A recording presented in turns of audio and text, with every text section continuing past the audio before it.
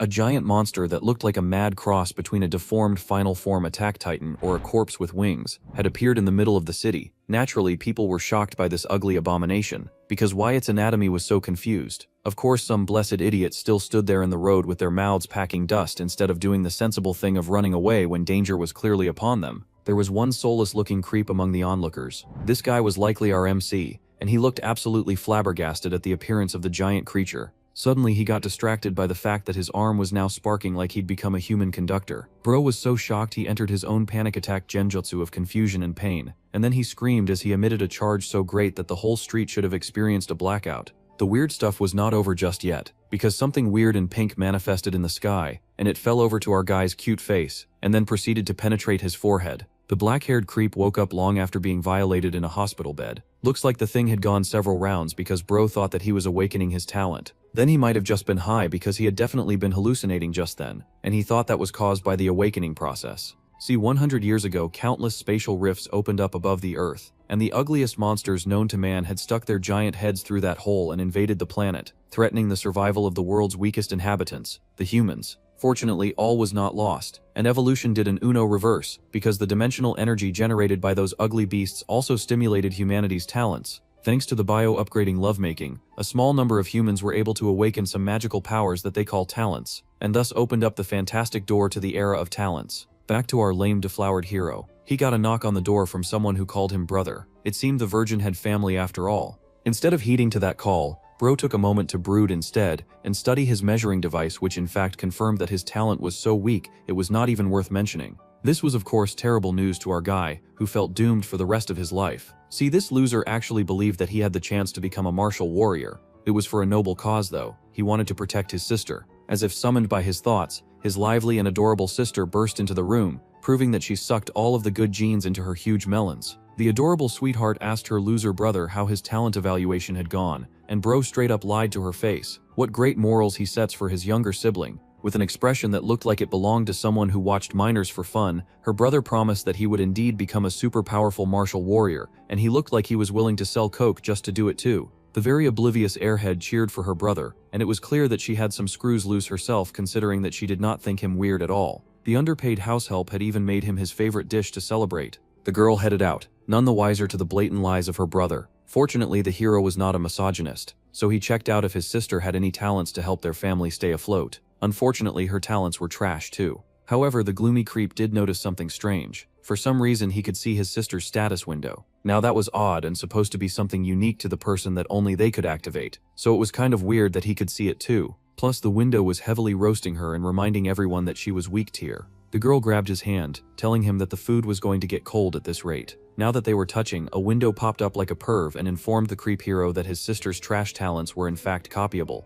Now that was also weird. A guy could not steal from his own sister. Bro was still trying to figure it out, but a bright light had opened in the darkness of his loser world. It turns out that his getting deflowered by that pink orb was worth something after all. The sister was still oblivious, and happily showed him his favorite food which she had made just for him. He thanked her nervously, and the food did look very good. While they ate, the creep could not stop thinking about his chances to break free from the gates of mediocrity. This ability to steal other people's hard work was great, but he still had morals. He was not going to test it on his little sister, so he figured he would say no to that. It sure sucked though that her base was so much better than his, and her frost talent was extremely rare. It just needed to awaken, and then she'd be able to dominate her opponents. Then he sent a mental message to his deceased parents and told those dead losers to keep resting in peace because he was about to fraud his way into success. With all this awesome new information, Bro stepped out into the world and was ready to steal and conquer, just as real men did. First things first, he was going to test out his ability. The hero's eyes widened and he sent out a searchlight that spanned the city like a carnivorous animal searching for nearby prey. This new power was pretty effective when it came to viewing someone's talent in only 3 meters. That was kind of small, but it made sense of his loser power to match his loser equipment. The only randos the hero found around him were back-to-back losers. He had the worst talent pool to choose from. What an eyesore. The bro at least wanted to copy mid-tier talent, as he was not in a rush to obtain any form of mid-tier loser ability. He should be able to go take a look at the academy, now that he had awakened a talent, even though it was low tier. However, copying someone else's talent might also cause his talent to change. The gloomy MC intended to apply to an academy that required a talent evaluation, and this loser suddenly came up with the greatest idea ever. He headed to the Linhai Base 5th Academy with all of the intention to cheat his way into school. The boy was sure that there would be quite a lot of people with mid-tier talents in the academy, but with the awakened he would definitely be stronger than all of them in the future. 10 days later, our focus has returned to the Linhai Base 5th Academy at the number 3 Martial Stadium. Apparently to become a martial warrior, one must first become a martial apprentice, and if they wanted to become a martial apprentice, then they had to first learn the body training technique. Some dude who looked like some kind of martial arts master was yelling all of this to the people gathered around him, and he reminded them that if they succeeded, then they would manage to create an air vortex in front of their chest. The students were busy meditating, but some loser passed out, and the other garden of weaklings were already falling over. The trash was to be ignored though, as anyone who wanted to become a martial warrior had to create an air vortex first. Meanwhile, our guy was struggling like a weak caterpillar trying to push a boulder up a hill. His talent was still worth nothing, and the master informed them that they were the worst class of students that he had ever taught in his life. Now that was a spicy new level of low. He hoped that they would follow the great example of Chen and keep their motivation higher instead of being a class of garbage. The trash in question seemed to take that dirty talk personally. Meanwhile, it was time to find out about this Chen guy that they were supposed to be like. Apparently he was a supernatural person who became a martial apprentice in a month, and now the principal himself took him as his disciple. The boy was impressed and figured that the guy's talent must be pretty high level. Then the senior smirked and waved around a signature that he'd gotten from the star student. How pathetic. They were so low rung that they were getting turned on by ink on paper.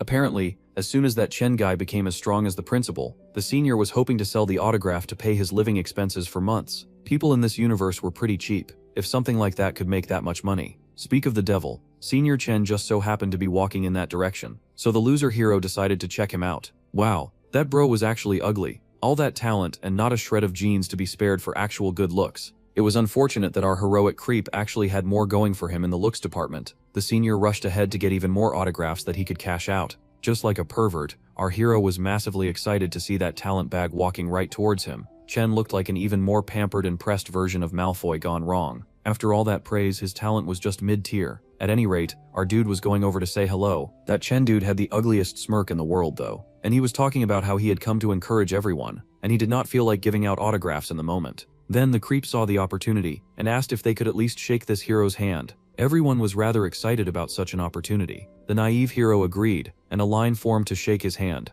The normal people came over and did a simple handshake. Then our heroic creep showed up, moving like someone starved for physical contact. He had the look in his eyes like a hunter searching for fresh melons, and he planned on absolutely violating every last part of the hero's talent. It looked like a simple handshake to most people, but Creepazoid 5000 knew exactly what he had done. He watched the other man walk away with a satisfied smile on his dark demonic face. Our guy had just gobbled up his first worthwhile talent. A storm came over the school not too long after, and it caused rain to fall from the sky. Mid-tier cultivation talent had been successfully copied, and it was a gamble on whether fusion would be good or bad. Back then he'd suffered painful shocks when he'd attained his last power. Our heroic thief was naturally weary. However, bro refused to be a coward after he had gone through all that trouble to steal, and he fused the power to him in an intense lovemaking of power and strength. He could feel that guy's essence flowing through his veins and dominating his ass. However, his own mighty pillar was stronger, and they battled for dominance in his body. Talent fusing was so darn painful, but our guy was not about to take it lying down, and he growled,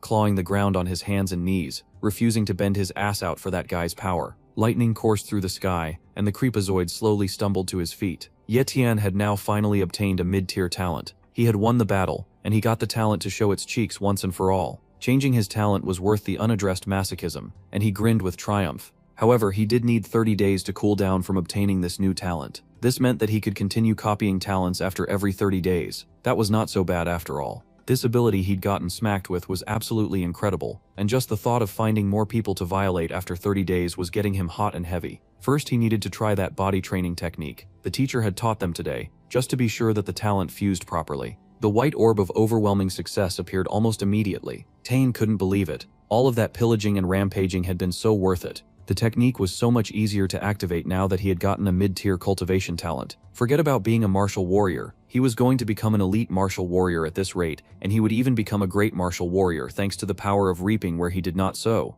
Our hero had now become the great opportunist, a glorified talent thief. 1 month later, the big, bright, and beautiful moon rose over the city, and it illuminated a beast that was not sure if it wanted to be a goat or a lion. This brother was overflowing with malicious intent too. Its target seemed to be an innocent little family going out for dinner. Meanwhile, our dude was pondering how he still had a long way to go to become a martial warrior. Chendong had one-on-one sessions with the principal, so he must be improving much faster. It was important to benefit from the effects of a good master. That was when the monster finally decided to make itself known. It devoured the father of the little girl who had been walking down the street, a wasteful rat that just chomped the head and forgot to eat the rest of the body. Ye Tian was left speechless by the gruesome sight.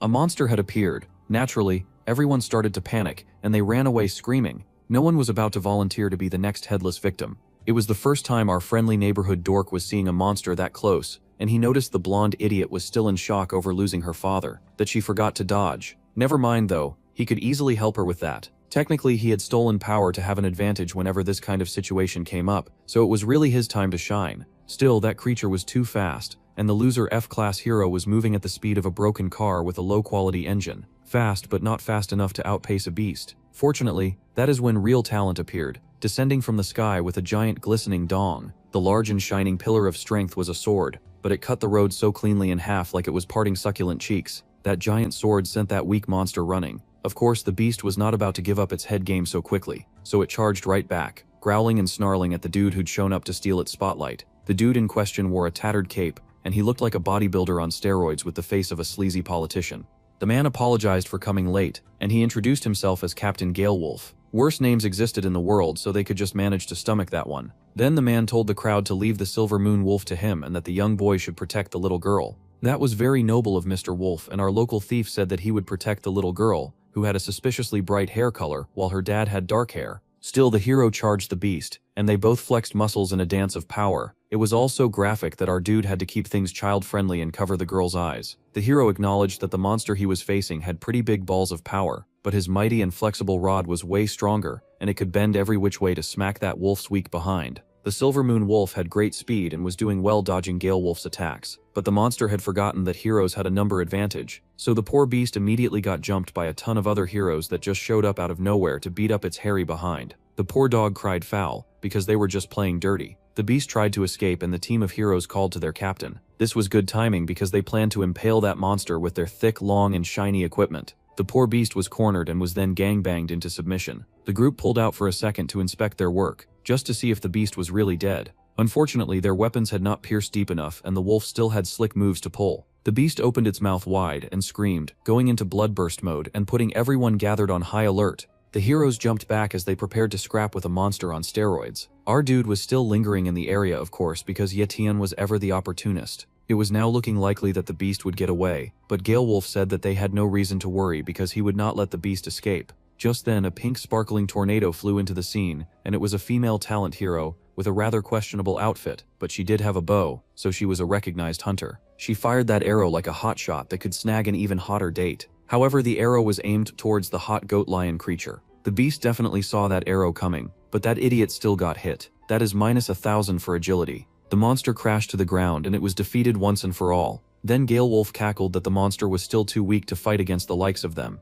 as if they hadn't been struggling for a bit until Miss Cupid showed up. The hunters were busy complimenting each other's fighting skills, while our dude could only watch from the background. However, instead of focusing on the heroes like he usually did, this guy was busy perving on the monster's talents. The creature was pretty low tier in blood talent, but the speed talent was at least novice, and that was juicy to Ye Tian, who was basically drooling just thinking about it.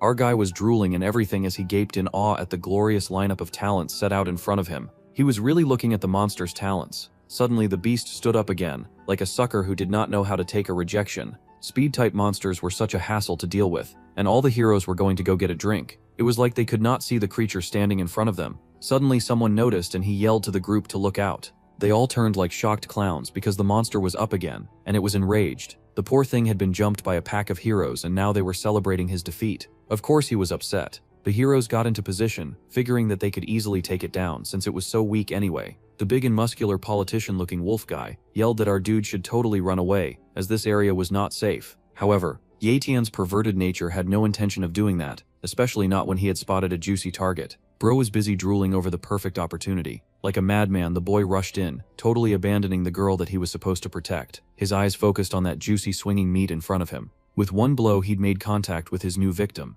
The monster's talent had been successfully copied. It seemed that enough time had passed for the boy to perform a bit of evening theft. Now he could match the beast's speed, and he went swinging through the air like Tarzan, landing on the beast like he was a wild beast tamer. Now the creep was going to do the beast bad by using his own power to grind him to dust. Ye Tian attacked the poor monster like it owed him money, and bailed out on paying. His rain of blows was a fist of pain rainfall, and he beat that monster until blood started raining from its corpse. See, our guy had discovered something cool, and he now realized that he could just copy the talent of his target by touching them multiple times. He was basically inhaling the monster's talent like it was fresh soup, with the most demonic look on his face. The boy's hands were stained with its juices, and Gale Wolf had to forcefully stop the madman, telling our guy that the beast was dead. Yeah, the creepy perv already knew that. He was just getting off from smacking that thing's corpse. Well, that was enough perving out for one day, and he didn't need all his seniors to know that he was a total weirdo. So our guy pulled back and let the hero team clean up the area. All the corpses involved in the incident would be disposed of, and the little girl would be taken care of.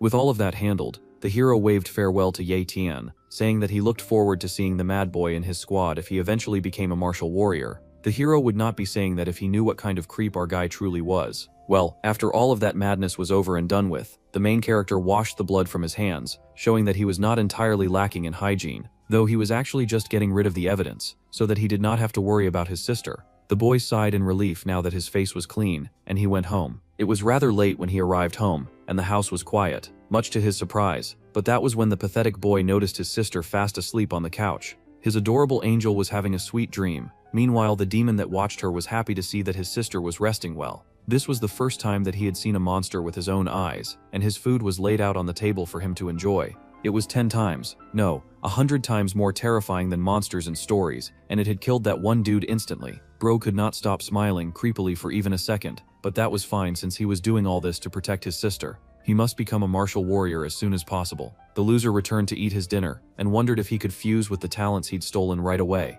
A more sensible person would move to a place where his sister would not hear him having a reconstruction surgery. After all, this fusion was likely to be very painful and life-threatening. Still, Bro did not care because he wanted to become stronger, no matter what it took. Now that the speed talent had been snatched from that poor dying beast, our resident grave robber was happy to proceed with initiating the copy completion and fusing with literally a dead dog that he found in the street. As anyone with a brain would expect, that union was painful, like 1,000 rabbits bouncing the samba in his skull. A deserved result for a grave-robbing shameless thief. Ye Tian groaned like a dying dog, saying that it felt like his bones were breaking apart one by one, a truly unfortunate situation. Even his mid-legs were finally taking the shape befitting of the alpha position that he was slowly slinking his way into. This shameless coward was willing to endure any pain if it got him some sweet cheats to be an A-class warrior. Still, his body was going through even more remodeling than a virgin during puberty. Things were getting so graphic that the losers started worrying if the talent copying had failed. It would be an absolute tragedy to rob a corpse and still fail to make it away with the loot.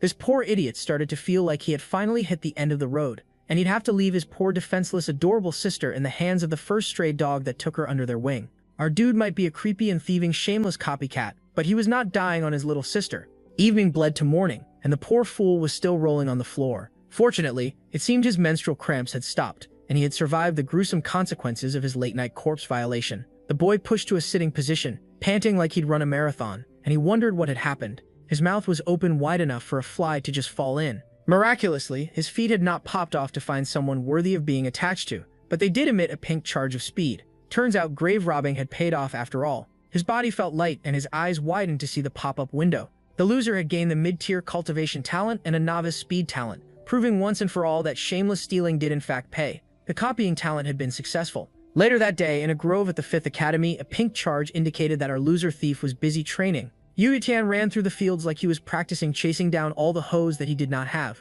Still, the thieving had paid off, and he was now matching speeds that he could have never reached before in his former weak and pathetic body. The boy was so elated that he was hopping from roof to roof, Mary Poppins style. His eyes were bright, his future was hopeful. Thus was the life of a thief that had not been caught. The creep could not get enough of how fast he was now.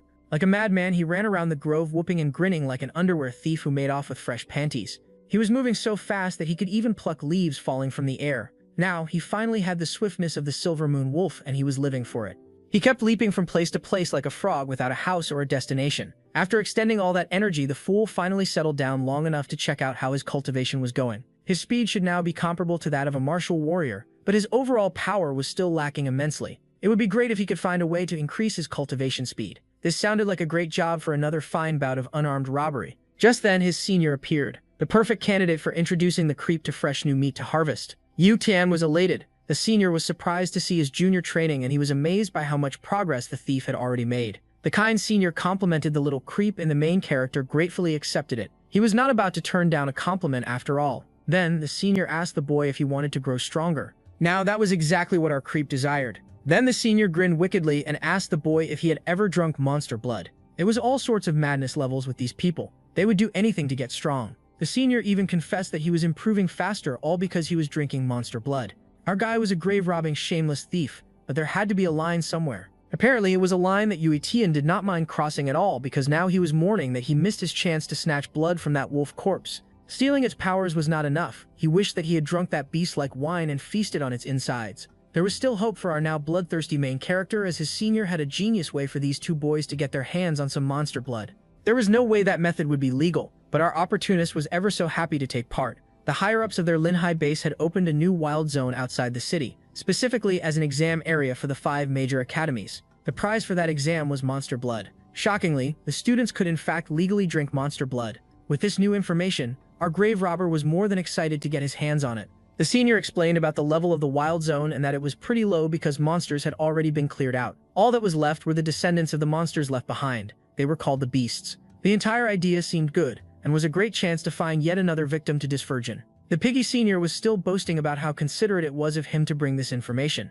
All of this yapping was just so that he could invite the main character to join his squad and get that monster blood. Joining a squad sounded like what normal people would do, so our greedy thief had to think about whether or not he wanted to share all of that blood. His porky senior was shocked by this very vague and hesitant response, especially since he had been the one to share this new and fancy information with his junior. The jerk still smirked and apologized, saying that he would join his senior's squad at another time. Yetian was truly a cold-hearted, selfish rat, and he walked away from his senior, even though the big and slow bum yelled for him to slow down and wait. Teaming up with others was way too troublesome for the selfish jerk. If his special thieving ability got exposed, things could get dangerous for him, so it was better for him to keep doing things alone. Besides, his goal now was to get his hands on some of that delicious monster blood for gooning material so that he could break through to the martial warrior realm. That was all that the main character cared about, and he would do anything to achieve that, believe it. 1 month later, at the 5th Academy main office, some dude was asking why the main character had even dared to sign up if he had not even received the exam invitation. Then he started to suspect that someone leaked the intel. There was no reason for the professor to be moving like a low-charge Sherlock Holmes. Besides, despite his obvious selfish desires, the main character had already become a martial apprentice, and thus he was qualified to enter that stupid game. The professor was still drunk on bigotry for a moment, and he chuckled that he just wanted these poor kids barely out of diapers to live a little longer. After all, they were clearly entering the competition to be used as human floor wipes. The man laughed in the boy's face and tossed his papers at him, laughing that the kid was clearly eager to die. Bro had to stoop low to pick up the sheets from the floor. Peak humiliation, but he would get them back for that later. It was a life responsibility agreement. That was right. If the boy wanted to hurry to die, then he had to sign an agreement. It was one of those really suspicious forms where you agree to take responsibility for getting packed up and relocated to a cemetery. The young boy understood the requirement, and the grumpy teacher was still trying to scare him off the competition. It seemed this angry gorilla actually had a heart of gold, though he had a really rude way of showing it. His heart was more brass because he would not stop cursing at our dude like he was trash. Our little zombie boy was not about to let that much disrespect slide, but he would bite his tongue until he got that form. Smiling like a successful devil, the boy smirked because he had been able to submit his application. The professor sighed, wondering if these losers really thought this competition was for the poor to participate in. That wicked man clearly did not care about the poor, and only believed in the dominion of power. He was looking forward to the MC regretting his choice, and the MC was looking forward to making that old fool eat his words. The sky cleared and it was the dawn of a new day. Our guy's sister sat up in bed and rubbed the sleep from her eyes. The girl stood up and called out to her brother, calling to him that it was time to wake up. It looked like she had grown a whole wig while she was asleep. She was amazed to see that her useless brother actually had the capacity to make food that was not poison. It turns out that Yai Tian was a man of surprises. That was not all, because the girl quickly found a note about a school event that would take 3 days. The girl was surprised and wondered what sort of event would last that long. It was better if she did not worry her pretty head too much about it, just in case her brother returned in a coffin. Still, the girl worried about her brother. Meanwhile, it looked like the school was now in Halloween mode. If Halloween was a festival that celebrated packing up corpses to the god of the underworld, ravens gathered around the area, beating their large wings as they circled what looked like the ruins of a school. The place was in shambles. It looked like Godzilla had a tap dance there with King Kong as their partner, and the place was so broken down that it looked like the tango had taken place 2 years ago. At the venue of this dark tango gathered a group of people gathered. This was likely where the match of death would take place. There were people prepping to go in, and they were all suiting up, talking to their friends, and getting ready to join the competition of their lives. Our main character arrived, his hair feeling the MC groove as he noticed that quite a lot of people had shown up. They were all from the 5 major academies, apparently. It seemed that other schools would be taking part in this competition. Now that was interesting. Suddenly, someone showed up cursing the 5th academy. They seemed pressed that scum from that garbage academy had dared to take the exam. They sure were talking big for trash that was going to get beaten up by said scum. A big burly blonde guy was standing right next to the trash talker, and he called him Young Master. Young Master was told that he could hunt beasts as well as other humans during this exam, so the more weaklings they got to pick off, the more wicked sick fun they could have. The wicked master laughed, saying that the weak should feel blessed to be hunted by the strong. They were both acting high on crack. The senior pointed those two out. Apparently the master dude was called Mo Shobei, a genius from the 1st academy. Bro was apparently the strongest of the younger generation of the Mo family, so that yapping parrot was from the Mo family. No wonder he was arrogant. Yet Tian was not fazed by that guy. Suddenly someone else appeared, and they yelled for the person to stop. This newcomer was just aura farming, and no one knew who he was. They yelled and asked how dare he come into the 1st Academy's camp with his sword unsheathed. This new guy stalked his way to the Mo air like an angry tiger, and he growled at that pompous peacock, cursing him and promising to sashimi him like he was fresh fish. It seemed Mo totally recognized this guy because he mocked that he was just going to lose again. The new aura farmer growled right back with hatred in his eyes. Now Yatan was curious, and he wanted to know who that was. This new person was apparently Lai Yunsheng, a genius swordsman from the 2nd Academy. All these schools were just ranked by number, which made it fairly easy to bully people. Apparently the 2nd Academy prodigy had been defeated by the Mo heir in the past, and he was still sore about it. The anger issues professor was on scene, and he spat on the ground when he saw what he deemed to be another ignorant peasant. The man yelled at them to stop screwing around, asking if they were blind. Our resident creep definitely remembered that guy, and he was still keeping beef with him, as he should. Then the main character suddenly randomly started cheering for Li Qingyun, hoping that he would beat the Mo heir's ass. The aura farmer was so confused at this and wondered why the dude was cheering for him. Most people were scared of the arrogant Mo peacock after all, and he did not know him at all, so this was really awkward. However, the boy was happily shameless. He had come to this ground to harvest some nice and fresh talent, so every idiot engaging in this competition were a pigs for him to slaughter. Fighting was not allowed outside of the wild zone, and offenders would be disqualified from the exam. The 2nd school prodigy spat, saying that he would let Mo Parrot live for now, and they both put aside their weapons. However, once they got inside the wild zone, it was going to be a free-for-all gangbanging, and he swore to beat him senseless. Mr. Rich Boy called his challenger an undisciplined mutt. Now the aura farmer could turn his attention to the weirdo who'd been cheering him on, asking him his name. The creep was taking full advantage of the situation, and he introduced himself. Yultian of the 5th Academy, also known as Loser Headquarters. Of course, the boy immediately tried to figure out how strong his new target was and what kind of skills he had. Li thought that the main character had a really nice name, and he even took that name and made a proverb out of it. It turns out that Li Yunxing had low-tier cultivation talent and mid-tier sword talent. Man, it seemed everyone he ran into was trash. All this boasting and they were all mid. Well, that much was expected from students, but at least he could steal some sword skills from his new temporary hero. Ye Tian stretched out his hand, drooling for a taste of some new sword skills, as he lured in this new guy to shake his power-eating demonic hand. He masked it as a wish for goodwill, telling the other hero to surpass Mo Xiaobei in the wild exam. The outstretched hand reached out to the aura farmer, and the aura farmer smiled. He took the boy's hand and wished the kid good luck as well, saying that it would be great if they both came out of this alive. Poor aura farmer had fallen hook, line, and sinker for our creep's trap, and he successfully copied the boy's sword talent. The exam would start now, and everyone in the 1st Academy was told to immediately enter the wild zone. The 1st Academy students urged forward, all of them rushing into the exam zone, getting a head start ahead of all the other students. The competition had started, and the big senior rushed ahead to go and find his team. The main character told his senior to be careful so that he wouldn't get devoured by the hungry lions on the field.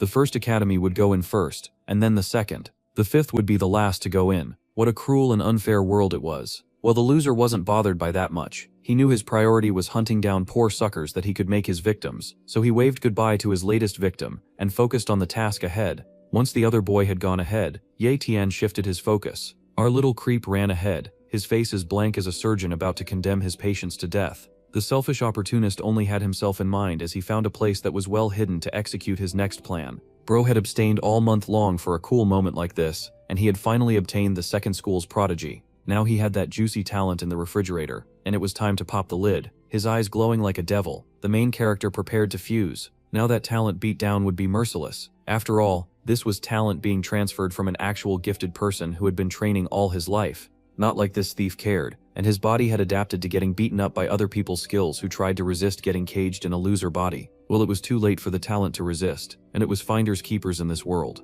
Bro began his ritual of writhing and humping the forest in his bid to become stronger no matter what. just might father some seedling, just from enthusiasm alone. The tweaking was so good that a beam shot up into the sky. Bro really ate someone else's skills like it was a main course meal. And it looked like it had been delicious too, because bro had that sneaky little smirk on his face. Now that he had plundered someone else's gains, it was time to show off all the stolen goods. Immediately he tested out his newfound talent on the poor trees. You'd think they owed him rent or something. Turns out having a screaming breakdown in their safe abode was not enough to make Yi Tian care about the environment. After a brief deforestation, the main character was now sure that his body had absorbed the great talent, because it would be so much more pathetic to steal trash. Now, like a demon of the high school games, he was ready to go into the competition and show those arrogant jerks what a loser from the 5th school could really do. The first 4 academies had all slipped into the Wild Zone's hairy bush, so it was time for the 5th academy. It truly was an array of losers, and together they marched into possible death. It did not take long for the king of loser talents to ditch all the other losers and walk alone, aura farming on a road that had only himself. It seemed he'd stolen that ability too, and now he was flexing it. Just briefly though, until he heard the slither of something on the floor. It sounded like his ex. Sure enough, a giant green snake was making its way past the buildings. That monster was huge and hungry. The rubble was definitely not the best environment for giant monster snakes, but it sure got its gains anytime they had the competition. Still, our creep did not flinch, did not falter. His thieving game made him the scariest thing on the field after all. Then the snake showed off its sausage tongue to inspire some form of fear. That honestly made the bra look even more ridiculous. The main character could not take that guy seriously at all. He rushed at him, sword in hand, ready to take down his first monster, and the monster roared back, clearly cussing out the tiny boy with no muscles, who looked like he worked as a background monster for the dancing sewer clown. That was when the MC decided that the snake had heeded its last haw. His eyes watched in fascination at his amazing beheading game. That snake was just as shocked that it had been done in by a loser. There was no way it could face its family in the afterlife like this.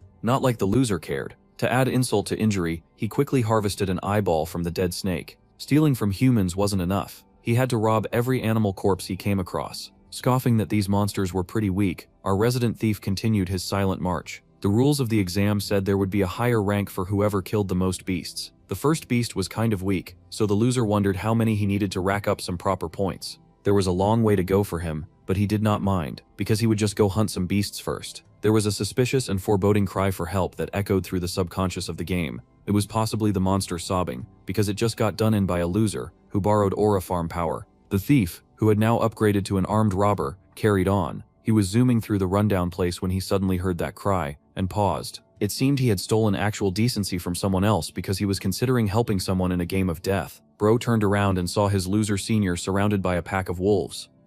It was such a pathetic sight, but it would be pretty demonic to just leave that guy to die. The Grim Reaper-looking main character recognized his senior, but fortunately the fat boy wasn't being a total wimp. He brandished his weapon and yelled that he was not about to die before he got officially laid. Now that was cute. Bro really believed he'd find someone to marry. Too bad he did not have the balls to back it up, because he ran screaming the second any of the wolves charged at him. It was kind of pathetic. Still, the main character seemed to feel one form of sympathy for him because he moved without thinking. Bro grabbed an arrow like some kind of dark cupid and launched that weapon right at the poor wolf, which fell over and died instantly. Man, the poor creature did not stand a chance. The big guy was stunned to see his junior appear like the angel of death, landing in front of him and scattering the rocks. After taking down the beasts, it would be decent to ask if his senior was doing okay, but that greedy goblin just wanted to take all the points for slaying monsters. The senior was shocked to see the kid and told him to run. Yeah, that little devil had come way too far to start running now. He had not even gotten the chance to beat up any actual people. The senior was silly if he thought a sadist would leave before he got the actual chance to torture people. However, this was a great chance to aura farm. The boy activated speed talent and launched like a speeding bullet.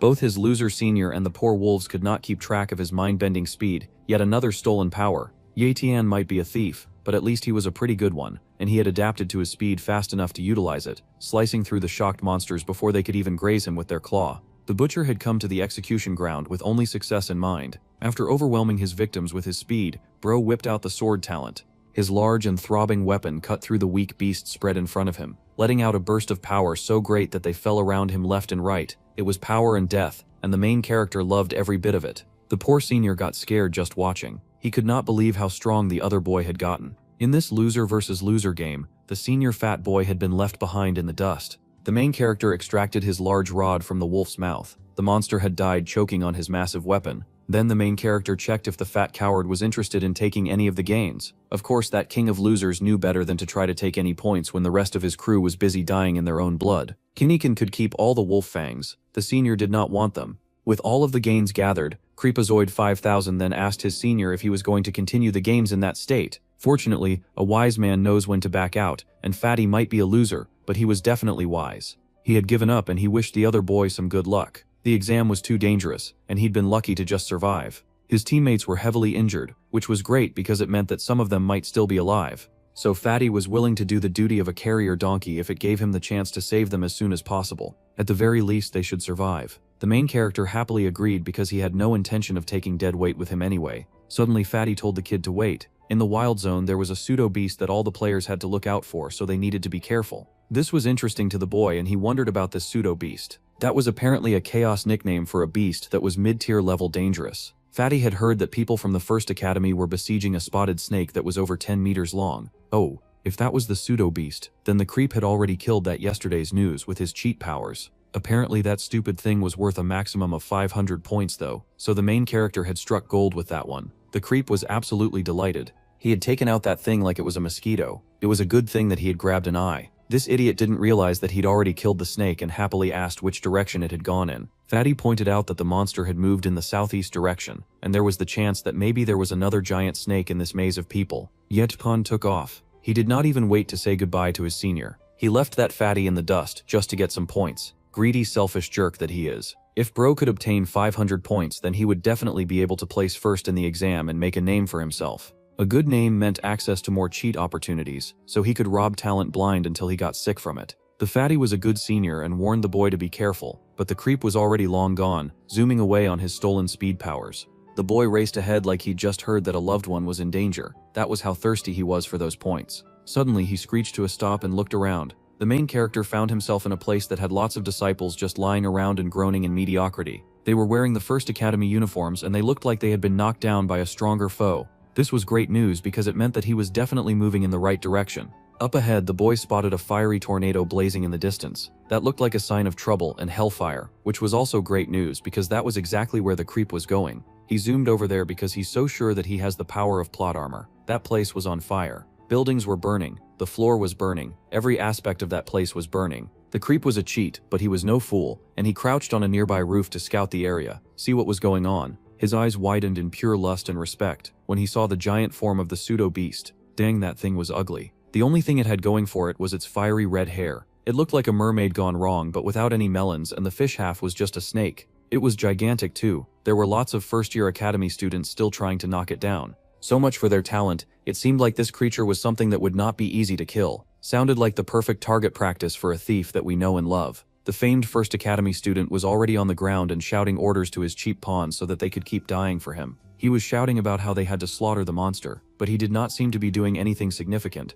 He wanted to get those 500 points and was willing to risk 500 lives to do it. He probably wouldn't even pay for their funeral. His blonde-haired sidekick yelled out that it looked like the great beast was running out of stamina and firepower, so now would be the perfect time to take it down. The beast heard them talking smack and yelled in fury.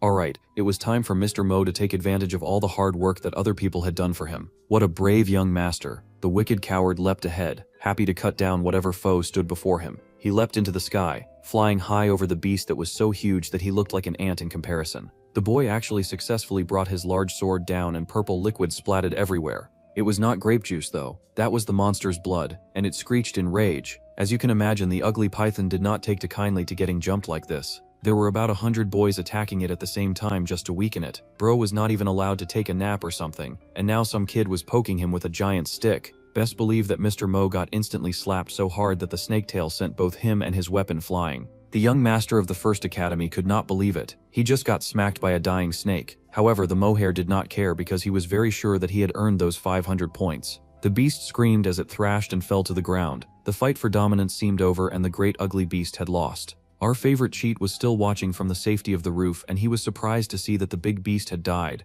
Unfortunately, he had come too late, and that was such a shame. UTN was greatly disappointed. Down below, the goons who could still walk were happily congratulating their young master for doing the soul-crushing work of delivering one blow to an already tired snake. Got to admire the laziness and entitlement. Mr. Mo laughed very happily, laughing cockily. That first place was now his to claim because it always belonged to him. A man with no honor or pride. He matched our main character in shamelessness, but at least our main character had actual feats. Suddenly the beast opened its eyes. It turns out Snake Boy was not about to give up that easily, especially not to a shameless goat. Suddenly the beast roared, its muscles flexing in rage. Its tail swept around the neighborhood, knocking these guys left and right. The other fighters were shocked to see the creature go through a bloodburst that suddenly channeled all of its firepower. It was like that wolf from last time. It was almost a shame that our guy could not steal some power for a great beast like this, because he'd already snatched the aura farming at the state of the game. Now the boys were in trouble because that pseudo-monster had now evolved to a full-fledged monster that was on a higher scale than beast. He had become the kind of creature that crawled out of the front door of hell. The first academy students were worried and wondered if they even had the balls to chase after a monster. However, it was important to note that monsters went for a whopping 1,000 points. All the boys were amazed at this news. The bloodburst could only last so long anyway, so it was a great chance to take down the monster and get points that would put them on the front page of the news. The students ran forward. Their attacks had left that monster extremely weak and vulnerable. They had to get to it before anyone else did, or all of their efforts and sacrifices would have been for nothing. It was funny that they would mention that because an opportunist was standing on a nearby roof. He stared in awe, saying that he never imagined that the monster worth 1,000 points would suddenly show up. Now that was an interesting thing to steal. Unfortunately for those hard workers who had been fighting and struggling for hours, our cheater was much faster than they were. Yotian unlocked his speed talent and boosted it to maximum power just to make his thievery even sweeter. He got into his running position, eyes locked in and ready to go. Immediately it unleashed. Yotian rushed forward like a force of nature. He blitzed past the rubble, past the running boys from the first academy, past the young master Mo and straight to an abandoned area. It was surprisingly quiet, especially for an area where he was supposed to be hunting a giant snake monster. He could see no trace of the bullies from the first academy, and checking the ground he found the trail of the viper's mucus. Now that worked exceedingly well for our neighborhood thief. If the viper was hiding in the nearby abandoned building, then those 1,000 points would be all his. Thinking these wicked thoughts, the boy grinned with excitement.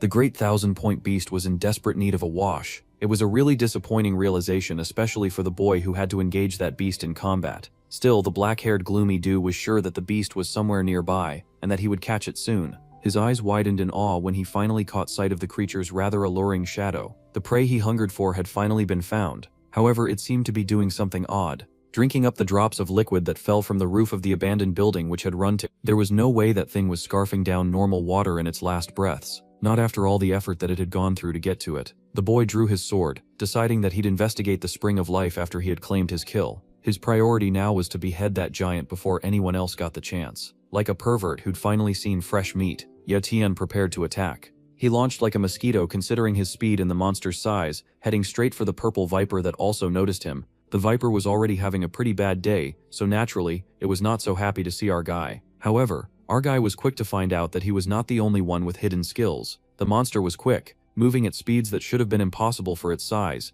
However, thanks to the power of demonic juju, the snake monster could somehow dodge, and it punched at the place where our dude had been, blowing him away. This giant monster was no joke, and our dude understood that he had overestimated his skills, but that greedy pervert was not about to give up. Grabbing his bow and arrows, the dark creep performed mind-bending acrobatics in the air, before firing well-aimed arrows at the beast. Stolen skills were great because those shots lodged dead center in the monster's eyes, rendering him blind permanently. This was a situation that Ye Tian did not hesitate to take advantage of, and he charged ahead with gusto, stretching out his sword to cut off the monster's arm. The monster cried out in pain, screaming as purple blood fell from its arm. Still, that meat was thick and difficult to penetrate. It seemed our guy was in a bind. He had come all this way to profit off someone else's labor, but he had not realized how much effort would be required to take down such a formidable monster. It was such an annoyance, especially since he had to get this done before the angry bullies from the first school caught up. A monster that had been dying a few seconds ago should not even be this hard to beat. The main character had every reason to be upset.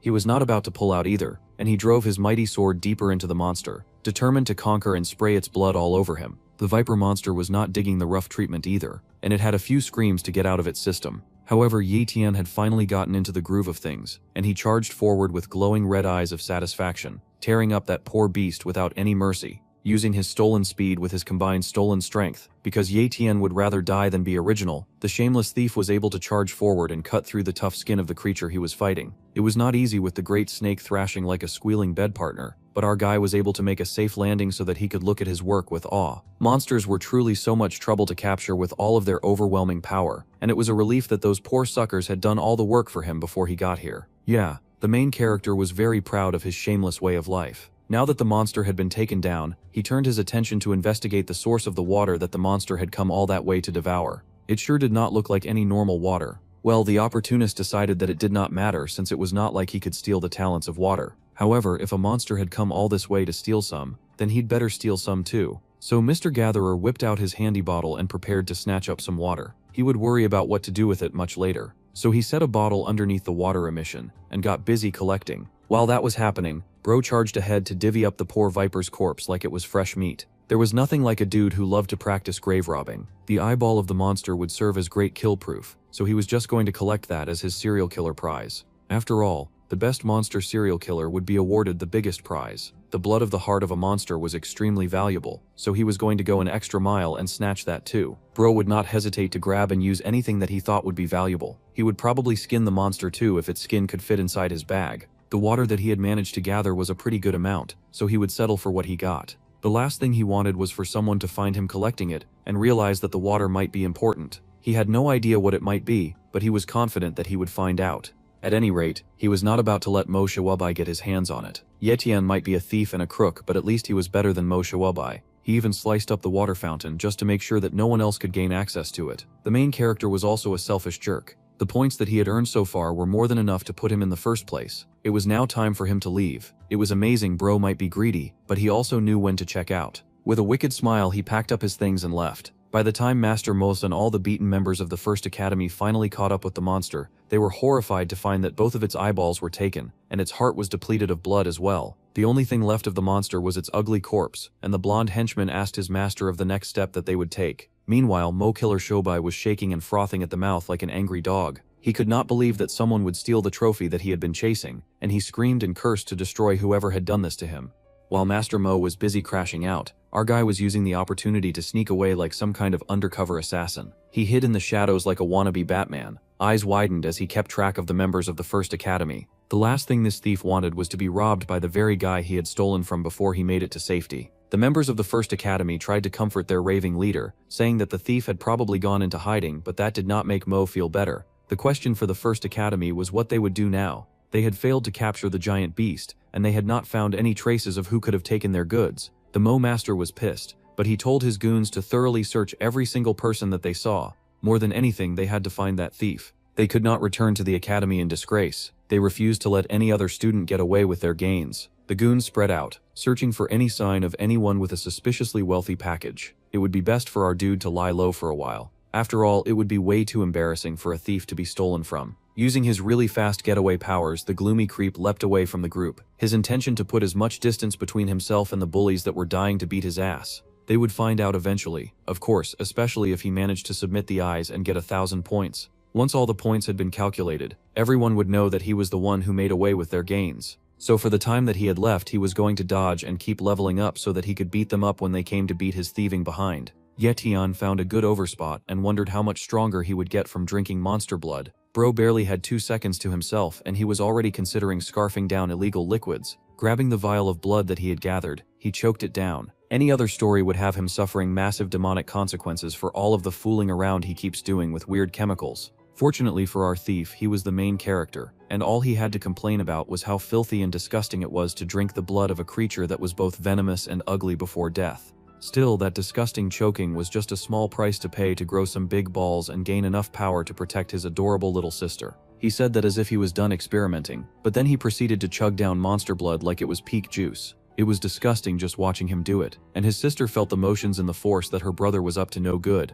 and using her name to get away with doing it. He really had to cut her some slack and stop doing so much nonsense. Well, after taking yet another dangerous and stupid risk, the thief started to feel all of the gains flooding right through him. He was both amazed and very impressed. It was everything he wanted and more. The boy stared in awe and his cultivation speed began to increase by almost 4 times. It was no wonder that Chen Dong and the others were growing so strong so fast. It looked like aside from their own talent, it was perfectly normal to chug down illegal substances to get muscular gains. Bro was going to cultivate to the best of his abilities for all of the 2.5 days that he had left. That is exactly what Bro did. He hid in that perfect spot and worked really hard to grow as strong as possible. 3 days later, kids were already pouring out of the Forbidden Zone and submitting their gains to the official counter. The person got busy counting the stuff they brought in immediately and announcing how many points they had gathered. The aura farmer showed up then, happily dumping his bag in front of the counter and asking the teacher to quickly announce how many points he had. Of course, the teacher happily went through the reeking bag of monster remains and announced that Li Yunxing had gathered 195 points. The other students were knocked speechless by just how impressive that guy was. Suddenly, Master Mo showed up with arrogance painted all over his face, and he said those weak points did not deserve any praise. The boy smirked, saying that he had overestimated his rival, laughing that the long-haired boy was not qualified to challenge him when he did not even have 200 points. The aura farmer glared hatred at the bully, but the bully was going to let the counter toot his horn for him. He demanded that the teacher count his points and emptied all of those disgusting items on her desk, which was just foul. The teacher stared in awe at all of the points that had been gathered and was truly amazed to reveal that the boy had brought in over 400 points. It all seemed really impressive, but his goons had likely caught all of that for him. He was a pampered bully after all. Everyone gathered was so shocked and in awe. The difference in the points gathered was immense, as most people only got points in double digits. Li Yunsheng easily guessed that the pampered brat had stolen his points from other people, and the bully did not even deny it. He laughed and said that he had stolen everything with his own abilities, and there was no problem with that in a game where there were no rules against thievery. It was quite funny that Mu should say that, because he was about to find out that he was not the biggest thief in the building. The valiant aura farmer cursed the bully's scum, while a bunch of pygmies rushed over to congratulate the young Master Mu, just showering the dude with praises and telling him that he would definitely win first place. The boy smirked that first place would be anyone who got over 1,000 points. That person would definitely become his target. The girls were in awe, wondering how anyone could get over 1,000 points. Every student who was still alive should have come out by now. Even the teachers were haughtily talking about how every other student should be dead. They were pretty rotten educators who only cared about power. This meant that Mo Shoubai would be taking first place in this exam, and they seemed really glad about that. Even the educational institution was knee-deep in nepotism. However, they were not about to get away with that so easily. Someone showed up, a final contestant, and everyone had their eyes on him. The teacher was shocked to hear this, but there truly was one more student, our favorite dark-haired creep, who appeared from the shadows like a demon and stalked to claim his prize.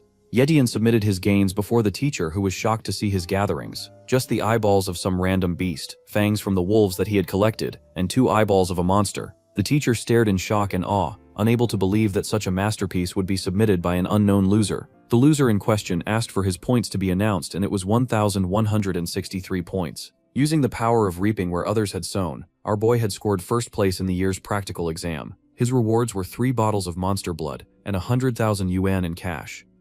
It was music to our dude's ears, and he grabbed his prize with not a care in the world. He was not about to feel shame for stealing from a pack of thieves. His senior had made it out alive with his group, and he happily cheered on his junior for making it this far. Li Yunxing was perplexed, wondering how that kid had been able to achieve such a feat. The poor guy had no idea that he was just dealing with another shameless thief. Of course, Mo Shalbei was very interested in this thief, and he cursed to see that it was one of the 5th Academy lowlives. Bro was very heated about that. He told his people to run a background check and find out everything there was to know about him. That could get dangerous really quickly for our bro's sister. Yotian did not need to worry about that right now, and his friends celebrated him for making the 5th Academy shine for the first time. They had never expected to win anything good, so it was great that the boy won. The teacher looked like he was cursing the kid's win. He was way too obvious about his favoritism for students who did not look like losers. The teacher instead grinned wickedly like someone who loved watching other people suffer. The loser Gloomer had offended and angered the family of the Mo, and they were powerful, hateful people who loved to take revenge. The man was almost sure that the boy would soon end up dead in a ditch somewhere. This made the senior worry, and he hoped that his little junior would be okay. They checked out the practical exam leaderboard, just to scope out the prizes that would go to the top 3. Great news, Master Mo could walk out of this with the 2nd prize.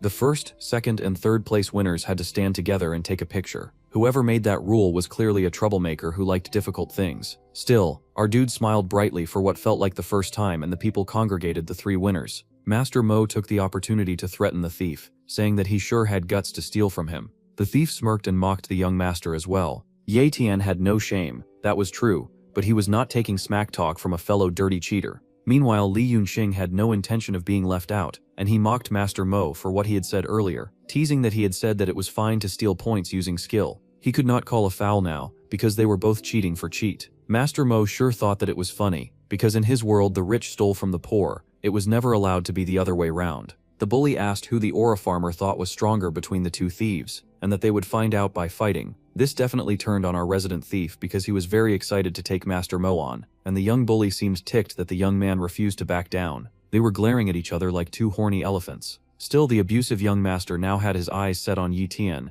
and he was not allowed to let the thief get away without a fight. Once a person got targeted by someone, especially a terrible person like Mo Xiaobei, it was better not to run away. The only solution would be to get strong enough so that a weakling like the arrogant young master would not dare to challenge him a second time. Time continued like normal after the competition, and the young thief went home to his beloved sister. His happy and cute sister rushed into his arms, and the boy smiled happily and genuinely. He loved his little sister. She immediately began to fire him with lots of questions, because she felt in her spirit that he went out there to cause trouble for the both of them. She searched him for injury and then searched him for pain, but he assured her that he was indeed totally fine. He had even brought back some gifts for her, and she was excited to see what it was. The boy then pulled out all sorts of items from his bag, and the girl stared in awe. She knew that it must have cost a lot of money to get these things. She was amazed and said that his broke self finally had enough money to get married and get out of her hair. The boy was offended. He had not worked this hard to run off and get married. His sister's complex would never allow it. No, all of his money was for his sister, and she gasped, asking if she could now eat meat every day. Then she raised a bottle of that really suspicious water that he had gathered,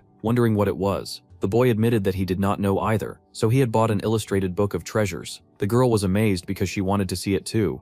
It was best to buy an illustrated one so that an idiot would not mix up whatever they had found. Anyway, the two fools opened the book and tried searching for the magical item. The boy was shocked when he finally found it, the Terra Core elixir. This was apparently some kind of rock that sucked hard on the primordial chi of heaven and earth for hundreds of years, and it could improve cultivation talents upon consumption. However, it was only effective for mid-tier talents and below. There was also the chance of the terramordial stone to improve the cultivation talents of high tier and below. This made our dude realize that the greedy viper back then must have been able to become a monster by using that elixir. Now that he had collected such an overpowered item, our dude planned on becoming unstoppable. His sweet little sister then handed the elixir to him, saying that it could improve talents, so it would definitely help him. She knew her brother was a loser, and he needed all the help that he could get. Little did she know that A-class loser was now an A-class thief, so he was already doing quite well. He did not really need that elixir, and instead he smiled because he wanted his sister to be stronger. She should hurry up and drink it because he had gone ahead to make some really scary enemies. The last thing that he wanted was for her to suffer for it. The girl was quite surprised by this suggestion. In the quiet evening after a hard and grueling battle, the sister could not believe what her brother had said. He could have kept his habit of drinking suspicious things to himself, but now he wanted her to drink the elixir. She had not even awakened her talent yet, but he knew exactly what her talent was going to be, and the sooner she got started on that, the better. He was not about to stand by and watch her butt get beaten. The least she could do is learn self-defense. Bro was wise enough to know that he could not protect her all the time, so he needed her to at least last long enough for him to get to her. Such a powerful elixir could end up wasted on him, especially since he already had so many ways to improve and he'd started a newfound passion for monster liquids. His sister Ye had to novice tier frost talent that remained awakened. His sister's talent was only low tier, so there would surely be an improvement in her skills if she were to drink it. He was not sure how much of an improvement it would be, but something was definitely better than nothing. The boy thought to himself about his options. Then the girl beamed and suggested selling the item because she was sure that they would make a ton of money. Bro had to resist the urge to bang her head with that bottle. He had worked too hard to harvest that thing to sell it. The book said that there could be a terramordial stone where the elixir came from, and he had already destroyed that place. If the buyer asked for the stone and he did not have it, no one would believe him about the price, and they would slime them out of some good elixir. In the end, they would only try to kill him to get the stupid stone. The girl sighed that it was a shame that he had destroyed it. It was a shame. Now she should hurry up and drink that elixir before someone else stole it and became powerful. If he did not drink up the elixir, it would be a bigger shame. Since she was going to be dramatic about it, her brother was going to force that power down his throat by himself. The girl yelled that her brother was killing her, but he had no intention of losing that battle. He asked her how it tasted, and she spat that it was gross. Yeah, well, beggars could not be choosers, and the power should be kicking in any day now. The power flooding through her felt strangely warm and really comfortable. This surprised the girl. Her brother studied her reaction with his judging red eyes, wondering what was happening. Her cultivation skill was low tier, so she should be upgrading right now. He imagined that her upgrade would involve her rolling on the floor and writhing in pain like an expiring donkey, kind of how he looked when he was upgrading his skills. The girl yawned because she was feeling sleepy, so she would make some dinner after her nap.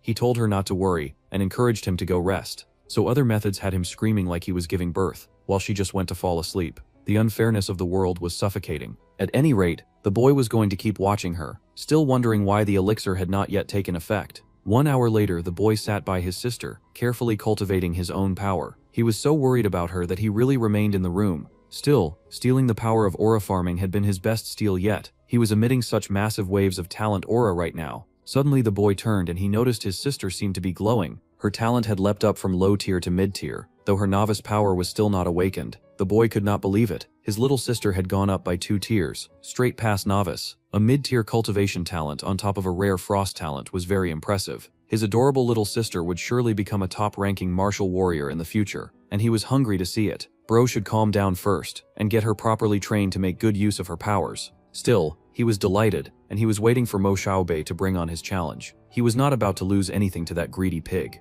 The evening went on after such an eventful day, and the boy was busy drinking up even more suspicious liquid. It looked like the blood that he had won from the competition. Right, this one tasted even worse than the last green one he had gobbled up. The boy quickly grabbed some peanuts to push down the taste and regulate his mouth back to normal. He wondered how much of an improvement his cultivation speed would go through from drinking the blood of a mid-rank monster. He was going to use the body training technique to see. His aura gathered around him in waves, occupying the entire room, showing off his massive big rod energy. His stuff was moving faster by almost eightfold. It was impressive to think that this was the mighty power that he got from just mid-rank monster blood.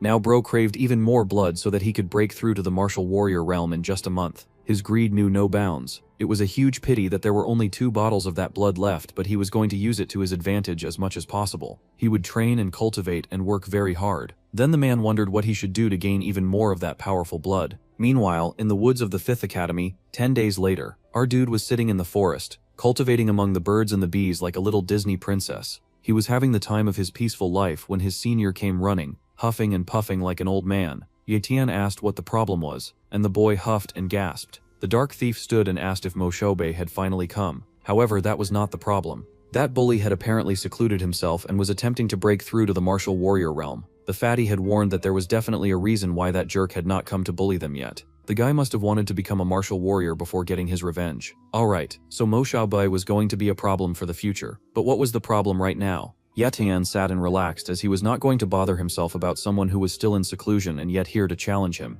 He had already looked at the bully's talents, and it would probably take a month before that man could become a martial warrior. The senior was still worried, barking like an anxious dog and saying that if the man really did succeed, then killing him would be like squashing an ant. The bored gloomy boy said that the bully could bring it on. It was not like he had spent all of this time crossing his legs and dreaming about sunshine either. He was training too. The senior insisted that the bully belonged to an immensely wealthy and powerful family. A nobody could not compare to a family like that. Even those 3 bottles of monster blood could not give him enough power to defeat Mo Xiaobei. It was doubt after doubt and more worry after worry. The senior was a walking negativity poster board, which was actually insane. The gloomy boy laughed that he had indeed used up the monster blood, and his pessimistic friend promised to take good care of his corpse and his sister. The only things that Yutina had currently were the viper monster's low-rank blood and the blood of its heart. After he had used that, he could probably reach the advanced martial apprentice rank, which was pretty great, but not good enough to beat Mo Xiaobei. Although it was only one small step away from the martial warrior realm, he needed an extra important piece to finish his breakthrough. It could not be helped. Our guy had been faithfully abstinent for a long time, but it was starting to look like he needed to devour someone else's talent once again. With his speed and sword talent, he definitely had the strength to stand toe-to-toe with a full-fledged martial warrior, and his demonic eyes prepared his mind for the battle ahead. Meanwhile, in the Mo estate, the Mo heir was hidden behind a huge locked door, so giant and so tightly locked that it looked like he had buried himself inside a vault. Suddenly that very giant door scattered and fell apart. Mo Xiaobei emerged from it. A new man, his talent having been cultivated to maximum levels. The bodyguard bent to his knee to worship his demonic spoiled master, congratulating him on his promotion to the warrior realm. The bully was now popping with muscles and a demonic aura, and the servant worshipped him. Long live the wicked young master.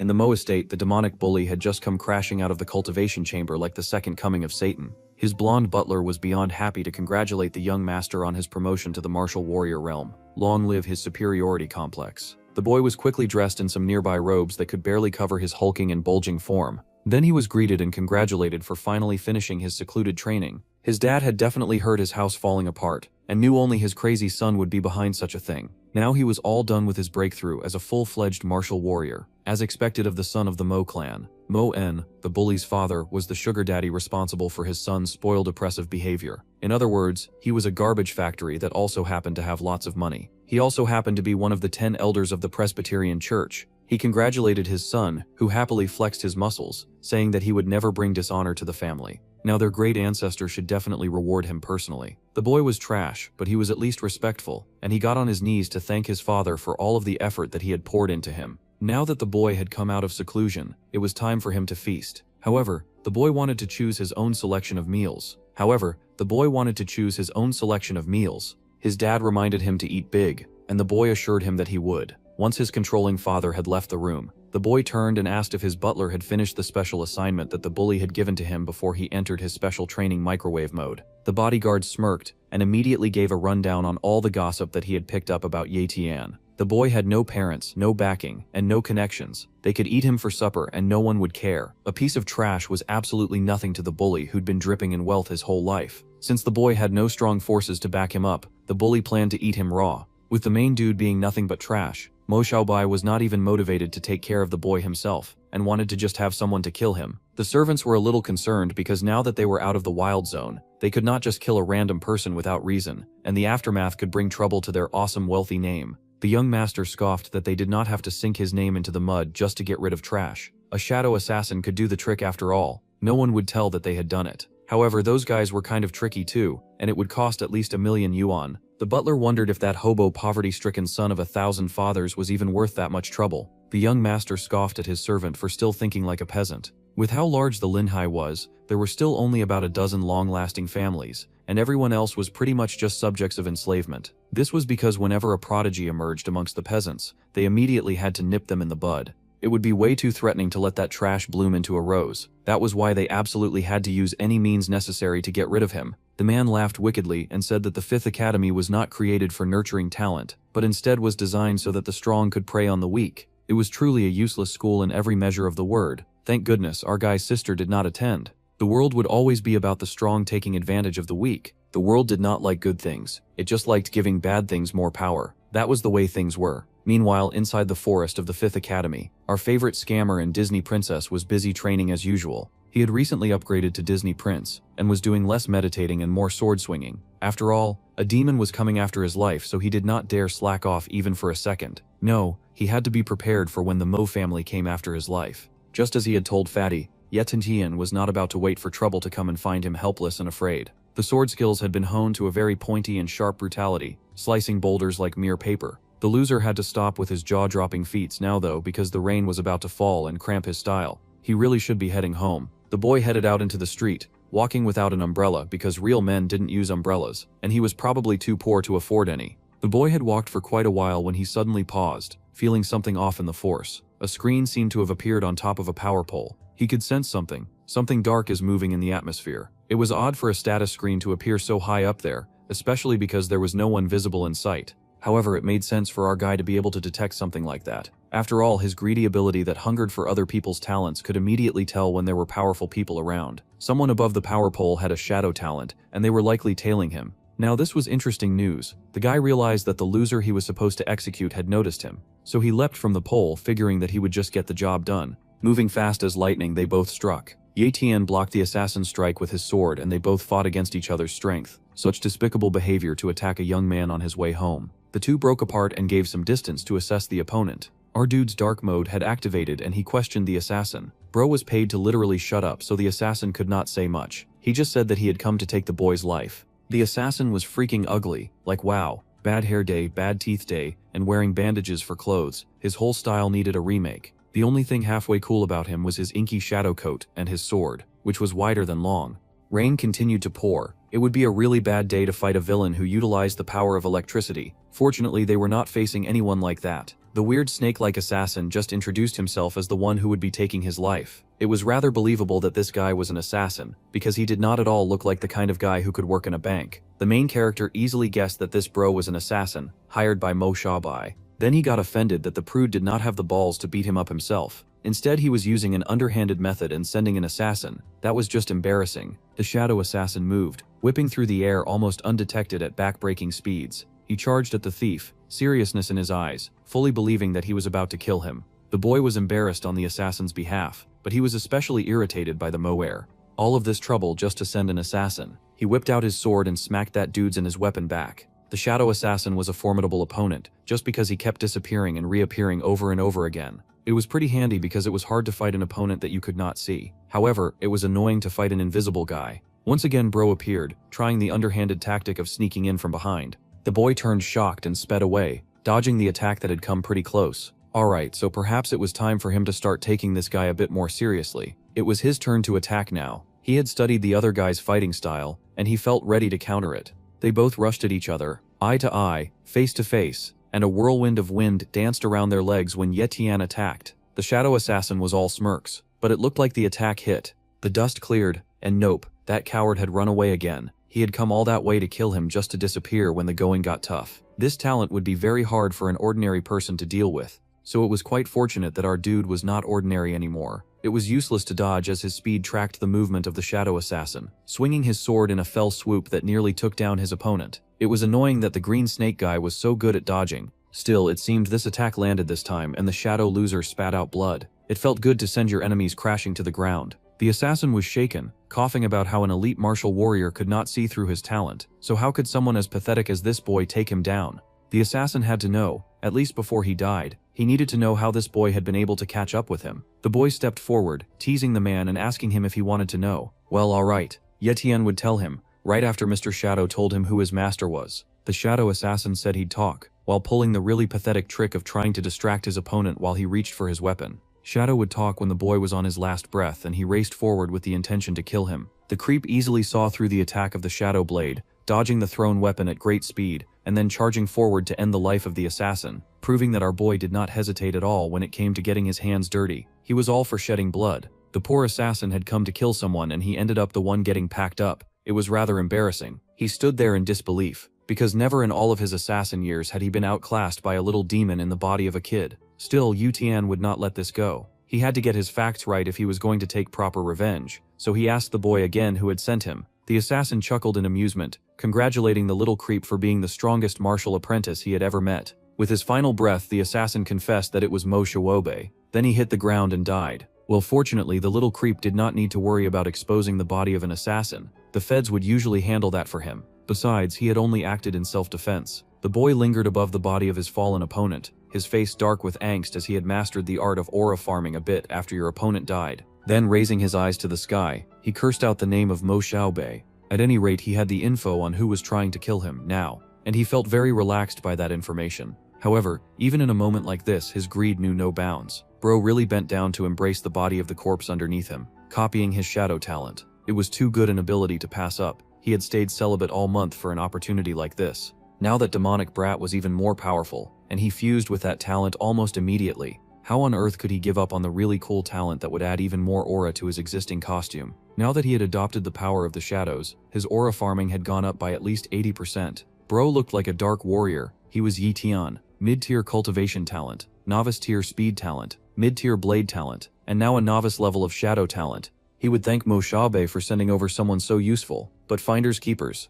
It was raining heavily on the day the thief robbed the shadow assassin. Not only had he clowned the person sent to kill him, but he had robbed him of his goods too. Yet Tian was absolutely merciless. To add insult to injury, he even went ahead to dispose of the body. So bro was out here committing crimes now. He sealed up the unconscious man underneath a pile of rubble and happily hid him away. To the main character, a human being should not be content with being swatted and blown around by the rain and wind, just like a fallen leaf. He caught a leaf in his hand to look cool. The main character swore that he would live his life the way a man should. In a world like this, he would become the mighty wind in the merciless rain, and he would never be the fallen leaf. Bro was getting philosophical after literally committing murder. Everyone had their coping methods. The devil grinned in triumph before returning home, feeling very satisfied about taking care of an annoying pest. He felt so good that he took a nice long wash to cleanse the muscles that he had used to beat the other guy to death. Then he got dressed and flashed some abs, just to show off that he really was that guy now. It was so comfy to relax on the sofa and everything felt so good and so nice. The two blades that he'd grabbed were primordial weapons. Beating the dude was not enough. He had snatched his weapons as well. Once a thief, always a thief. And our favorite thief was thinking that his blade was completely ruined. But these new tools were looking pretty good. He might as well just add them to his fancy-dancy collection. He had also robbed the poor guy of everything he had in his pockets. He'd stolen gold cards that went for 1 million, silver cards for 100,000, and a total of 3.5 million. The boy laughed with glee. Thanks to that crazy bully who had sent an assassin after him, he was now cashing out, and he promised to make the best use of them. He even shamelessly stuffed all these gains into his wallet. Suddenly, he paused when he saw a very interesting book among the things that he had stolen. It seemed to be an instruction manual for the shadow blades. How interesting. It was a bronze rank blade skill, which was considered above average in blade skill ranks. This was some really good stuff. Blade skills could unleash the full power of one's blade talent, and this was just what he needed. The thief was thrilled and excited to learn it right away. It was now looking like all Mo Xiaobei had done was send that crazy guy a lot of gifts. Yetian got busy studying very diligently, and he focused on reading chapter 1. The rain continued outside as the boy studied, and suddenly the loser's eyes widened. Something was not right. The house was empty and there was no one else around but him. It was weird that his sister was not back yet. It was unlike her to come home late. Since Moshopi had sent someone to kill him on his route home, it was very likely that the wicked man knew all of his information, including the fact that he had a little sister. This meant that his sweet little angel was in danger of getting assassinated. Our main guy was not about to let such a situation continue. He leapt to his feet and raced out with a burst of speed to find his sister. As he ran, he prayed deep down inside that his sweet Yi-Yu would be safe. Meanwhile, in the downtown area at an ordinary middle school, the main character landed there like a meteor that fell from the sky. He did not even care about looking crazy, he just wanted to find his sister. He looked around at all the girls he saw standing around the school, but found no sign of his sisses. The child had not even come outside with shoes. His sister's complex was insane. Desperately, the main character continued his search for his sister. He was worried about her, confused about her location, and searching everywhere for a sign for her. This was just an ordinary middle school, so people with talents could not just come there and kill students as they pleased. However, it was likely that someone like Moshobi would not respect or follow the basic rules of martial warriors. That guy was even more shameless a cheat than he was. Suddenly, the boy froze as he felt an umbrella pointed at his back. Just as he suspected, there was someone at the school. The boy leapt back with speed, not even bothering to heed the plea of the person who challenged him, and he appeared behind the person, pulling a very slick Uno reverse. Ye Tian was on the edge, so he had no time for games, and he was about to threaten that strange puppet figure when the person ripped off the hood and his sister laughed, saying that it was her. Now that was an encounter that was scary for no reason. The main character paused, surprised to see his sister acting all dark and mysterious. Thank goodness that he had not attacked immediately. He was so upset with he for going missing, and he asked why she had come out so late. The girl laughed that she was on upkeep duty that day, and she was cleaning up the classrooms. In any case, she asked why he had come out here with no umbrella and no shoes on. No offense, but he looked like a mad person, and he was soaked from head to foot. The poor big brother could not begin to explain, but he was so glad that his little sister was safe. The cute adorable angel laughed and asked about the cool move that he had just done. He just wanted her to get her weak self home before he got a heart attack. Being a thief was hard when you had people that you actually cared about. Meanwhile, there was a dark figure parked outside the school. How terrifying. It looked like the Mo family had been planning on making a move against his sister after all. Plus, they had just gotten confirmation that the assassin had failed. Mo Xiaobei himself had shown up to harass the sister. The man clearly had no shame, and oh, that bully was pissed beyond words to see that the boy was still alive. It was still raining when the siblings got home, and they stopped to buy a sausage on the way. Bro was having the time of his life, making pure sibling memories like he had not killed a grown man a few hours ago. He asked his sweet angelic sister what she would like to eat for dinner, and she wanted to have his signature boiled meat slices. While these two were having normal sibling time, that suspicious black car was so obviously following them. There were levels to being a shameless idiot, and Ye Tian could easily tell that it was his creepy nemesis following behind him and his sister. Well, they went all the way home and dinner was ready. The girl asked the boy to come help set the table, but he could not take his eyes off the eyesore that was just parked there in the driveway. He looked like an annoyed male lion to see some loser trying to claim space on his territory. That car really shamelessly stayed there, but it does not seem like anything of note happened, because the next day his sister went to school without incident. The girl was participating in school and class without any visible trauma,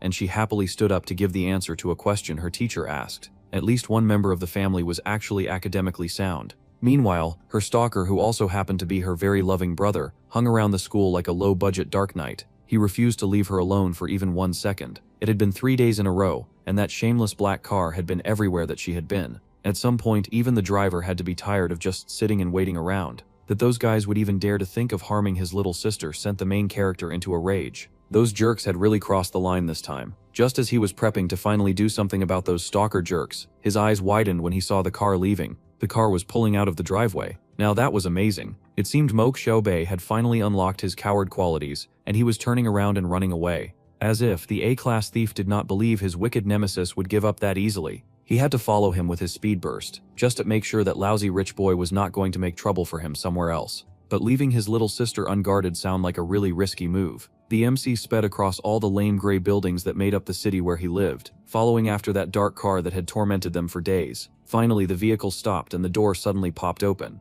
Our boy landed a safe distance away to observe Mo Xiaobei's favorite blonde dog step out of the car. So this was the place that he would find his nemesis. Ye Tian had been sure to use his stolen shadow abilities, so it was likely that they did not know that he was there, and that worked fine for him. After 3 days of non-stop stalking, he was ready to beat that guy's ass once and for all. Surprisingly, there seemed to be a brutal beatdown going on inside of the abandoned-looking building. They were smacking around a poor sucker that was out of time and out of cash. The broke sucker begged the wicked Mo for some more time so that he could get some work done and make that hard cash that he needed so badly. Of course, Mo was not looking to hear any of that. He just wanted his money, and he threatened the trash that he would double the debts if he could not cough up gold today. Now that the Mo heir had gained some pounds and muscles, he was talking even more trash than he used to in the past. Bro was already rich, but he was still outside bullying the poor. The unfortunate victim was trying to beg for his life, saying that the interest rate was too high. He should have known better than to try to trade cash with a devil. He had elderly parents, young babies that he needed to take care of. He wanted mercy. Fortunately, the henchmen came back before Mo could tear the poor beggar a new one. They were apparently still looking for the poor sucker assassin that our thief killed and buried. They had not been able to reach his phone. He had gone AWOL along with all of his belongings too. Well, this was all the confirmation that Yetan needed. That sick bully had really sent an assassin to kill him. Mo was upset about the whole thing. See, the big bully did not like being scammed. He thought it was fine to scam other people, but rich fine gentlemen like him should not be scammed, or he would kill the scammer. He was so upset about it that he started pounding the poor debtor into the ground. The poor guy could neither stand up nor pull out. Ma was leveling him with his shiny pointy shoes. Ma was acting so insane that the henchman started sweating. Now that his master had obtained even more power, he could be the next person getting beat like a rat, and he was terrified of it. The blonde quickly said that he served his master faithfully, and he would never dream of scamming him. The assassin had truly disappeared. Well, Mo had successfully pounded the poor debtor to death, so his money was not coming back in any way, shape, or form. The bully did not care about that right now, and he instead turned his attention to Yeyu for some reason. He wanted the girl taken care of. She didn't even do anything to him. His henchman said that he had entrusted that duty to a friend who had just gotten out of jail. However, leaving things to others felt like a mistake, so the blonde would personally take care of it. The blonde was busy sincerely pledging his loyalty, but the Mo guy looked like he had gone deaf. Sure enough, he had now turned to bullying his most loyal servants, smacking that poor man in the chest. The blonde fell to his knees in pain, unable to understand why he had been attacked by his master that was a known bully. A true mystery. The wicked Mo grinned that it was punishment for not doing his job correctly. The enemy was going to take out each other, and that was fine for our thief, but their attacking his sister was unacceptable. The boy with the sister complex summoned his weapon and leapt at Mo while he was distracted. Using his shadow powers, this shameless clown really attacked the wealthy bully while he was caught off guard and sliced him up, with the evilest devil smile of satisfaction on his face. The Mo master lay on the ground covered in blood, and his whole group was panicking. They screamed in concern, shouting that someone had killed the young master. It was hard to believe that a demon like that could die so easily. The blonde immediately recognized the shadow assassin's ability, and guessed that Li Kun had come to kill their young master. Of course they were wrong about that. It was actually Ye Tian, the happy and shameless thief. He had come to end the lives of every single one of these jerks. The blonde butler could not believe it. A loser like that should never have the shadow talent. Unfortunately for him, this loser was a man with many abilities. The blonde cursed, saying that he had investigated the boy and his investigations revealed that the thief was just weak trash. Trash should not be able to kill their very strong master in a single strike. It should be impossible. The blonde also wanted to know where Little Ugly Kun had gone. Man, even the assassin's name was not doing him any favors. Well, Ye Tian had not come here to answer any questions, and shot forward, slicing with his knives to attack the blonde. The man yelled that he could not be killed by trash, and was then sliced up by trash. It must be very painful to be that wrong. Bro's body joined his master's on the ground.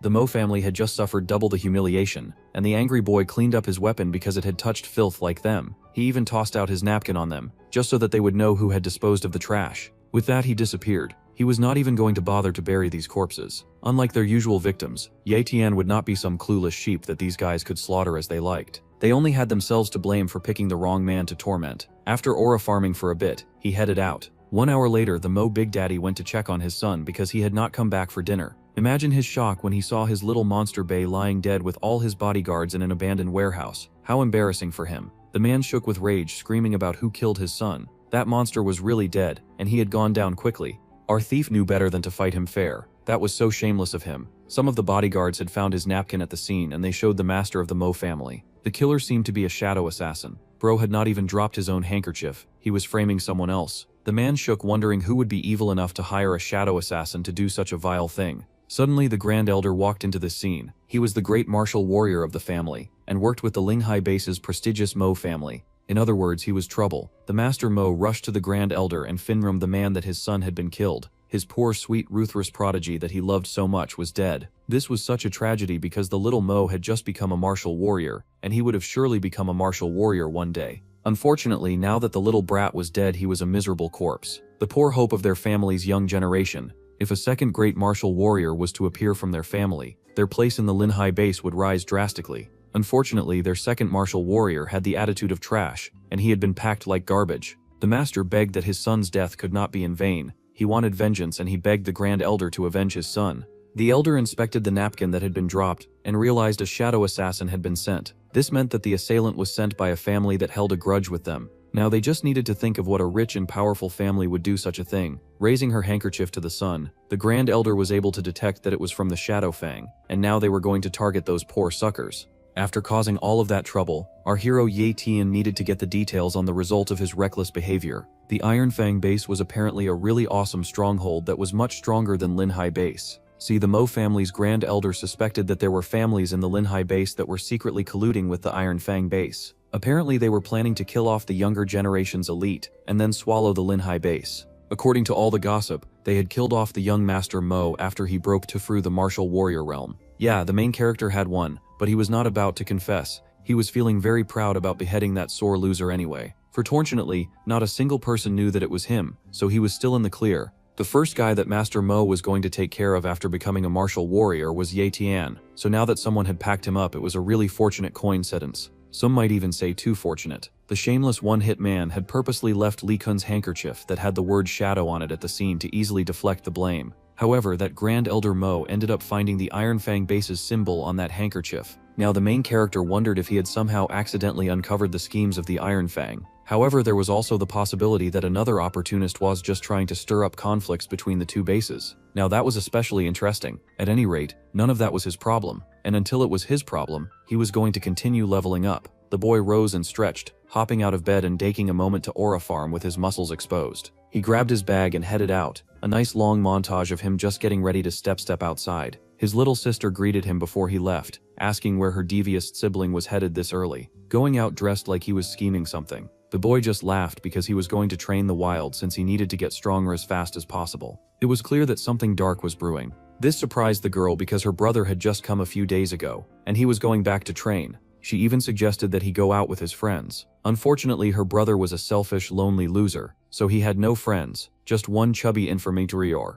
At any rate, the boy dismissed his sister's worries, telling her to just wait at home. With the threat of Master Mo gone, he could now comfortably leave her by herself. It was like the girl could sense that something was wrong in the force because she quickly grabbed him in a firm hug. She begged him to come back home soon, as she feared that he was heading out on a death mission. Well, since she asked so nicely, he said that he would definitely come back. With all the lies done, the boy headed out and sped straight to an abandoned area that matched the emptiness of his soul. There were rumors of high-level monsters in that area, and that would surely satisfy his urge for high-quality vor. With his current strength level though, the best he could harvest was low-level monsters. However, this time he was willing to do what I took to become a martial warrior. Bro had barely started training before Mother Nature it herself protested his dream, and an earthquake seemed to start around him. It was not an earthquake but an ugly pig monster, with a surprisingly great hairdo. Tit-hat hair was fantastic, actually. This was an armored ox, a funny name for a creature that seemed entirely shirtless with hot red skin. It was a weak-tier monster with a low-tier defense talent, just what Ye Tian had been looking for.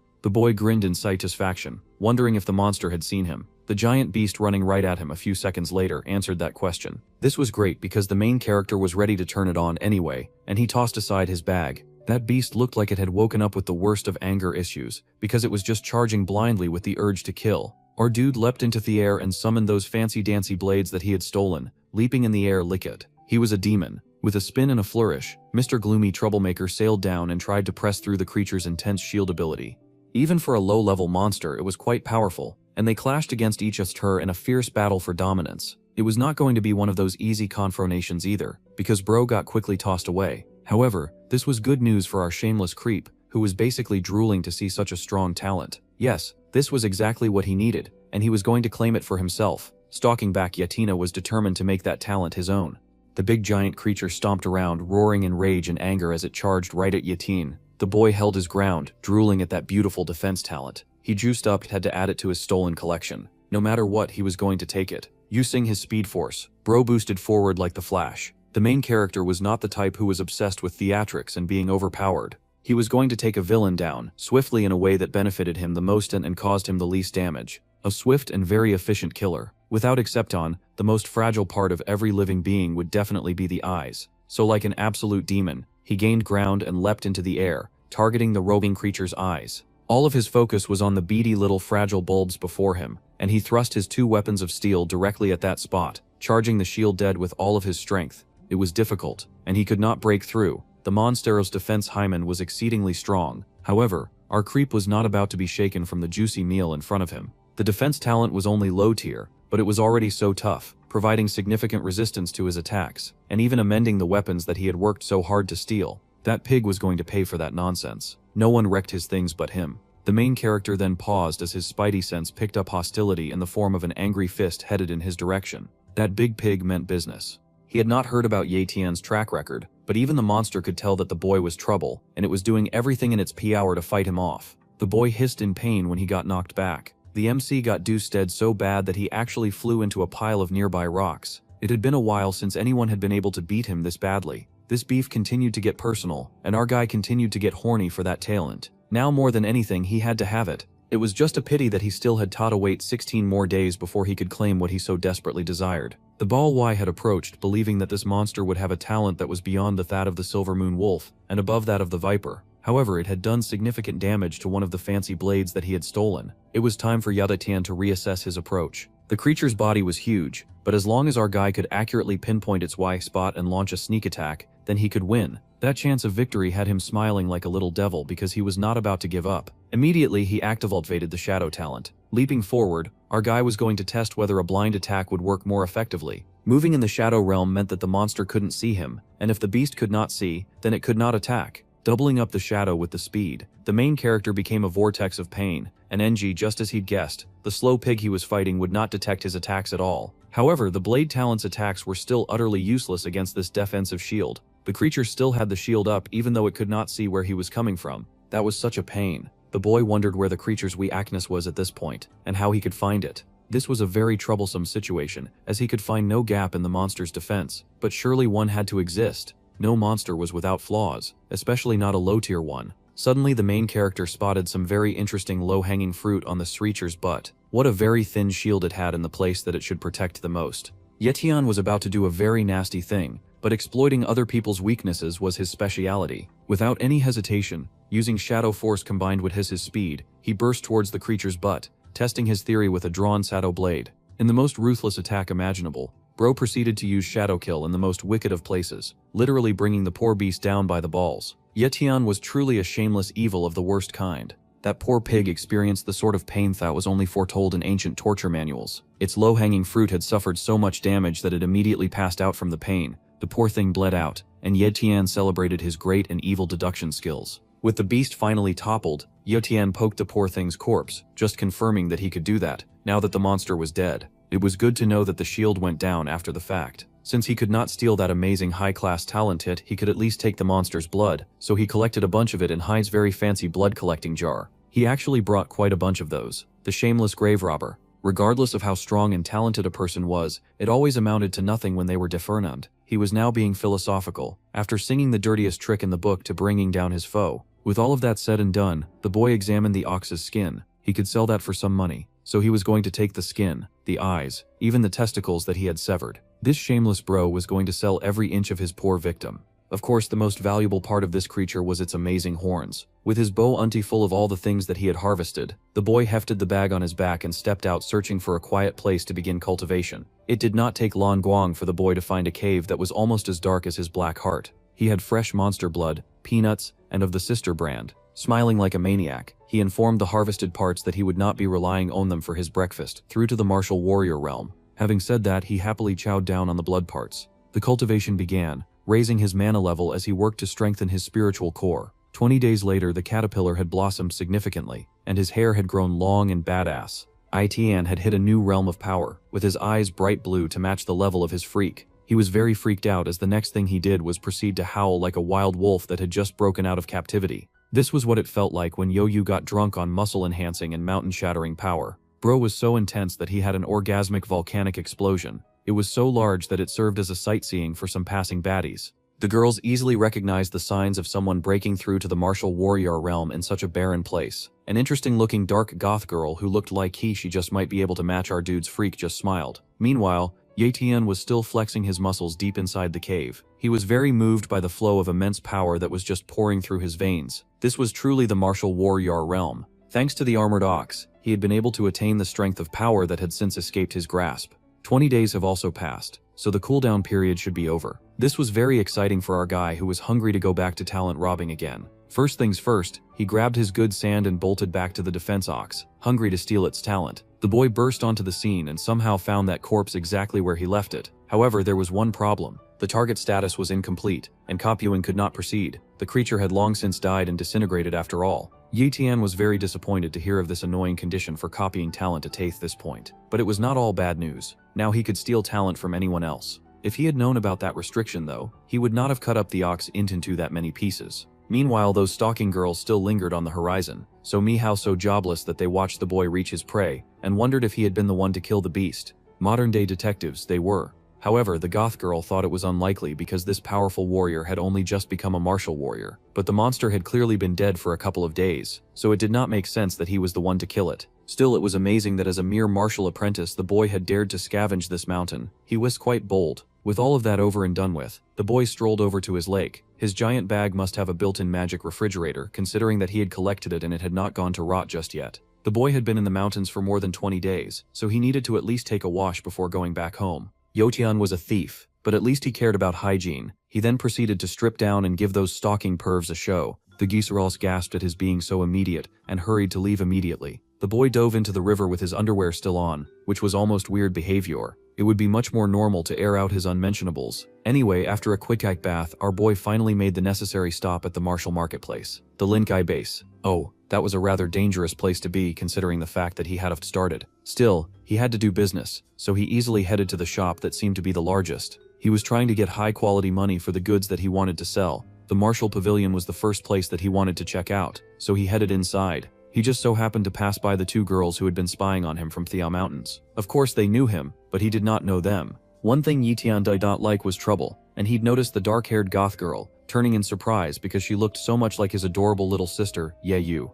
Our bro was shocked and reaching new levels of sister complex when he thought that the random woman he just saw in the market was his sister. The girl was shocked to be a dead arrest in such a manner, especially by the hot dude she had been admiring a few hours ago. She was not at all impressed by that. However, Tian corrected himself before the second-hand embarrassment could spread. There was no way his little sister would be in such a place after all, so he was just going to keep moving. However, when he took a peek once more at the sister look-alike, his eyes nearly fell right out of their socket because he could not believe what he was looking at. What this man was seeing was a high-tier genius. Her talent was excellent, her sword talent was mid, and her speed talent was kind of low. However, her cultivation talent was a beetle exceptional. Forget about crying over some dead pig. He wanted her. She did have this blonde sidekick beside her that seemed to act like some kind of background yes man. She yelled that our dude had a lot of nerve for calling the beautiful genius his sister, especially since he was just a scrounger. Now that was a rather insulting title, and the boy wondered if he smelled for them to be associating him with that kind of trash. The blonde was called Zhao Yu, and her genius master told her not to speak so carelessly.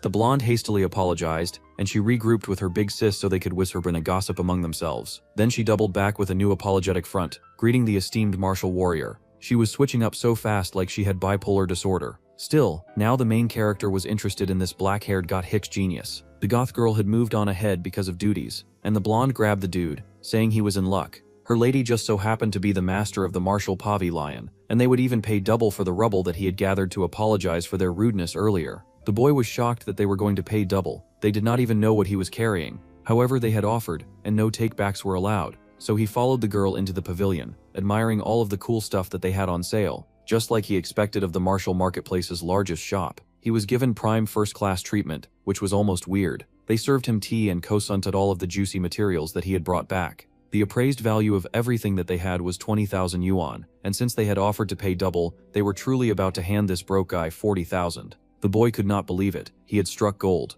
That was the easiest money that had ever fallen into his hands. Bro had to take a moment to catch his breath. Then he was given 4 white cards, each with the value of 10,000 yuan. The main character happily collected the cards and smiled, thinking of his sister getting her hands on this much money. This was exactly the life he wanted for her. However, these girls were not quite done apologizing. Now that was shocking. On top of doubling the purchasing price of his goods, they also told him to purchase anything with a 50% discount. That was crazy. However, our local opportunist was not about to hold back. Once opportunity knocked, he was of course going to take mad advantage of it.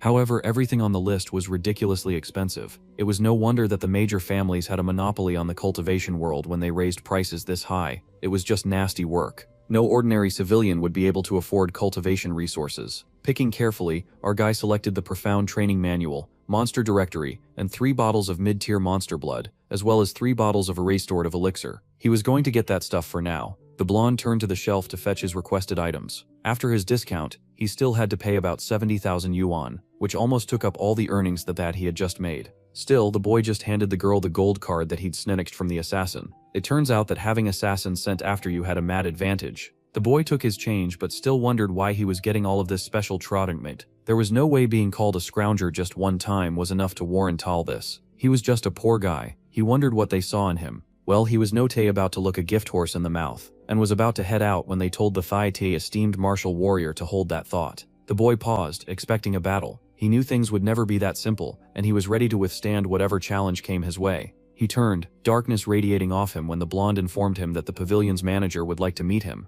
The boy smirked and asked her to lead the way, prepping for the real battle to begin. He headed up the stairs and found that beautiful goth lady sipping tea while she waited for him. It was really like she was courting him now. The boy was welcomed into the private meeting room, once again shocked by how much that girl looked like his sister. He had to battle the sister complex really hard if this ship was going to sail, because that was not a lady looking to be friend-zoned. The beautiful genius introduced herself. She was Yu Ling from the Mohai base, and she shook hands with her latest crush, who immediately stole her talent. If our guy could be trusted to do one thing, it is to take advantage of a situation. He also introduced himself as Yu Tan from the Linhai base. However, Yatian was completely unrelated to those prestigious families, so he wondered how valuable he could actually be. The lady agreed. However, his value to her did not lie in his birth. As for his unrelated connection, he believed that he had. The beautiful hot gothic chick faced him squarely with sugar mummy eyes, yet the whole time this fool was only thinking about his sister. Our guy was going to fumble so badly. They were serving him tea in every wanting. The lady then said that she would be straightforward with him,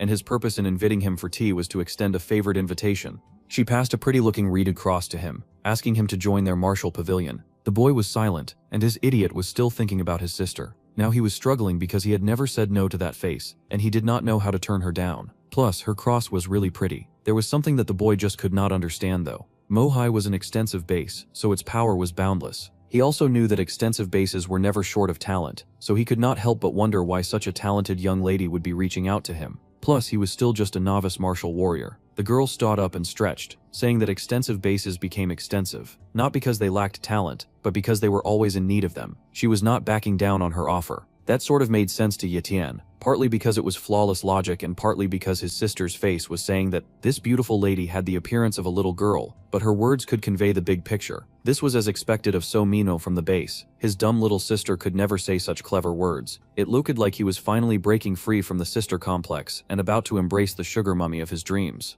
The girls were all fidgety because they did not understand why he was still hesitating. This was a great opportunity for him, and all he had to do was seize it. Even elite disciples from powerful families who wanted to join did not meet his lady's standards. But here she was personally reaching out to him. That was also flawless logic, and this was a great opportunity. However, joining an organization meant being bound to certain rules, and if anyone discovered his special ability, he would certainly die a horrible death for being a rotten thief. So before finding a way to deal with it, he was going to try to stay independent as much as possible. Reaching his decision, the boy prepared to convey his thoughts when Yue Ling asked why he was still hesitating. It was still so hard to say no to that face. The girl asked why he was hesitating, and Bro tried to explain. The rumor of the Iron Fang's infection was a reason, as that incident had caused a lot of unrest among the powerful families. However, the boy has just recently gotten back his peaceful days since the Mo Master kicked the bucket. He was not really crazy about becoming people like those guys or even serving people like them. Then the girl asked if she looked the same as them and in that case she was even going to give him the liberty to observe them for a while. There was no need for him to respond right away, and she had more than enough patience. They both locked eyes, two strong wills competing against each other for a hot moment. After that nice conversation, the boy turned around and left the building. He read about the definition of a martial warrior, and what a talent was. He wondered if the martial warriors who possessed talent still remembered the founding mission of martial warriors. Martial warriors supposedly existed to protect the people. That was almost laughable these days, because now talents were used to oppress the people, and Yatian did not want to become like that. As he was leaving, a ball rolled up to one of the guards standing by the pavilion, and the kids asked the man to pass. That awful jerk just stomped the ball into oblivion, using his strength to oppress the public that was already scared of beasts. The world disgusted Yi Tian. He was not yet high enough in the world to make a significant change, but he was still going to do it. He must become even stronger, and he reached out to the high cultivation talent that he had copied. He had to reach even higher in the power of the world. With that, he activated his fuse. It was another bright and sunny day. Yao Dian had come back home after having a very productive time away from home. He was of course eager to see his little sister, and his sister was happy to see him too. They embraced each other in a happy hug, and she laughed that he had gotten even tougher in the time that he was away. He had been one for like 20 days, and she had missed the boy dearly. Of course now he was a martial warrior, and the girl was so impressed by his amazing improvement. The Yo family had a martial warrior now, and that was so cool. The girl happily jumped and danced around, saying that this was wonderful news. The girl kept dancing, but her brother just sighed, thinking of when her talents would awaken, then she would become a martial warrior too. He would continue to help her increase her talent when he came across the compatible items. He was not going to leave his sister to be a deadbeat princess who always needed saving. He would help his sister to continue to rise. Then the girl offered to give the boy a haircut. The horror. He looked so hot with his long hair, but she called him a beggar. It really is a person's own family spoiling the hot martial warrior drip. The girl insisted that she could make him look even hotter than he did. Now, it sounded like lies, but she told him to sit tight. The boy smiled, actually trusting his fate to her, and he told his new hairdresser to cut his hair. She was going to switch up to his all-stule haircut, which was the only style that she knew how to do anyway, which was kind of pathetic. The boy smiled softly, since his sister had not cut his hair since their parents died. That time she had held the scissors with fear, scared that she would mess up his hair. She wanted him to go to the hospital because she had cut up some of his head, but it was a small cut. Besides, if they weren't broke, then he would be in a barber shop in the first place. He had just got a little beating, so it was fine. He needed his sister's help in cutting the hair and dressing the wound. That would be enough. The girl had cried, making the situation worse and wishing her brother had immortal jellyfish powers. Well, he did not have jellyfish powers as a little boy, and he was Taver the one who got beaten up, but she was the one who was crying. Apparently the immortal jelly from the stories possessed a healing ability. When they were injured, they waddled heal almost instantly. He sort of laughed at her for believing so much in a child/story, and she insisted that it was beautiful and real. Then he patted her head with a small smile. He knew that she was worried about her, so he hoped that when his talent awoke, he would get a healing talent, and then he would never get injured. He still remembered that distant conversation where he wanted to protect his sister. Ye Tian had not forgotten his promise, and the immortal jellyfish. He suddenly leapt to his feet, his sister wondering what he was doing in the middle of a haircut. The bow guy grabbed the book of treasures that he had bought and checked it out. Sure enough, the immortal jellyfish was actually a real thing. It was a water-type beast with healing talent located in the Lake of Death. The sister wondered what on earth he was mumbling about. If the boy could copy a healing talent, then he would not need to fear getting injured in the future, and his sweet little sister would not get hurt. This was perfect and aligned exactly with what he wanted. The little sister was now the one teasing that toddy jellyfish only existed in stories to fool children. She was parroting what he had said in the past, how adorable. However, he knew that he'd been wrong now, and the main character now had a new victim in sight. Some stories were real, and this story of a magical jellyfish was especially important to him because he was going to steal that power. The girl didn't care about any of that. She just wanted to finish what she had started in ruining his hair. Well, he got his beautiful hair chopped to nothing very quickly, and he read up on strong body training techniques. He was going to try some of these interesting techniques out first, just to be sure that he could get them right. The boy sat on the floor, knowing deep in his heart that he would not have known without comparing his past absorption rate with his present, that he had been so slow in the past. He wondered what the effect would be if he took some more of that mid-tier beast blood that he saved up just for this. The boy delayed that disgusting filth into his mouth, because power came with pain. Then he focused, amazed as the power bubbled around him now that he had become a martial warrior. This was just the first step to achieving his ultimate goal of being the thieving hero for his dreams. His absorption rate had gone up threefold, which was absolutely great. He would first cultivate at home, and then once the cooldown period ended, he would go to the Lake of Death. Once his copying abilities had reached their maximum, he would find the immortal Jellyfish and copy its healing talent. Meanwhile, at the Martial Pavilion, some dude stalked into the wealthy store. The Blungday who worked there was happy to see him again, as she recognized him right away. Though she recognized him as the junk collector. The girl happily waved him over, asking if he had come looking for their young miss. She was an awesome wing woman, but the junk had only come looking for stuff to buy. He still could not fathom that the manager had a crush on him. Well, they could take this slow and steady. Plus, he looked even more attractive with his serious guy haircut, especially now that he was rather dressed up. Since he was here as a customer, she was ready to serve, so he launched right in and asked if they had a map for the Lake of Death. They did have that item, so she did not hesitate to go and grab something. She got to rummaging immediately, and pulled out a dusty crust Y map. However, that garbage-looking piece of paper was exactly what our guy needed, so he was elated. He would be sure to copy the really good talents there. He then asked the price and nearly got blown away by the 100,000 response. There was way too much in the cultivating world that was just way too expensive for Yatian's sanity. Well, he had some money, so he paid for the map and headed out. The blonde wondered if he was heading out to get some more junk. The young miss had mentioned before that the Lake of Death was full of monsters. The poor young lady just got a crush, and here he was already trying to commit suicide, fighting beasts that even elite martial warriors found difficult to beat. The blonde sure hoped that nothing bad would happen to him. Yatian was not bothered by fear, and he zoomed right to the place that he wanted to. He was after a healing power, and he would not rest until he got it either. The Lake of Death was surrounded by a rather barren and turbulent landscape. A really nasty appearance it was. The boy was sure that he would definitely be able to copy Great Tail NTs in a place like this. It seemed like it had been abandoned for a long time too. The place was really weird looking though, and had the stranger air like danger was about to part some cheeks and pop out of nowhere. The main character stayed alert, loco walking around until he spotted something. How odd. A roaring storm was heading right in his direction. It was almost insane that he had felt no breeze or warnings beforehand. That thing was almost on top of him. How very scary indeed. It seemed to be a tornado of beasts, so he was just going to disappear for a bit and peek at what was happening. The boy activated his shadow talent and disappeared from the creature's line of attack, slipping away. He leapt around and soon found an interesting little valley hidden in the mountains. It almost seemed inhabited. How curious dies. Even more surprising, in the center of that bubbling storm was the young miss who looked so much like his sister and an old grandpa. It was such a coincidence that she was here. Surely she had not come just because she heard that her new boo seemed likely to get himself killed on a dangerous island. There was no way that she was down that badly. Sure enough, the girl seemed to be independently fighting the beast of the storm, and the grandpa groaned, saying that they were really not going to make it if this attack kept up. The creature was trying to eat them, and they were barely escaping while fighting both the winds and the storm. It was a top-tier water beast that they were fighting, and that thing was giant, just about as big as a mountain. A terrifying monster indeed. There were very few chances of those making it against that beast alive. The old man knew this, so he tossed the girl, blowing her away so that she could live longer. That valiant old man was going to sacrifice himself just to save her life. The girl was horrified, clutching some ancient box in her hand, but she could not let his sacrifice be in vain. She raced away as she got chased by some ground-level creature. Even if she ran away, there were still more beasts behind her that were gunning to take her out. This was not a battle that they could fight on their own. Still, the gothic chick ran as fast as she could. This whole situation was very troublesome for Yetian. He had come over to have a private training session just to find these desperate people were already there, and they were getting jumped by monsters. However, the thief was a hero in his own sense, and it seemed like he had no choice but to help out.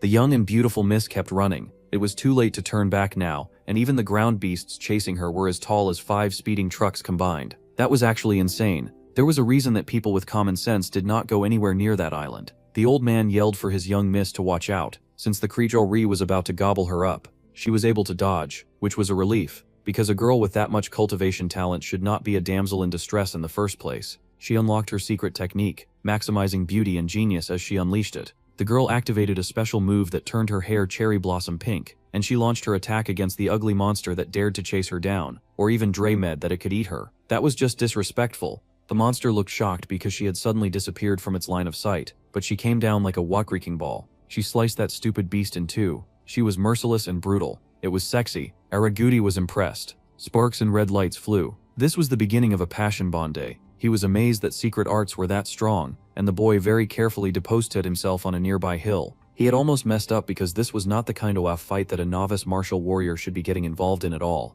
He was going to use wisdom bending and stay out of the difficult situation until he found an opening. That girl was flipping around, chopping up heads. That was sexy too. Yoling was an elite martial warrior in the peak realm, and she was a peak baddie as well. Those monsters did not stand a chance against her. After activating her secret technique, her power was comparable to that of a great warrior. Even 10 of him would not be enough to defeat her, and that also was sexy. Still, that water beast was kind of causing trouble. The old man had gotten injured in the fight, and he yelled that his leg was hurt. He begged the young miss to run away while she still had the chance because that ugly beast was coming right for her. The secret technique would not last long, and they needed to get away fast. Protecting the item was what mattered more than anything else. Even the old man's life. They seemed to have risked a lot to get that golden box, and they could not let the sacrifices of their brothers who dove down be for nothing. It seemed those brothers were laying gone too, so these two were the only ones left. The beautiful girl cursed with tears in her eyes, not wanting things to end like this. The main character noted that this meant that 10 people had died underwater fighting this mammoth of a problem. That was a very sad number. He wondered what kind of treasure they had gone to such lengths just to get their hands on. He watched the girl battle to escape, clutching tightly to that golden box. However, it was of no use. Shifri was running out of time, and her ability was just about to get knocked out of reach. Her flower mark on her head faded away, and her hair was already switching back to black. She would not make it in time, and all their effort would have been for nothing. The golden box fell from her hand, and it rolled forward, managing to come to a stop at our guy's feet. The boy stood there, his coat flapping behind him as he took in heed, the form of the fallen girl. Her eyes struggled to open, but she could not even identify the form of the man in front of her. She was then beaten up. With all of his opponents sort of knocked out, Yu Tian wondered what sort of treasure was worth dying for anyway. He grabbed the box and the girl yelled at him not to touch it. That was offensive. Sure, he was a thief, but he was not going to steal from her. He had standards. The ugly crocodile beasts were such troublesome creatures too, and they kept coming at them. He told the girl to pardon him as he scooped her up. It would be much safer to just run and hide for now until things had cooled down. He grabbed her in the box, saying that if she was not going to respond, he would take her silence as a yes and save her. The boy then zoomed away with his special ditchy problems ability, and they totally just left that poor old man to die. Anyway, in the safety of a cave, he covered up the girl in his coat and watched her as she slept. When she was like this, without talking or saying anything, she really did look like his sister. It was almost eerie, except for the beauty mark that she had right by her ee, of course. This brat even tried to casually wipe her beauty mark away. It was relatable. It was like he had just realized that this lady was truly not his sister, and she was a total stranger who was really nice to him, maybe because she wanted to get laid. It felt like 2 decades since that girl fell unconscious, and she was still sleeping. Now our dude was starting to get worried. It looked like she could sleep through a whole plague. She was just that comfortable underneath his jacket. That was great for her, but he kind of wanted his jacket back. The girl wiggled in her sleep, and he pulled that back when he realized that she was finally awake. Slowly she rose, surprised to see him and even more surprised that he had saved her. Our champ was a hero who just happened to be passing by. That was a ridiculous thing to say. No one randomly passed by a death island by chance. She still thanked him for the coat he had lent her and the assistance. She had only just woken up, but she was already into him, coming all the way to the lake of death by himself. He was so hot. It turned out that Gothic chick was a talent hunter as well. However, while she could not steal talent, she sure could badger them until they joined her martial pavilion. It was a lucky coincidence that she even ran into him there. Suddenly, she summoned a blinding light that absolutely confused her rescuer. She giggled at him, getting upset over a bit of light like a little cockroach. This was a light stone, and they could use it like a lamp while they hid in the cave. It rose high in the air and lit up the cave just as she said it would. The boy was impressed, and asked how she had made that appear from thin air. His being interested in something that she had was wonderful news, since she was still after his talented Mihu skills. She would talk more about that after drinking a flashy healing potion. She also waggled that around in front of him to entice him more. This girl was pulling out a lull of the stops. She took a sip of that, and the boy wondered if she had some kind of space-type talent. He had not really seen that listed among her genius skills, but he was very curious about it. The lady took a moment to recover, sitting by herself and trying to get her strength up. Beautiful green sparkles floated around her as she cultivated. It took her a while, but she was finally done healing herself. With all of that done, she was finally up for telling him about her powers. With him watching carefully, she pulled up the bronze chest, showing how it was a lot bigger on the pouch that she was holding. Then very carefully, with the use of some amazing magic, she was able to shrink down the chest and put it inside the pouch. This was no space talent, but actually a space-type treasure. The girl beamed with pride to show off of such a useful tool. If he wanted to learn how to use such amazing things, then he should hurry up and join her pavilion. This girl was really pulling out all the stops to pull his big and Joe icy talent to herself. The boy quickly retreated, recognizing a foe that he could not fight head-on, and said that he was going to sleep. The girl was so disappointed, but she was not about to give up on the chance to get access to his meat. She even clenched her teeth because she would get him one way or another. It was just a space pouch and a healing potion. The boy knew that once he copied both of those talents, those items would be nothing special. However, the problem was that she had just disturbed the lake of death, so nothing would be calm anytime soon. He had to lie low before going to grab the jellyfish. The next bright and wonderful morning, the boy was sleeping with his coat keeping him warm. He woke ready to start the bright and shiny day. However, he was the only one left in the cave.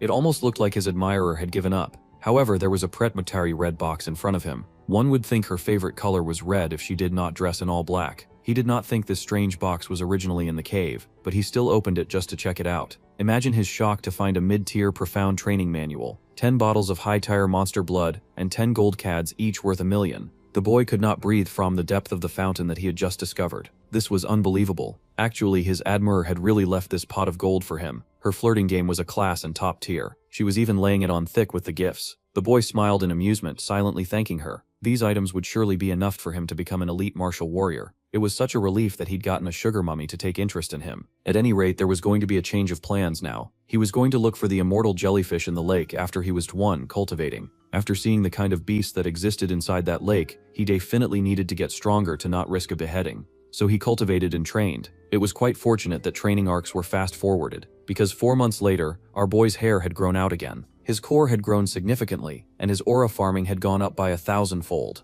The aura he emitted this time was even bigger than the last orgasm. He was so strong now that the mountains shook at his strength. The power that flooded through his body was definitely the strength of an elite martial warrior. His body was basically sparking with power. The boy was excited. Quickly, the main character put on his coat, and he grinned with determination. It was time for him to hunt. Now our bro had leveled up again. He had achieved some masterclass firepower, and he was now ready to go out into the outside world. He found 11 newly constructed graves, resting in pieces for all the bros who died for his sugar mummy. He looked like an outright demon looking at those graves, especially with his long hair. With how many beasts there were in the lake, he was sure that she had not even found bones to bury. Those guys had a first-class monster lunch. Still, the sweet girl had made out some graves for those guys, so she sure was kind. That was rare in the martial world. Then the boy turned and noticed an umbrella that had been used to dive. Yeah, he had seen that when he had first arrived. Sweet, without even asking, he was just going to borrow that property. Besides, his sugar mummy probably left that out for him to use anyway.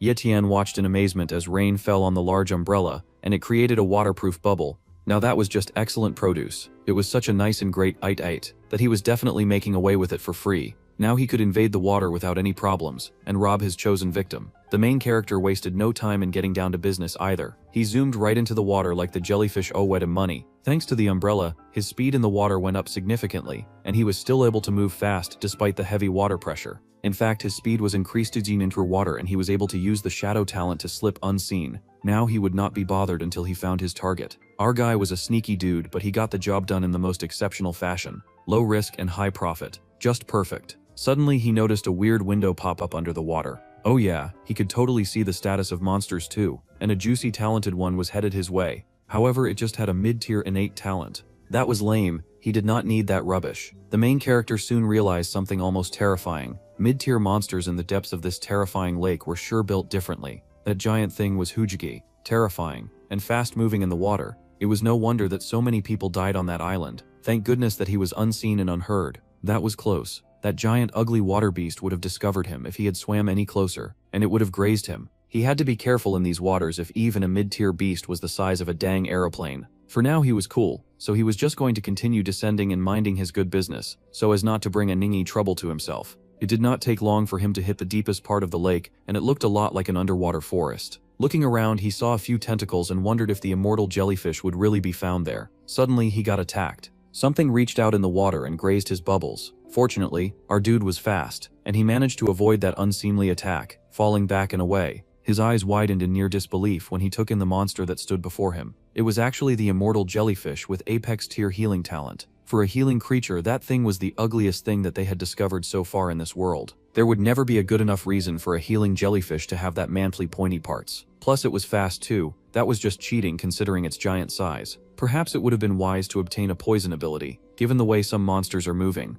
Anyway, our dude had come all this way to claim that beast, and he was not about to leave without it. The battle began, and our opportunist would never drag out a boss fight when he had come to steal. Yo-Yon's goal was to make every fight as quick as possible, and the jellyfish roared in protest. That ugly thing really looked like a specter. It was incredible how ugly that thing looked. Its hurt, a tentacle stretched autant and regrew itself like unbeatable meat. That was nasty, but it would be a really faithful ability in certain scenarios. Yeah, our dude was definitely getting that power one way or another. Fighting an opponent that could heal itself was such a huge drawback though. He had to figure out a way to beat this thing, just like the shameless way that he had taken down every foe. Of course, the jellyfish was in no mood to be taken down, and it was not even giving Yetian the chance to think of anything. It was attacking him back to back. Fortunately for the main character, he just needed to touch the thing to steal its poldler. One touch and that healing ability was immediately copied. He'd had to take a very serious punch to achieve that though, and that hurt like getting slammed by a moving mountain. However, he was not about to feel any regret. The apex healing talent had been acquired, and he felt the power flowing through his veins. His body had got strong enough to withstand certain amounts of power, and his pain threshold had also increased significantly, thanks to his very consistent training. Suddenly, that wicked monster sprayed our dude with the pink spurts of its disgusting poison. That was just foul play all around.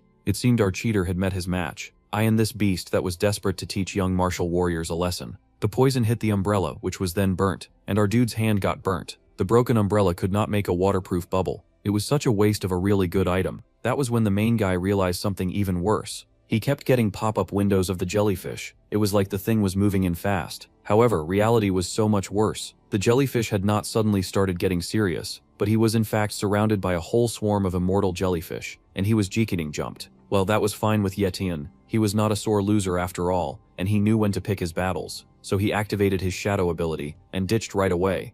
It was a pretty rainy day, and boom, our guy popped out of the water like an invading species. That had been a pretty close call. Those jellyfish had wanted him dead, and they still wanted him dead because they really came all the way to the surface just to finish the fight that they had started. Those overgrown bullies were feeling really tough just because our dude was fighting alone. He activated his speed talent, maxing out its strength to get away. The jellyfish may be powerful, but they were still largely aquatic, and their dwelling spot was usually the bottom of the sea. They could not move that fast on land, and he ditched it even faster so that they would not be able to track him. Yetian was actually going the rough a lot today, but at least he managed to find a small cave where he could hide and recollect for a while. Considering the kind of enemies that he faced often, it would be best for him to quickly take advantage of the quiet to copy the healing talent that he had gone through all the trouble to steal. He activated the fuse for the healing talent, but that was a special type of pain. After all, he was downloading the ultimate cheat into his body system, and his body had to reshape itself. He was basically going from human to monster.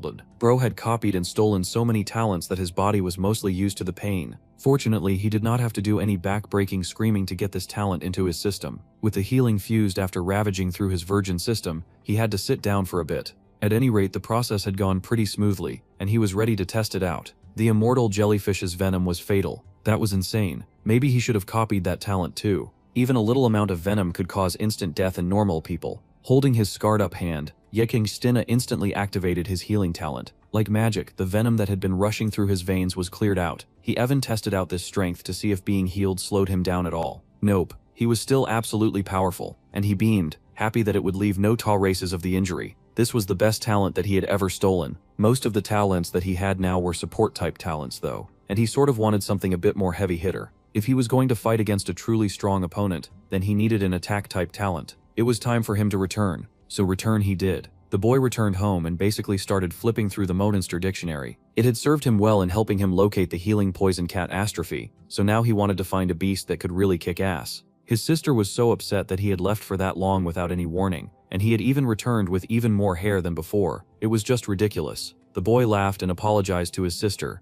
and then returned to reading through the low-tier talent of the mighty ant. It apparently could trap even great martial warriors in its collective attack. This looked like exactly the talent for him. Even though Bainlitin very much looked like the kind of talent that only worked in groups, but that kind of logic did not matter because Yutian was the MC. He quickly returned to his sugar mummy's home base, and this time she was there to greet him, welcoming him, his new haircut, and asking him what he wanted this time. The boy had come here to collect a complete mighty ant body. Now he was just absolutely shameless about his obsession with corpses. He could at least pretend to be shy about it. The blonde did not flinch and said that immersing the corpse in wine would surely help to reinvigorate the body. That was not what Yitian was going for, but he decided not to explain. Plus it was kind of rude of her to assume that he was sickly. All of him functioned just fine. At any rate, they did not have any mighty ants, but they did have news if he was interested. Apparently the Linhai base and a mid-sized base were constructing a commercial trade route, and there were many beasts between the two bases. Among them was a Huji nest of the mighty ants. This construction news was interesting to our guy, and he asked if it was the Iron Fang base.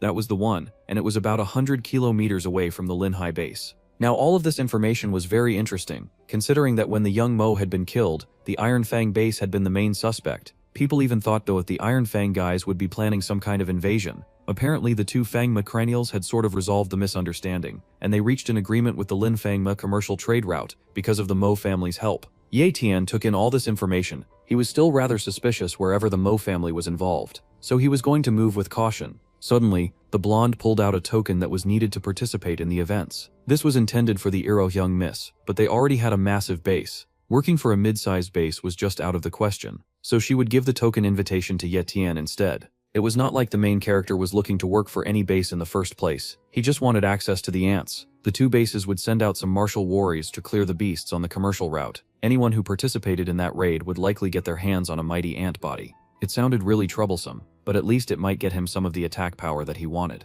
The Lin family was the absolute ruler of the Linhai base. Even if the Mo family was involved, they were still basically subjects to it. It was time for him to venture out once again in his demonic quest to be the greatest hero. So at the Lin family headquarters, lots of talented people had already gathered around, eager to join in on the quest. Of course, a fancy-dancy family like them could immediately recruit 100 warriors at once. Having that much money to throw away sure must be nice. He had to proceed with caution. Suddenly Lin Mingzi arrived. It was the head of the Lin base, and he seemed a rather happy dude, welcoming everyone to the beast removal operation. The Mo family was entering rather menacingly behind him, so that was not very encouraging at all. It had been quite a while since they had crossed paths, but our dude sure had the most demonic smile on his face from just seeing the Mo family again. He wondered how their very toxic relationship would go this time. So it was apparently common knowledge that the Linhai base was way too small, and its resources were way too limited. It was difficult for everyone's cultivation needs to be fulfilled, so they would now be collaborating with a mid-sized base to get incredible benefits. The Linhai base was getting a rich sugar daddy to boost their profits. This operation was important, and they had to boot every monster they found on the Moni-lined road. Plus, there would be lots of prizes for anyone who participated, and they would get more wins than anyone got from previous hunts. The happy hunters that gathered around gave some joyful kudos to the Lin family. Our guy did no such thing. He was not here for the kudos. He was here for the ants. Suddenly he noticed someone standing among the gathered talents. Yup, it was Captain Galewolf, also known as the dude that he'd encountered the first time that he had ever stolen any real talent. The boy smiled and wondered if the captain even remembered him. That was a fond memory that he shared. He stabbing a corpse took the credit. Very good times. The Lin dude was still talking and gassing up the whole operation. He even added that anything that they acquired during this operation would be theirs. Well, that was the whole reason that our dude had joined in the first place. It was not at all for the good of the economy. He had personal goals and he was going to see them fulfilled. The talented dudes around happily cheered. But wait, there was more. Their family had also prepared another fancy reward. Unfortunately, it was not the hand of a beautiful and fair maiden, but everyone in the martial warrior realm would receive 20 bottles of mid-tier monster blood and 2 million coins. The coins were great, but that monster blood had our local vampire near drooling. Elite warriors would even receive 3 bottles of high-tier monster blood and 10 million coins. This mission kept getting better and better. Our dude was exceptionally glad that he had come. They all had to go register now, and the Lin dude sure hoped that they would all return loaded. The talents rushed to line up immediately, scurrying for a chance to earn big. They also had to place their hand on the assessment rock just to confirm that they were not sending any losers out to die. It would be such a waste of resources after all. They figured out the mid-tier martial apprentices, testing people one by one. The boy stood in line, checking out the scum that had come around with a heavy and judgmental glare. Yu Ling was totally right, and there was no need to work for powerful families, especially not that disgusting Mo family. Being discovered as an elite Wadeferayer would definitely cause unnecessary trouble if he went ahead and took that test. He did not need the Mo's family's attention in his life. Since this tool was going to base its detection on power, if he used even less strength it should display a lower realm. Time was up to back out, so it was time for him to place his hand on the assessment rock. The boy very carefully placed his hand and fought with all of his power to appear like a loser. Being a loser was very beneficial right now, so he could not blow this, especially with the Mo head standing right there. He channeled all of the wet and pathetic energy that he had in his body, and poured it into that stupid test rock. He begged for even a late-stage martial warrior. The stone began to bubble and churn with power, and the test assessment report was that he was in fact a late-stage martial warrior. Dreams did come true. How wonderful. The Mo Master still seemed interested in that for some reason. The absolute horror. I would be better if that guy just focused on having more kids and bothering other people. He thought it was odd for such a young person to be a late-stage martial warrior. He then wondered if the guy was a genius of a powerful family. To have reached such a level at such a young age is amazing. Mo was still fantasizing and gushing over such an amazing talent. That was even his fake talent too. This was a difficult situation, but our dude had at least managed to escape being properly scrutinized. Still, he worried that he had revealed a bit too much about himself. It was even worse because now the random strangers around him were gassing him up. This was a very difficult situation with mid-stage martial warriors, even being jealous of him. Now the other teams wanted the boy to join them. Some of them still had spaces in the early team for one more, so they really wanted to invite him. Still, Captain Galewolf forepulled that a late-stage martial warrior would not want to join their group. However, the Y were quite surprised to see that moody emo kid walking right towards them. The boy walked right up and tossed his hood off, smiling at the first guy he'd ever revealed his madness to. He happily greeted Captain Galewolf, who was like a superhero to him because the man was kind and not human garbage that only favored the rich. The captain was quite surprised when he recognized the little martial apprentice who had saved a little girl that night. He happily greeted the young boy, congratulating him on his cultivation achievement, and then patting his shoulder. The boy just laughed that he was really lucky. After all, not everyone was born with a natural talent, robbing a burglar. Then the boy shyly asked if he could join the Galewolf team for this operation.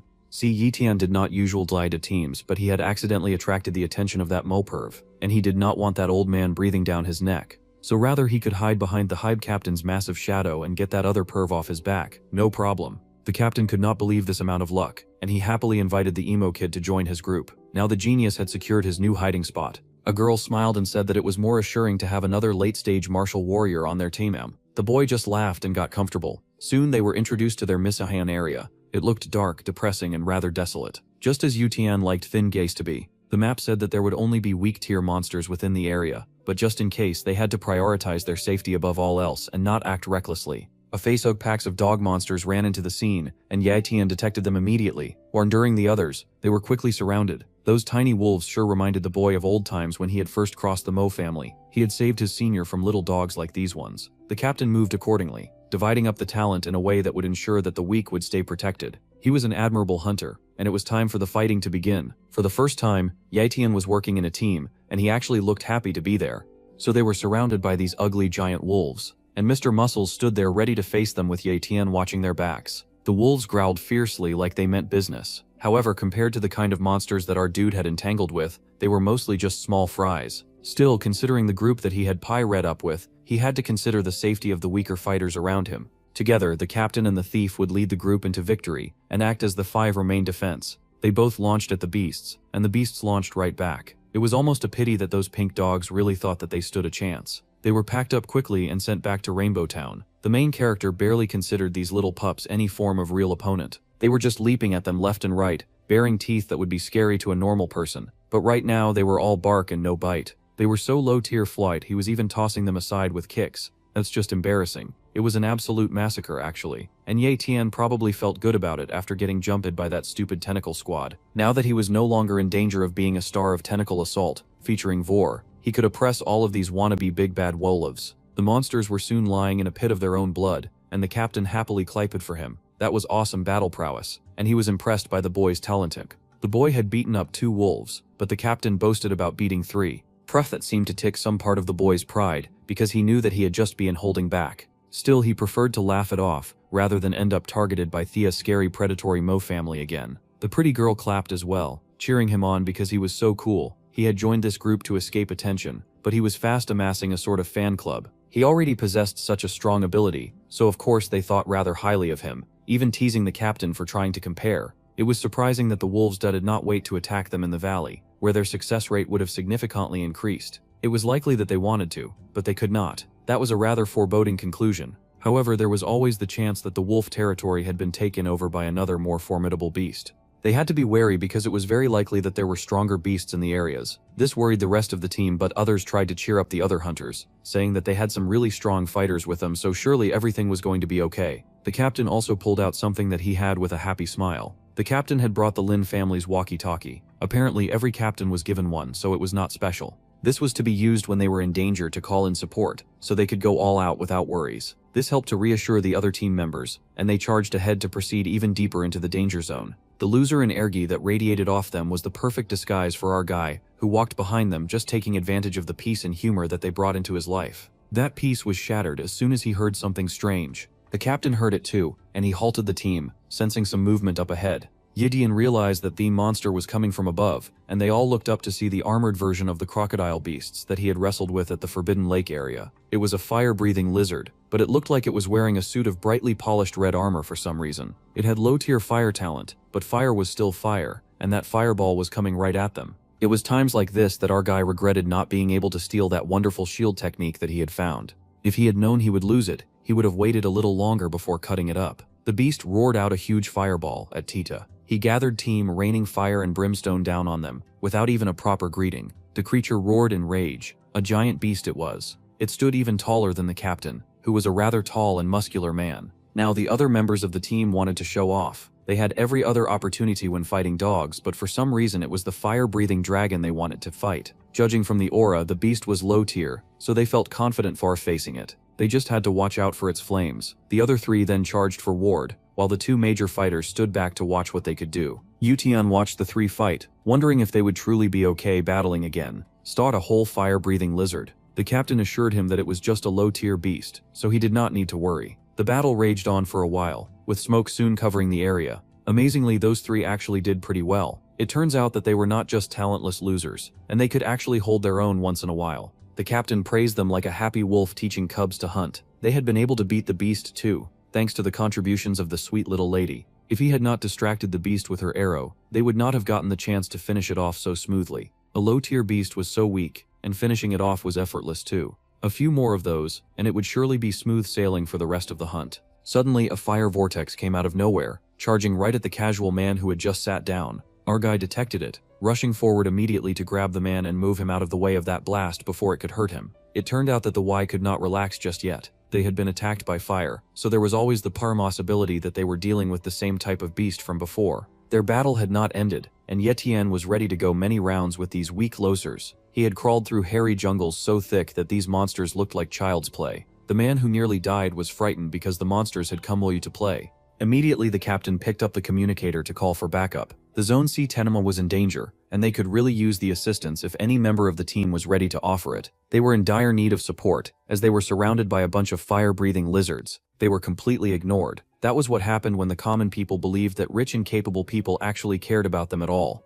It seemed the captain had thought the Lin family were humans who actually cared about other people. Clearly they were just money-greedy demons in human skin. With their hubs dashed, they had to figure out a way to solve their problems solo. It was pretty brutal in the talent world, where anyone who was considered weak was immediately discarded. The captain smashed the communicator in disappointment, because all the big names were just rotten to the core. There was no way that this weak team would be able to survive fighting all these monsters like this head-on, so the captain did them a favor and told them to scram. Gale Wolf was willing to stand in and hold off all the monsters. It was a capital suicide mission. There was no way that he could fight off all of those monsters alone. Those guys even started pulling out the brother card when they had no strength to back it up. It was sweet and all, but it would do the captain many favors if they just listened to him and ran away. The captain instructed his men to obey his orders immediately. He was the one who led them into this terrible situation, and he was not about to sit back and watch them die. That kind of thing made his stomach hurt. The entire team was now feeling very emotional about the whole situation. Well, except for that one dude who almost died. XD used him for being a coward,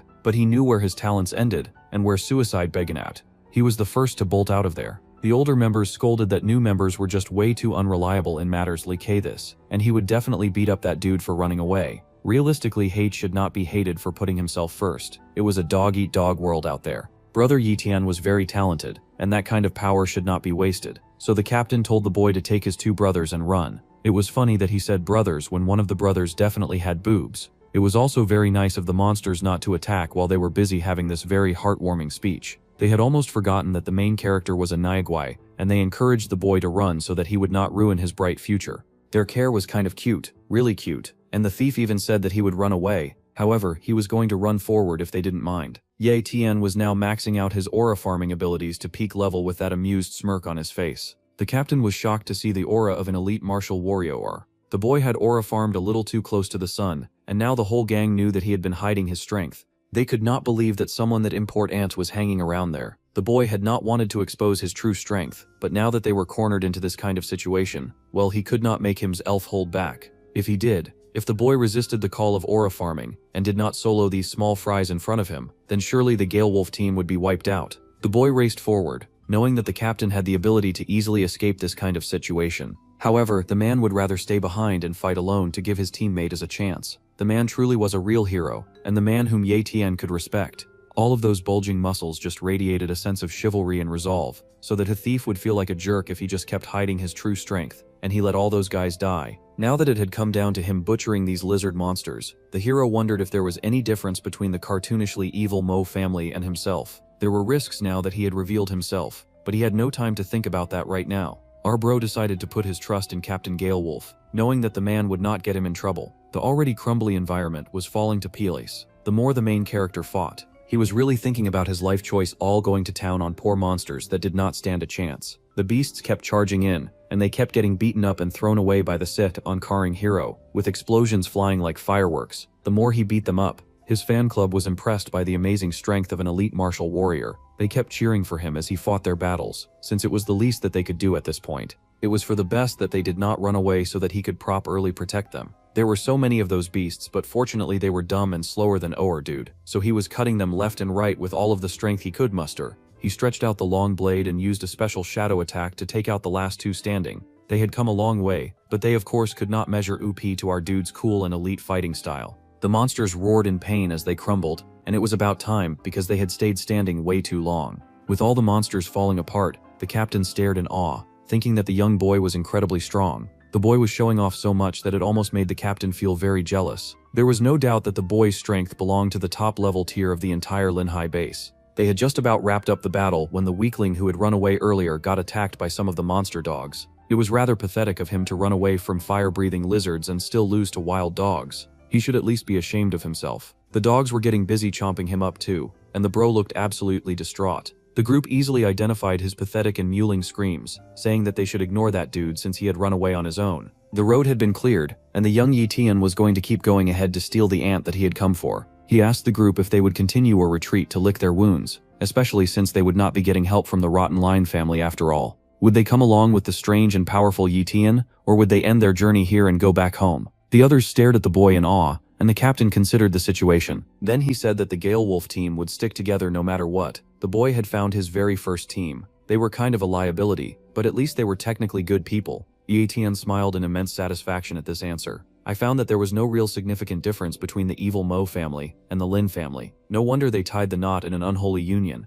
With the beasts defeated, it was time for rest and recovery. They all happily thanked their big brother Ye Tian for bringing them through the difficult parts safely. The boy looked back at his new, loud and rather enthusiastic team. A cheerleading squad was not exactly what he was going for, but he would take it. For now the boy wanted to go their separate ways for a moment, because he wanted to test something out. After encouraging these guys to follow him, he was really ditching them, although just temporarily. Judging by the current situation, continuing would not be the smartest choice. They were going to return first, and he would go alone. The captain was a little worried about this idea, but the boy soothed the captain. Still, Gale Wolf was concerned, and wanted to discuss further. It was like they were breaking up after only just getting together. The other members of the team asked if they were going to follow their big brother, but they worried about just getting in his way and slowing him down. That was the last thing that they wanted after all. With his strength, he would not need their help. The boy walked forward, determination in his gaze. He had really inspired that team just to ditch them for a bit. Before meeting even stronger families, and before encouraging more troublesome situations, the boy needed to test how strong his healing talent truly was. It would be stupid to take a risk in a difficult situation because he was overconfident and ended up dead. His sister had no one to look after her after all. He could not die on her. It was forbidden. So the boy headed deeper into monster territory. It really stunk deeper in hunter territory, and he wondered if he had already found their nest. Then his eyes widened because something was very wrong, and he had to go investigate what was going on right away. Bro moved laser fast, trying to figure out what was going on. He leapt out into the rumble of the chaos, trying to figure out what was happening, when he literally goes smacked out of the air like a mosquito. It had been quite a while since he had gotten smacked like this, and he did not miss the feeling. Might have been for the best that he left the loser brigade behind too, or he would have been killed instantly. Bro went flying, but he quickly found his balance. He was not about to get thrown around by a random hand before at least finding out who was trying to smack him. That was so disrespectful. He at least deserved some form of introduction from the giant hand. It did not seem to be connected to a body, but it was massive and just smacking all over the place. What its sort of monstrosity consisted of just a hand. That was scary. Still, our bro was not about to back down, and he kept dancing around the monster. He needed to properly study his foe. He needed to assess the lengths of its reach, and how best to attack his creature.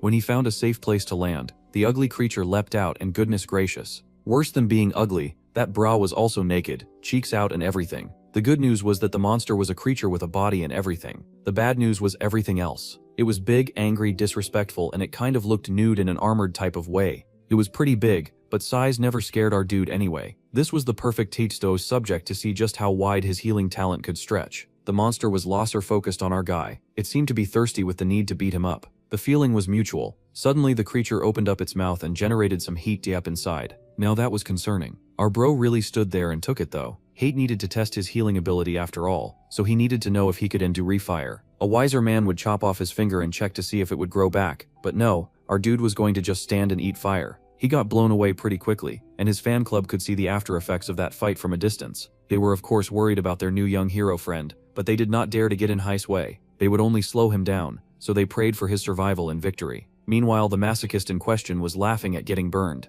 As expected, the king of lizards was not going to cut him any slack, and that was mostly fine with him. The boy grinned, pulling himself to his feet, and he said that he had a suggestion. It would be great if they could push this to the extreme. Well, he was still alive, so his healing power was working. Still, the thief needed to know that the bounty he had snagged was well and truly worth it. He was looking to get hit a second time. The lizard did not even waste any time. It blasted him immediately. Oh, that shot ticked just a little. Pain scorched through your guy, but it was nothing that he could not handle. Fair and square, he tanked that one too. His really cool clothes had sort of evaporated, and he had to walk around shirtless now, but at least he knew that he could survive fire. Now Yetian felt like getting a little serious, and he struck a dangerous pose, teasing that he was going to find out if he'd die first or the monster would get tired of trying to kill him. He locked in and boosted forward. The beast had its fun trying to burn him twice. Now it was his turn to dance. With no hesitation, Yetian leapt at the beast, and they both attacked with the urge to kill. The fact is, only one person was walking away as the victor from this battle, and the two half-naked monsters did not want to lose.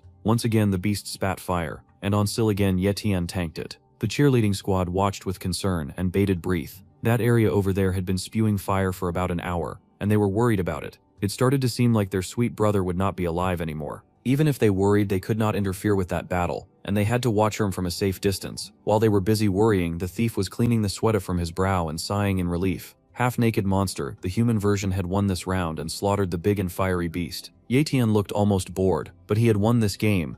It was great, but this healing talent had the downside of consuming too much stamina. However, this was a mid-tier beast. Carefully he stalked over its corpse and looked around for something to steal. He was going to use its blood to heal and recover, and then engaged in the kind of blood-sucking so foul it looked like he was eating meat. Yet Tian was really the type of guy that would do anything to grow stronger, on his Aoen terms anyway. Oh, it was nasty. As soon as he was done sucking blood, he took a mom entip to rest and cultivate, just so that the blood would properly circulate through high meridians. This blood-drinking cult behavior was really something in the cultivators society, but it seemed to be paying off because the boy's core started to glow a faint gold. It looked like he was just about ready to reach ascension levels. The fighting had stopped, and the fanboys stared at the silence with just as much apprehension and worry. There was no knowing what had happened, and they worried whether brother was okay. Suddenly a shadow emerged in the distance. It was their wonderful aura-farming brother Yoitian. Their boy had come back unscathed after that ferocious fight, though he came back missing significant brother clothing. The boy was surprised to see his cheerleading squad was still around,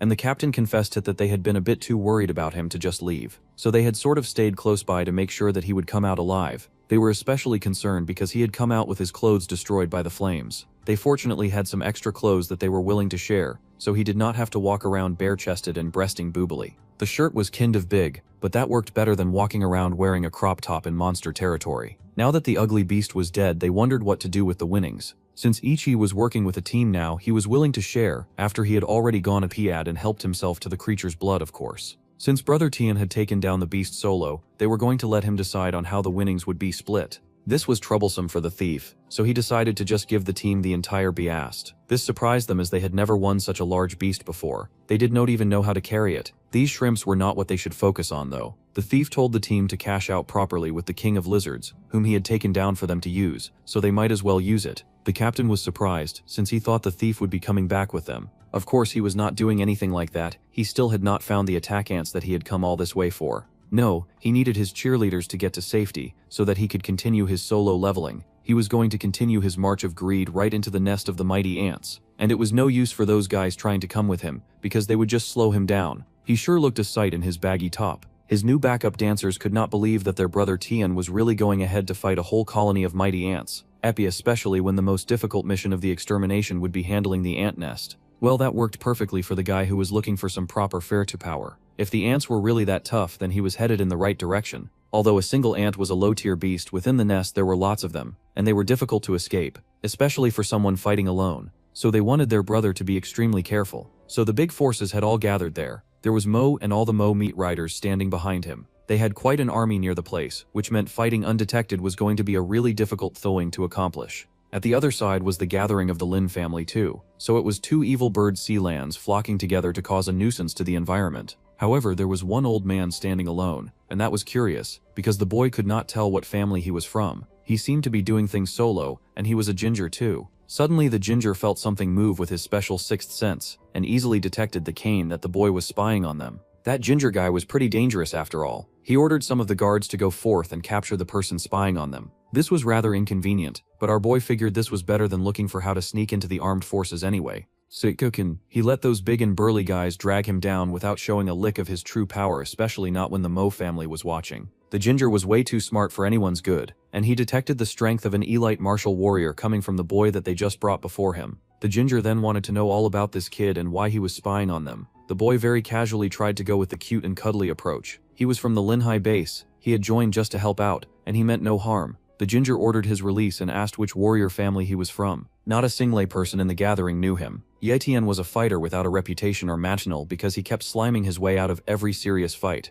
The man was surprised that such a young elite martial warrior was not recognized. Yeah, about that, the Baish really did not want anyone claiming him. He was out of luck because the grubby Lin family crawled out of nowhere and tried to claim him. Now that was just disgusting after they had left the Galewolf team to die a few hours ago. Bro immediately tried to claim the goods as soon as he realized that the boy was an elite warrior. The greed of the Lins was even greater than the Mo's. What an achievement. The boy was then asked to hurry and return to the Lin group. They did not even ask Kai's name or anything like that. The Lins were just pleased to have grabbed an elite martial warrior for free. That disgusting greedy rat. Meanwhile, someone else sensed a movement in the force. It was our boy's sugar mummy. She had somehow appeared at the front lines of the battles, and she was not pleased to see some grubby old man snatch what she had already claimed. She had asked him dozens of times and given him lots of gifts, but here was Ye Tian joining the Lins. That was unacceptable. Ye Tian belonged to the martial pavilion.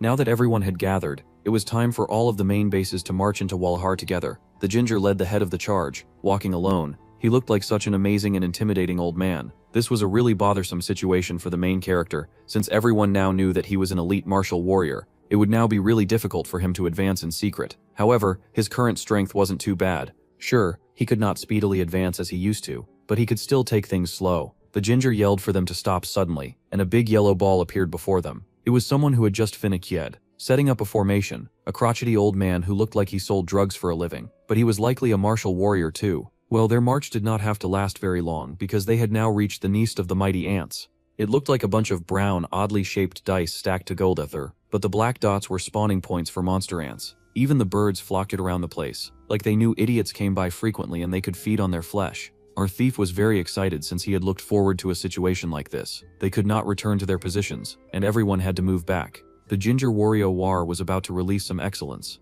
The other warriors asked what sort of skill he would use, and the old man unleashed something that almost looked like ultimate alchemy. It was all very impressive. His hand sparked and he hit the break command. The resulting explosion was a declaration of war against the poor ants. The landlord was here, and their rent was due. It was time for them to pack it up or die trying. Tubby to the Han head was amazed to find out that the ginger was a formation master. The Iron Fang base's strength was truly amazing. Even our guy was impressed. He would steal off bet, but he had his priorities in order, so he would get that later. The gossip girls from the pavilion were also nearby, and they were impressed by the Iron Fang base formation. It seemed the Iron Fang base also had its own plans. It seemed they were looking to control the Lunhai base. Well, the anthill had been flattened. Anon they thought that maybe the mighty ants had been reduced to ash. That was kind of a silly assumption. They were not called mighty ants for nothing, and they predictably had luxurious basements to handle cases of their landlord breaking down their home. The idiots of the team were still looking around for mighty ant bodies. Well, our dude needed to get his hand on a complete corpse to copy the talent, so he had to find one quickly before the entire nest was squashed to nothing.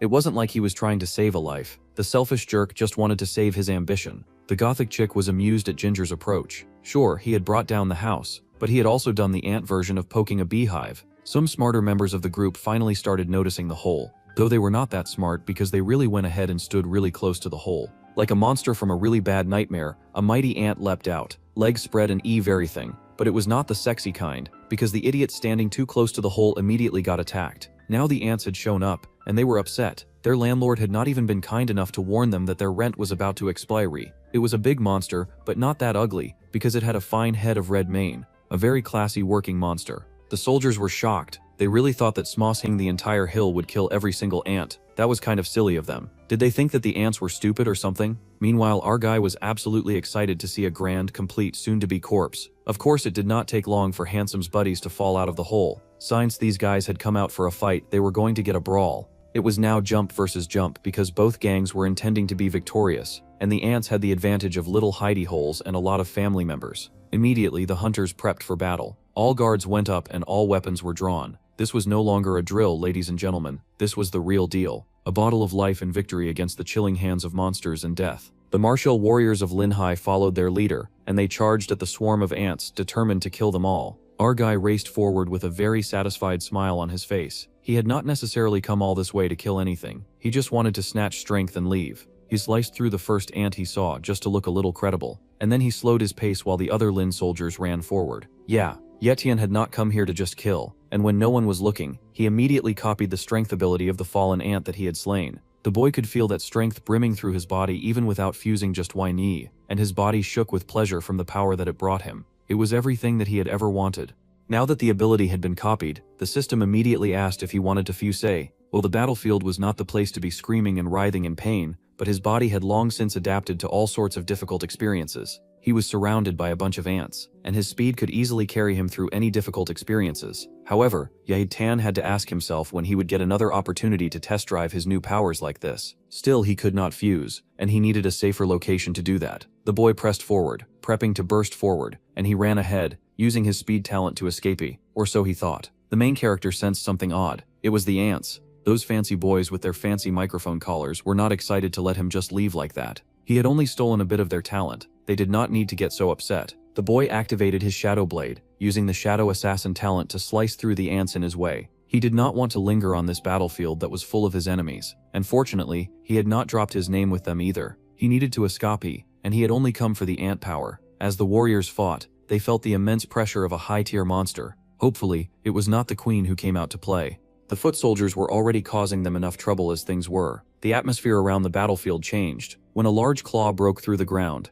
Its body was golden, and it stood many feet taller than the low-tier monsters that they had just been fighting. This was a different type of beast, a high-tier mighty ant, a giant with a fancy and beautiful mane. She was gorgeous, but she was also more than they could handle, and now it was time for the group to run away. The Mo family was the first to pack it up. The Vasa wealthy cowards were already racing away from the main scene. The Lin family was just as disgusted to see them go, not as if their corrupt family was any better. Anyway, it was time for them to retreat. They could not take on a high-tier monster in these conditions. They would figure out a new way to remodel the area. For now, it was time for weaklings to do what they did best, which was run away. The golden ant was like a parent coming home to find other kids bullying its children, and it shooed away the humans with annoyance, chasing them away from its nest. Even the gossiping girls laughed at the retreating losers. There was no way the gothy cake chicks man would join such a low-tier gathering of cowards. Well, since all of the serious fighting was over, they were going to head back home. The gothy girl had no reason to worry about her man either. She was sure that he would make it out. As the men retreated, they wondered where their high-tier hero had run to, and why he had not quickly dispatched the giant ant.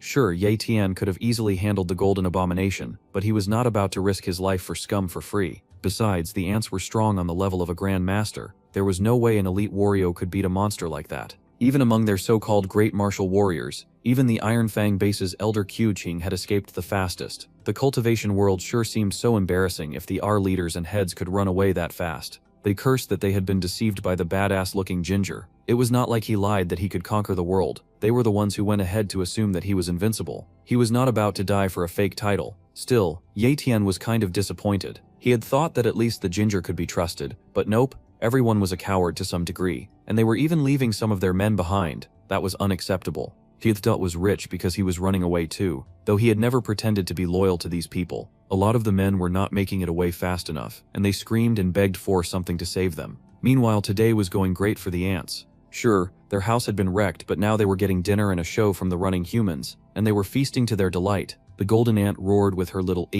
small lips, excited by how much fun she was having. Revenge sure was sweet. The poor humans were then further crippled by the fact that her roar could just freeze them in place for some reason. That was plain terrible news, and it was not fair that she could do that. The air had become so heavy that they were finding it difficult to escape. Some of them could not even breathe from the aura that the ant was dishing out. Yetian could see that things were getting from bad to worse. The dark mist seemed to act as a kind of depression blanket that was basically serving to protect people from the slaughter. He had not done all of that stealing just to die like a dog to summon tea juice. He had to get out of the area fast. Running away was his speciality, but it was annoying how difficult it was to do with all of these people in the way. Ye Tian burst forward as fast as he could, finally shooting right out of the golden Atro's depression cocoon. He was out, he was safe, and he was alive, and now it was Timmy to ditch the team. They had been tolerable for a short time, but they moved in large numbers, and were too easy to spot. He was not about to die along with them, especially since the golden ant would follow the bigger target, so he ditched them and made his way to the more empty locations.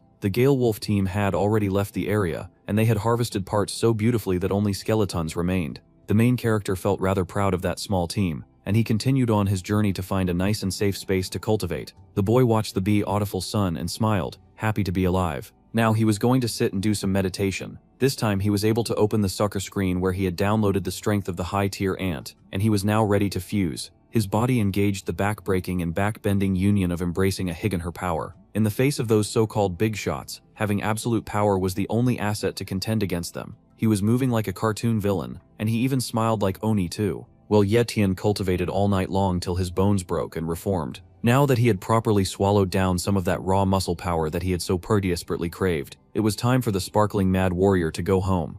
It was a bright and sunny day, and Yetian had returned home once more. He had showered and bathed, and got a proper haircut. In his high-tier strength talent, it was equivalent to a 10-time strength boost. Although he was still an elite warrior, killing an early-stage great martial warrior would be a piece of cake now. Yeyu was kind of happy to see him again, but she was not a big fan of his silent meditation all over the house, which was all he had done since he returned. Instead of talking to her, he was busy pretending to be some kind of master warrior. She wanted some attention, and she protested that he was also pretending to be deaf and mute for days on end. This was why he meditated in the mountains, where it was quiet. Monsters were quieter than his sister. Since he was not going to talk to her, she did not want to talk to him either, and the erring girl angrily marched away.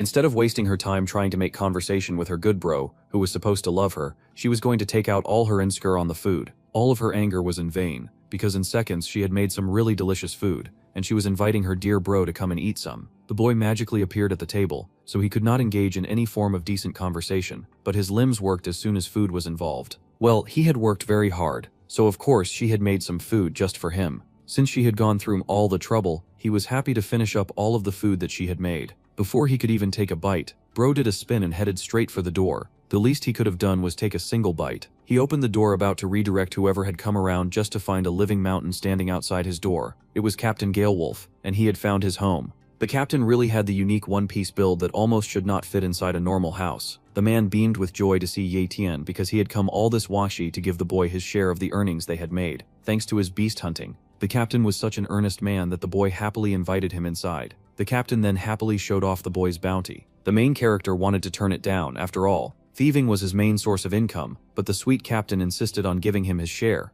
Since the captain insisted, the boy could not turn him down. Since the captain was here being all nice and adorable, they invited him to come and join them for a meal. The man happily accepted the invitation, and he praised the food to the high heavens. He had not had such delicious homemade food in such a long time. It seemed the sneaky brother was using this as a perfect distraction. He was going to let the captain eat all the food and spend some time with his sister while he snuck off to do some more fraining. His sister would be none the wiser. Yiyu was surprised by such enthusiasm and line compliments that she could not help but indulge. Galewolf liked her food very much, and the girl sighed that she would take her wins with her. She saw them. Her brother had really successfully snuck away. Once again she had lost this round for attention and compliments. Later the two men met up and they had a bit of a discussion. The youth had been cultivating at home for the past few dagyas, so he was not up to date with any of the gossip of the cultivation world. He wanted to know how the beast removal operation was coming along. From what they knew so far, the Iron Fang base and Linhai base suffered a huge loss, thanks to that hungry golden ant. In the number of elite martial warriors alone, they had lost more than 50 thanks to that great attack. They had even lost 3 great martial warriors as well. Our dude wondered if all these unfortunate events took place at the mighty ant nest. That was correct.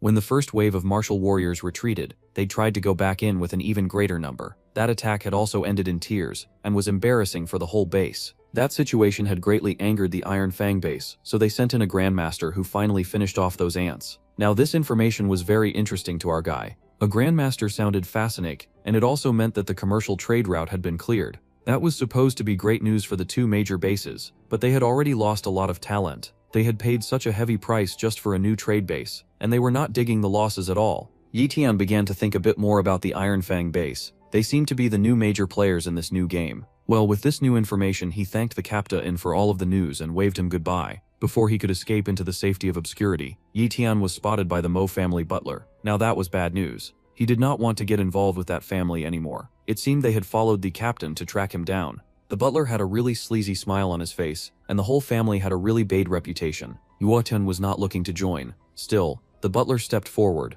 a big smile on his face as he invited the youth to join them for a meal. The boy rubbed his neck, very casually turning down the invitation. He was sure that these bigwigs were used to people falling over their feet when it came to them, but he was not interested. The butler even looked upset that he had dared to turn down an invitation. Invitations were for accepting and rejecting. Some of them were accepted, and some of them got turned down. The captain tried to calm the butler, telling him that they could still talk about things peacefully. The butler passed right by him and focused on Yakan. Now that the youth did not want to have food with them, the butler had switched to the Reets, and was now telling the boy to know his place.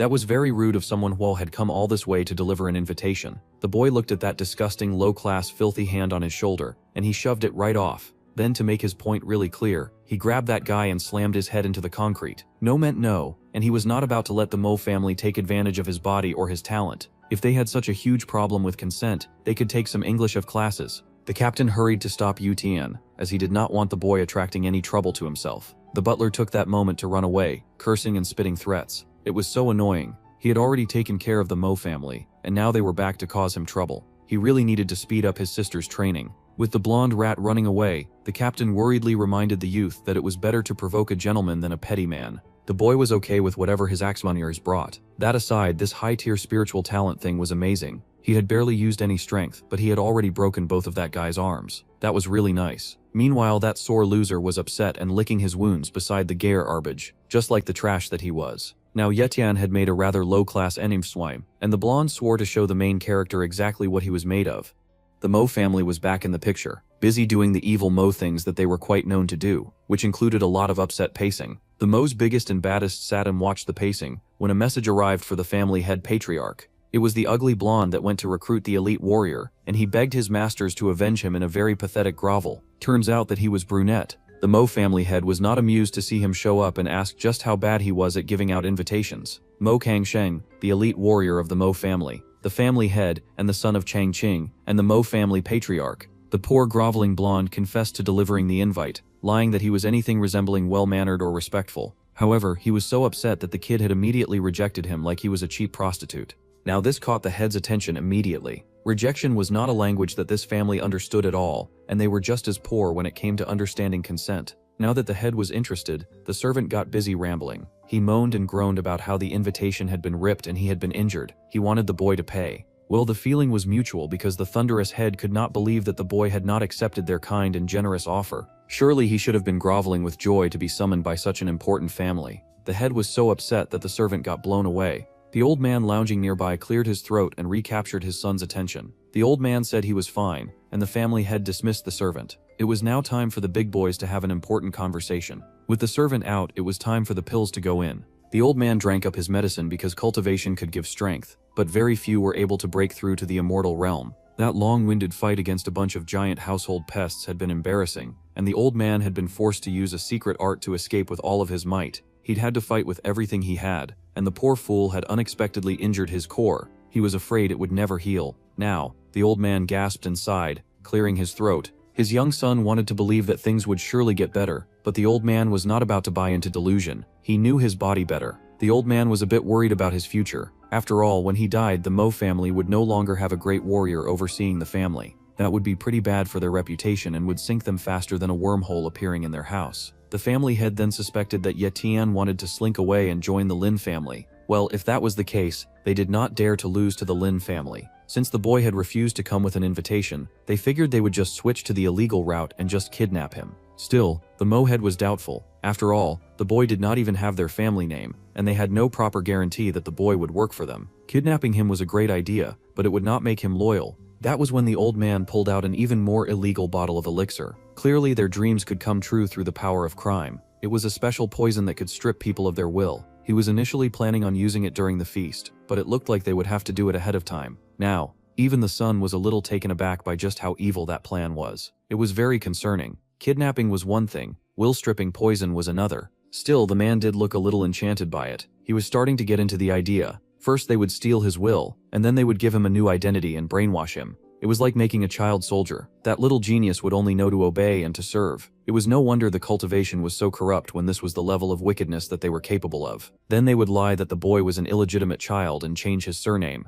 Once again, the family head was left gaping by just how much devious wickedness his old man still had in his bones. The old man scolded his son, but the boy would not steal the title of heir. This was just so that no one could steal the child anyway. They could even make him Kang Sheng's illegitimate child if that made him feel better. The old man did not care whose child the boy was, as long as he kept the family title of Mo. The heir tried to pretend like he had not at all been scared about the young boy taking his place, but they had no more time to waste on this useless discussion. Now that they had a plan, they had to carry it out quickly before the Lin family moved. Understanding this, the family heir prepared to unleash the wickedness. With the people they had, the old man was sure that they would be able to catch that feeble Yi Tian. Thus, dark shadows were totally unleashed in the young genius's neighborhood. All of them were rugged and muscular assassins who moved as their master commanded and looked so similar that they might as well be mass-produced in a Mo slave pumping factory. It did not take long for one of those losers to enter Yi Tian's home. The mission plan was to capture the boy's younger sister and force him to surrender. How unfortunate, they already knew his weakness. The assassin headed deeper inside, and his backup stationed themselves outside in the preparation to ambush if anything changed. They stood ready for the interior kidnapper's report,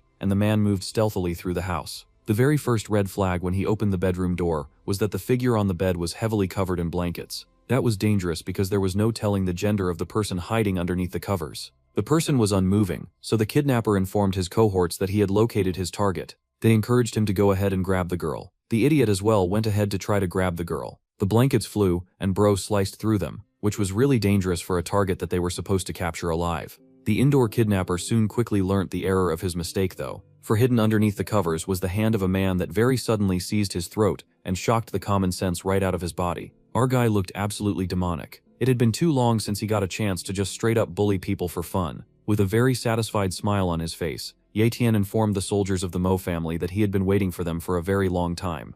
Meanwhile, the losers on the outside were yet to fully comprehend what was going on, and they still had the audacity to ask if the girl had been captured yet. Unfortunately, the indoor kidnapper was a bit too occupied getting his senses shocked out of him to properly answer that question. Bro got zapped so bad that his ear fell clean out of his ear. The backup dancers kept calling out over and over again, telling the second elder to respond immediately.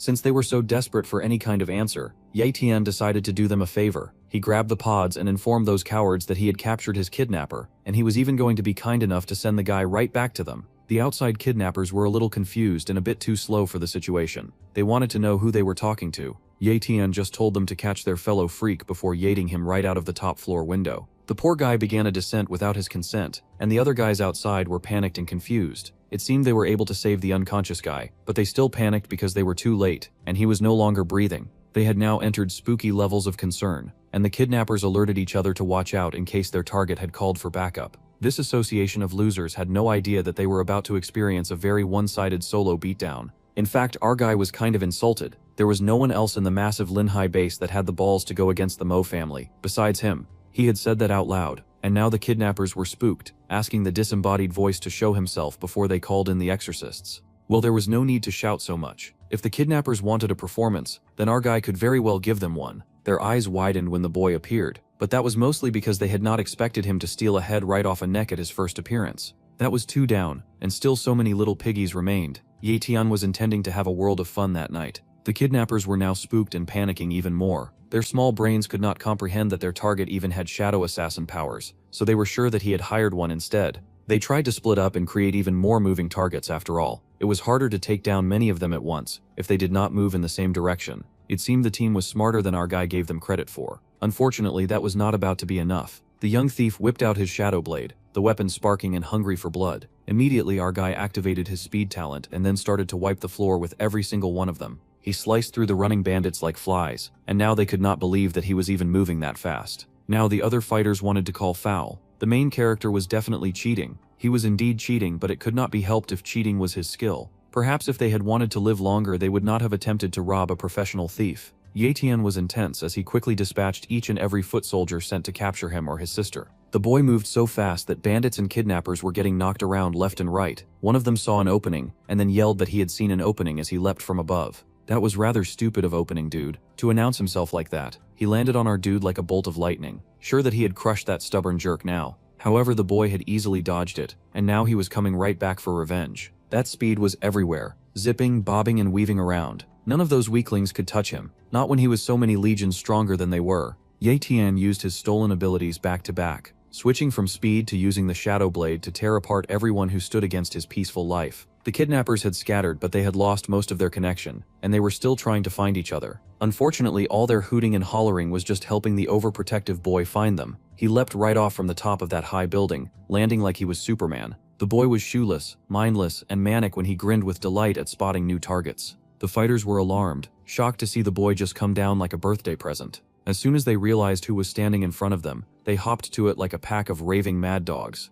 They all wanted to capture him, and that was a pity. because our dude chose that minute to aura farm for a bit. Our local thief summoned his shadow blade, he charged it up, and then he proceeded to slice and dice through all those men who thought that they could jump him in his own house. The boy zoomed forward as he beat these guys up, using his strength talent to level the playing field and end lives. He had only just gotten that from the ants, but he was very excited to show it off. It just so happened that the humans around him would now be his first unfortunate victims. They were dumbfounded, their very tiny brains trying to compute how the man was able to receive both of their attacks. It should be impossible for a normal human. Even a martial elite should struggle just a bit. However, the bad news had just begun, and our bro dispatched those losers like they were ants. They screamed and cried, and they were falling on the ground and falling all over the place, cracking the road that some hard-working people had probably worked hard to make too. The kidnappers could not understand how they were getting beaten this badly by an elite martial warrior. The boy was bored as he marked out Mo Shobai's father, Mo En. Yeah, he'd had beef with that family for quite a hot minute, and the man pulled down his scarf, begging and saying that they could settle things nicely. There was no need to fight.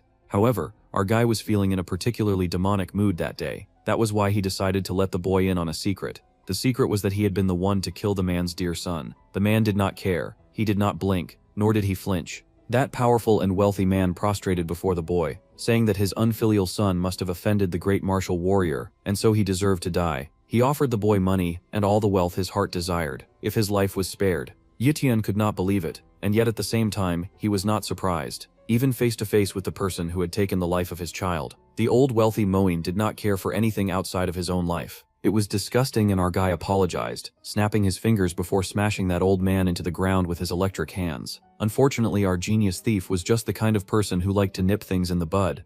Unfortunately for the Mo guy, our guy was not the kind to procrastinate revenge, especially not when they had specifically targeted his sister. He was the kind of main character who did not joke around about his very serious sister complex. Now that he was done playing games with the foot soldiers they had sent, our dude was starting to understand that the Mo family would never give up trying to bounce on his meat. It was best for him to do an early extermination and erase the problem immediately. With that, he immediately zoomed off to the Mo manor. The old man who had sacrificed a lot of his power to best a couple of ants coughed as he struggled to clear his throat. He could not imagine why the 10 great elders had not returned home just yet. The man's son reassured his old man that there was no need to worry. In the Linhai base, nothing was impossible for the 10 elders, and they had released the big guns to capture one small child. They were sure to be on their way back soon. Bro had barely finished speaking before a dagger came down like lightning from above. It was a very familiar dagger too, and the two men stared in shock as an attacker descended from above. It seemed they didn't like it when strangers broke into their home, so it was really rich of them to send martial warriors to break into their own home. The old man growled, asking who would dare to ambush them. Well then, it was time for the local thief to introduce himself. Ye Tian could not help but find it amusing that they'd tried to break into his home, and then had the gall to ask who he was. That was a joke that was not even funny. The heir was shocked to see the boy, wondering where on earth the 10 great elders had gone if the boy was showing up here like this. The thief had a funny sense of humor, and told those old men that they'd soon be joining those old goons in hell. Now they realized that things had just gotten very serious. See, these old men were very used to getting their own way and stepping on a lot of toes, but now they had just run into a villain who was not digging their awful behavior. Ye Tian launched into an attack, his blade drawn. The man could see him coming, but it seems the old fool was trapped too deep in his unbelief to dodge. The man screamed, falling to the ground, and his father raced towards his son's body. What a touching emotional scene. Our guy easily takes advantage of that. The poor old man held his beloved and prized heir close to his chest like a wounded lion, but he had been trying to kidnap and brainwash our guy a few minutes ago, so he was hardly a saint. The old man screamed, activating the terrifying secret art that he had used to escape the ants just so that he could take revenge. That was all well and good, but Ye Tian had been there and done that. He'd seen the movie before, so he was not very impressed by the old man who was complaining about his son. The man's muscles began to tear apart and he screamed, yelling that he wanted the boy dead. The man launched forward, rage in his eyes, and the boy's eyes widened, now just a little impressed at this muscular man's speed. Old Santamo meant business, and he raised his fist with rage, and he actually managed to get a hit in. Now that was true rage. Bro was the first person to land a proper hit on our guy in quite a long time. The man's fists of vengeance burned with a blue flame, and he attacked the youth with all of the fire in his heart. He hated the boy now, hated him for destroying his empire and killing his son. The old man growled at the youth, his mind set on only one goal. He would not let this young man leave his house alive. He would defeat that boy or die trying, and even scattering the boy's ashes would not lessen his hatred for him. The man almost looked intimidating, if he was not suddenly only dressed in his drawls. An assassin warning went through the entire building.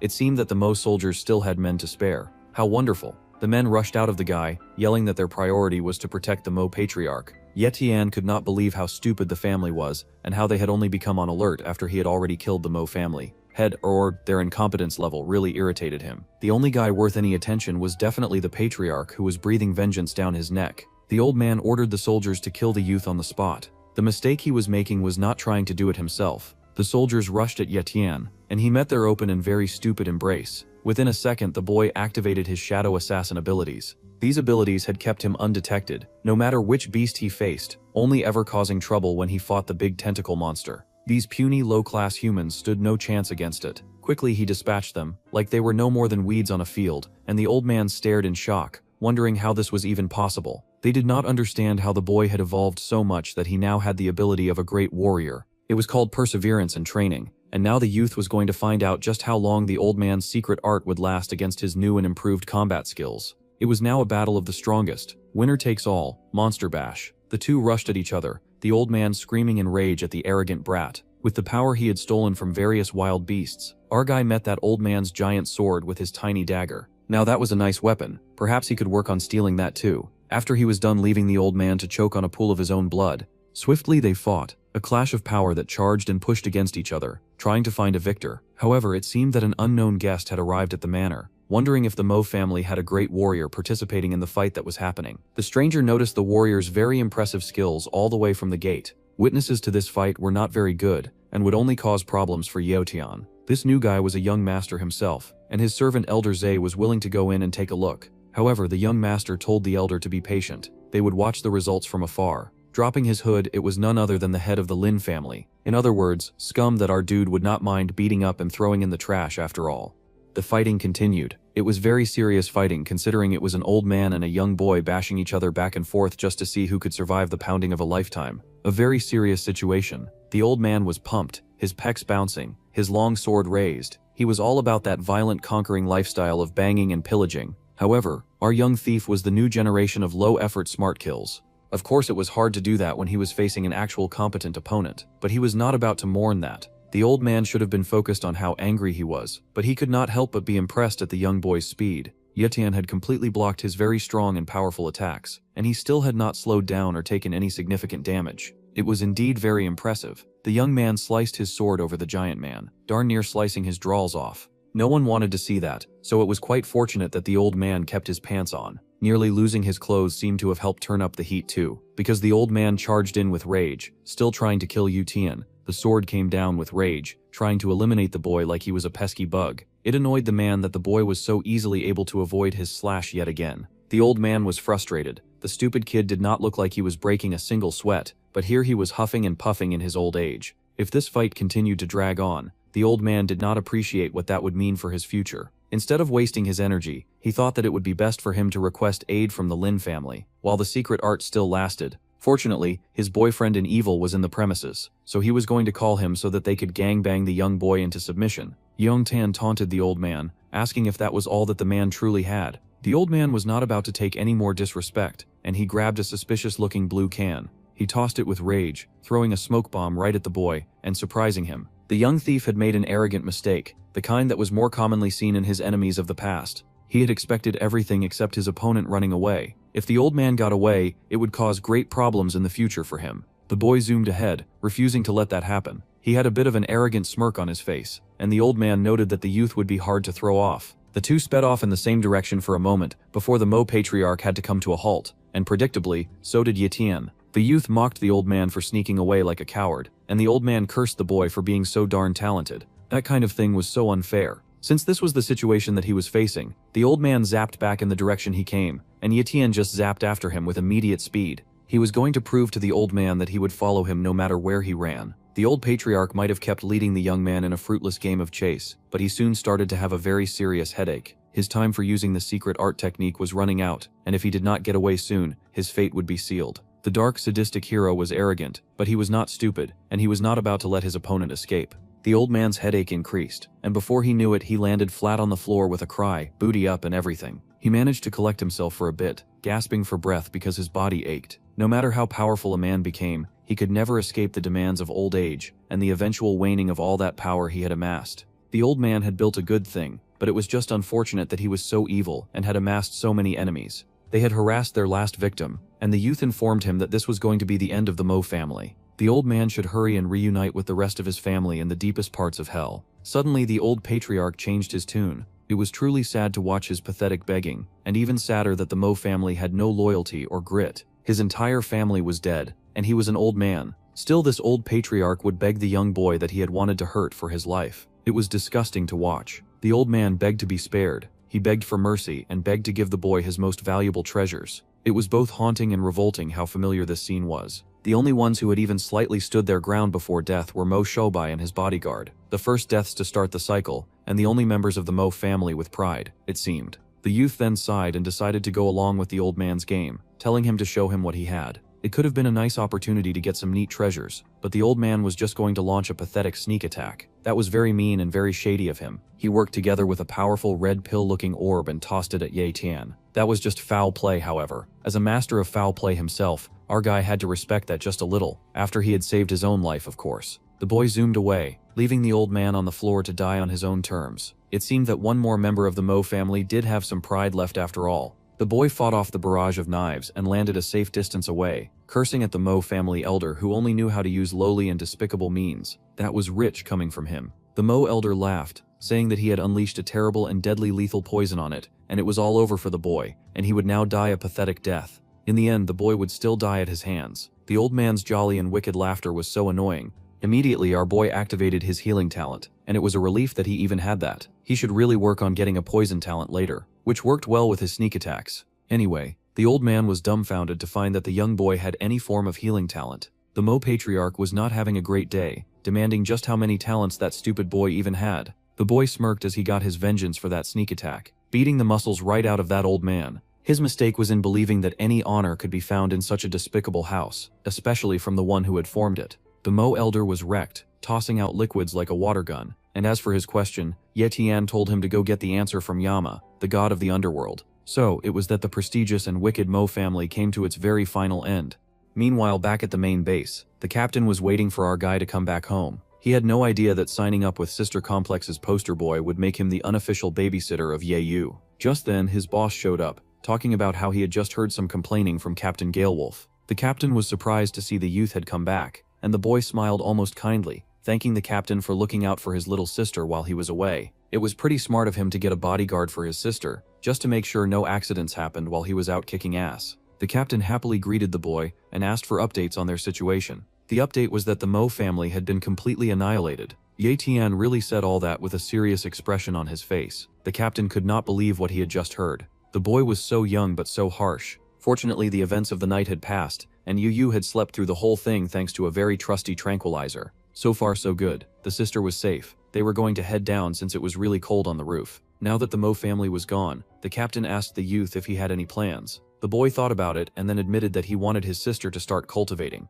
It was great protecting her and all, but he had not planned to be doing that for this long. It was about time that she got powerful too. The boy sighed as he wondered if there was a method for normal people to improve stupidly fast. He obviously could not use his own hacks because they were rather self-serving and selfish. The captain laughed that no normal person could suddenly get good at cultivating. It was funny that he should say that, but our guy was not about to correct him. They could only improve if they were willing to invest money into buying resources and all that. That was what the children of most prominent families did. Well, that was at least an option, but the boy was going to check on Yeyu just to be sure that she was safe. Fortunately, the captain had not goofed, and his sister was sleeping soundly in his room. The boy was rather relieved, and he sat by her bed with a very proud look on his face. The girl woke slowly, wondering why her brother was busy grinning down at her like some kind of perv. Happily, the girl hugged her big bro at some very concerning angles. She sobbed about how she was scared that he would not make it back, and he just patted her head saying that he would always be with her. She worried that he was lying, but he gave her his word. They held each other close with love and moved on. The next day, the people found out that the Mo family had been wiped out.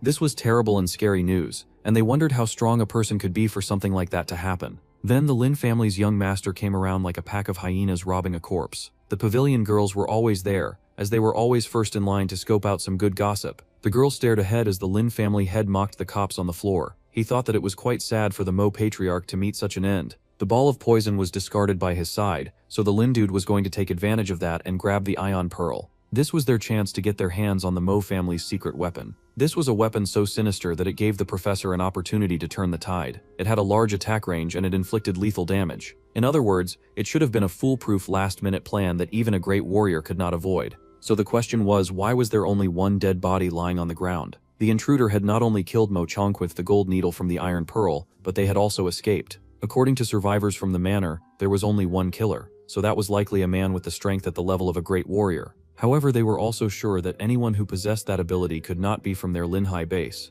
Now they wondered if the Iron Fang base had done that to the Mo family as a display of power. The Iron Fang base had suggested establishing a commercial trade route. A spy they sent out reported that near the Iron Fang base, there was a large monster boss that would soon evolve into a king, which meant that the Iron Fang base was about to face a peril that would threaten their very existence. In other words, the base was in hot soup. This led to the theory that they had only made their commercial trade route just so that they had a path to escape that disaster, and possibly lead that monster to the other clans. If the two bases merged, the new and old powers would split into two factions. The Lin family could no longer represent the Lin family itself, but the old power faction as their leader. However, they were not about to let that happen. They would take advantage of the Iron Fang base's display of power. Even the Elder Z knew what to do to achieve the level of backstabbing that was about to be unleashed. They would deliver a letter to every prominent family in person and invite them to use the Mo family's resources. Meanwhile, back at Yutian's home base, he emptied his bag of elixirs, much to the shock of Captain Galewolf. It was about time that he did get a good sidekick anyway, and the man was shocked at all the elixirs that he did have.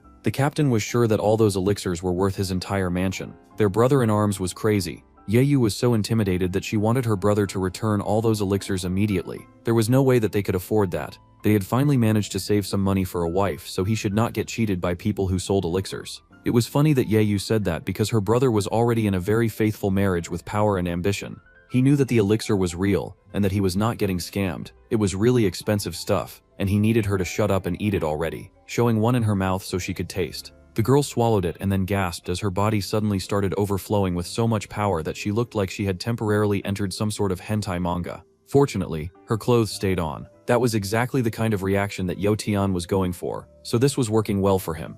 Bro was barely back a full 24 hours, and he was informing his pals that he would be leaving once again. Our guy could not stay in one place, so he was going to go ahead and visit the Thousand-Lead Forest, because it had something that he wanted. Our guy was the kind who just took what he wanted after all. Besides, the monster threats were skyrocketing in intensity, and it seemed that the Iron Fang base had been sending more people to the Linhai base. The two Grand Masters could not hold off the monsters for much longer, and getting stronger was his top priority right now. The boy smirked and explained that he needed to get stronger before the entire base defense failed and they got into any actual danger. But Bro had only just returned, not too long ago, and his sister complained that her brother was leaving again. It was very ungrateful of him. She barely got to see him anymore. Sadly, the little sister asked her brother not to go. Unfortunately, he loved the game more than he loved her, just so that she wouldn't have any time to miss him. He decided to leave her some homework as well. He told her to learn the basics of body training techniques, and to take the elixirs while she cultivated. Now that he had an unpaid bodyguard looking after her, he could finally ditch and be as deadbeat as he wanted in his hungry quest for power. She couldn't stay angry at him,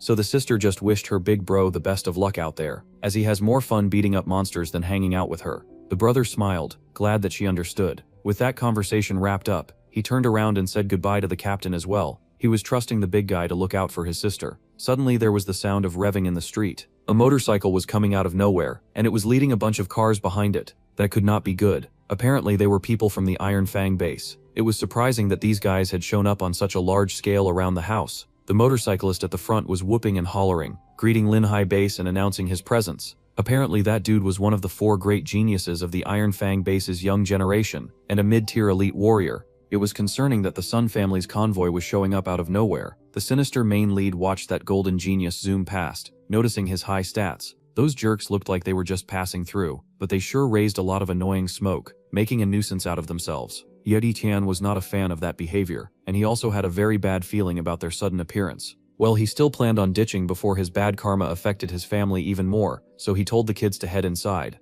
If something serious was going to go down, then he wanted to handle that by himself. With a charge in his step, the boy did not leave room for being questioned. Something was going on, and he was going to find out what. The poor girl could only wish him safety and hope that he would return home without any trouble or pain. Meanwhile, at the Thousand-Leaf Forest, our guy landed there and walked slowly through the bush. It was such a barren place. However, there was proof that he was not alone. The shady footprint of the black wolf panther was in the area. If he found that best, then he would be able to increase his speed talent. The sound of birds screaming at the top of their lungs caught his attention. Something in here was scaring the birds. He needed to be careful. Just as he was thinking this, Ye Tian felt a strong elemental force fluctuation. This was an indication that some monsters must be throwing hands nearby. If that was the case, then our boy was going to do the most unwise thing and check it out. Nothing better than watching a monster fight up close and personal, and possibly accidentally getting slugged. It did not take him long to get to the scene of the crime, and there he witnessed a whole murder. It was the definition of an unfair fight. First of all, a bunch of smaller wolves and monsters were fighting against the kind of beast that was built like King Kong.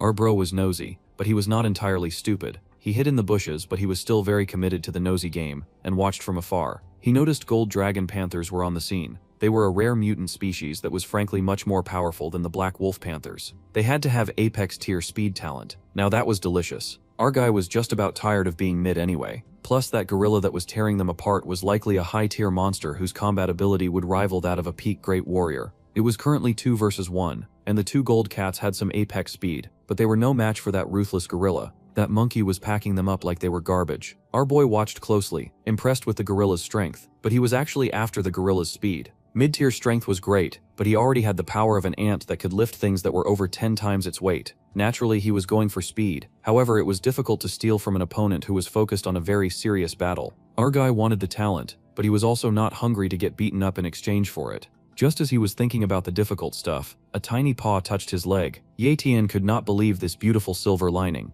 The tiny paw belonged to a very adorable little gold panther kitten. Bro was a little slow though, as he did not put together that obviously the presence of 2 monsters could sometimes mean that they would have a little monster baby. Fearsome warrior of the martial world proceeded to avoid a harmless little kitten. Suddenly the boy realized that the kitten had the light of the spirit. Amazingly, this creature had the voice of a girl, because of course it did. This girl creature wanted to make a contract with our gloomy protagonist, and it wanted to be his most loyal servant. Just like that. The boy was amazed and asked if the cub was talking or if he was going crazy because he needed to know. The creature happily confirmed that it could conveniently speak now, despite most monsters lacking the power of speech. Still, this was great news for Ye Tian, who asked again to confirm that he was now the creature's master. He might want to get a signed document with that. The little cub explained that it had detected a benevolent speed aura from its master. It was quite fortunate that a kitten of the beast that he wanted suddenly wanted to team up with him, giving Mr. Doom and Gloom a second chance at collecting the talent that he so desperately wanted. Just like that, this thief was going to get speed, endurance, and healing, which were pretty amazing talents. Apparently, there was a reason this small cub had approached. It explained that it needed Ye Tian's mercy. The human boy looked scary enough, so the cub was sure that the angry boy could help. The cub was desperate. Its parents were in danger, and its mother was with child. So she was going to throw in her luck with the first gloomy teenager that she had spotted. For now, the cute little cub would be named Jin, and she happily purred as our dude petted her. Now the apex speed talent had been copied from patting the cub. With that, our dude did what he did best. He fused.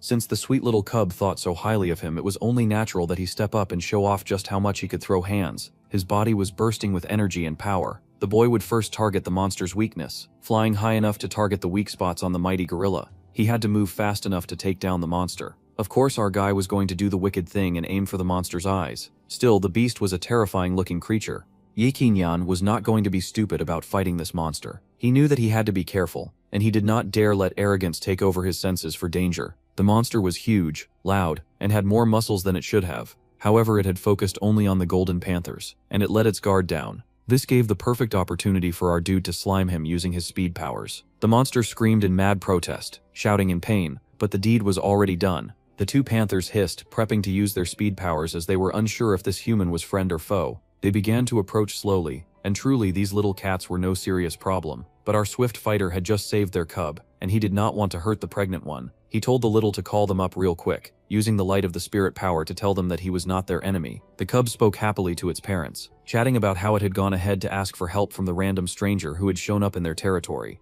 The mother was shocked and speechless to hear this. They had a healing medicinal pill, and the boy offered it to her so that she could prevent miscarriage. See, our dude could be nice to monsters too, as long as they fit the adorable half of the population. He encouraged the mother that it was safe and even let her inspect it. The mother tested it out, and also figured out that he was the real deal. With that, she communicated with her husband, and let him know that it was okay to stand down. This man, who had appeared out of nowhere, was not going to hurt them. The dad had asked for a pill as well, just to be sure of what the boy was giving his wife. The kitten was so happy that their newfound protector just happened to be carrying anti-miscarriage pills in his pocket, which was almost suspicious, but they were not about to question the guy who just saved their life. The touching reunion was very adorable, but the giant monkey was still walking around even if it was blind, and it kind of wanted to know why they were not giving him any anti-miscarriage pills either. He could have a wife and family at home too. The big and blind monkey was escaping too, and it seemed that it no longer had any desire to fight. The cats were not about to let that happen. Now it was 3 versus 1, and that monkey was not even slightly lucky at all.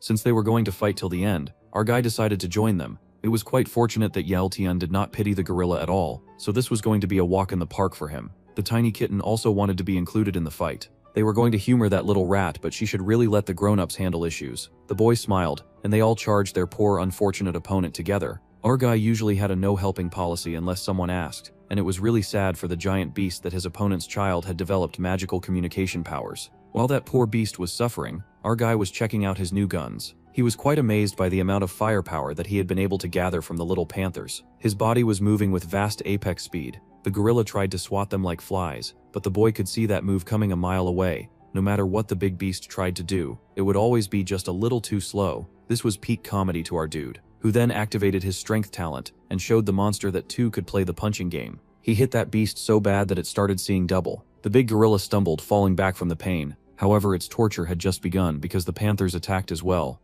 The horror. The poor monkey was getting jumped by 2 fiery creatures, tearing into its neck and leaving painful love bites all over its body. It could not even recover from those brutal kisses because our dude came flying in with the New Year special, one very satisfying and thunderous punch to the gut. The monkey got the Herculean special and screamed with pain. It did not take long for the giant monkey wall of Jericho to finally come toppling down. There was a huge explosion when it finally hit the ground, and dust filled the atmosphere. The panthers were sure to clear the area so that the big guy did not land on them, and our dude hovered for a bit, wondering why they were running away. It seemed that they had good reason because Monkey Brain stood up again, much to their shock and horror. The creature had such a sturdy body because it still refused to die despite all of its attempts. What a wonderful punching bag. Dude zipped forward, determined to look the big ugly thing in its eyes, but the little kitten panther got there first. It was amazing to see that the little guy could actually put up a fight. It raced ahead and hit the monkey with a final blow. The creature hit the ground once again. The little kitten raced back, hopping onto our man and asking desperately if they had won. Yotan had a big grin on his face, holding the little girl as he informed her that they had indeed defeated the monster. The kitten was so excited she had never imagined the day would come that she could fight alongside a beast, the beast being the only human that joined this battle. At any rate, Yotan was going to take the compliment. That was when one of the adult golden panthers collapsed. The horror. The boy had joined this fight to protect the family. He realized with horror that the female was injured.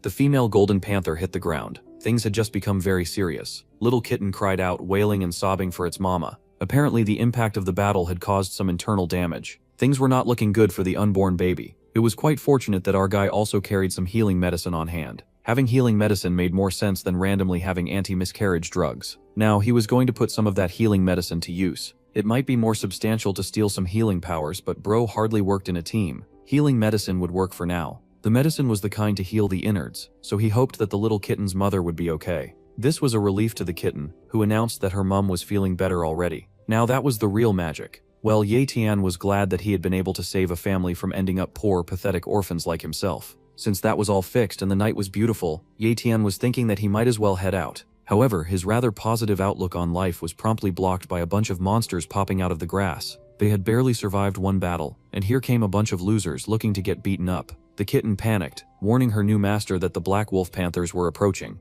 Apparently, these racist jerks were the ones who lured out the gorilla. Judging from their stance, it seemed that this was a territorial struggle, and they wanted to become the new rulers of the forest. Attacking a pregnant woman was a new low, though. They could have found a more substantial way to do it. Ye Tian was the king of low moves, but hitting a pregnant woman was not it. Even worse, those cowards did not even have the gall to fight their own battles. They had lured the poor monkey to get beaten up on their behalf. Now they were going to get a special ass-kicking from the Lord of Sneak Attacks himself. Ye Tian launched at the really ugly-looking panthers who were somehow hideous compared to their golden counterparts, which somehow looked even more racist. However, they were still jerks who would beat up on a pregnant lady, so our gloomy dude was going to deal with them regardless. He leapt into the air, taking one out with an instant chop kick that the guy did not see him coming, and he was not pleased about the chop kick either. That poor loser instantly went down. The other panthers were pretty shocked to see this guy come out of nowhere and get involved in their beef. Usually the gloomy guy was not the kind to get involved in other people's personal struggles, but the golden cats were cute, and they'd asked. So the black panthers would pay for what they had done.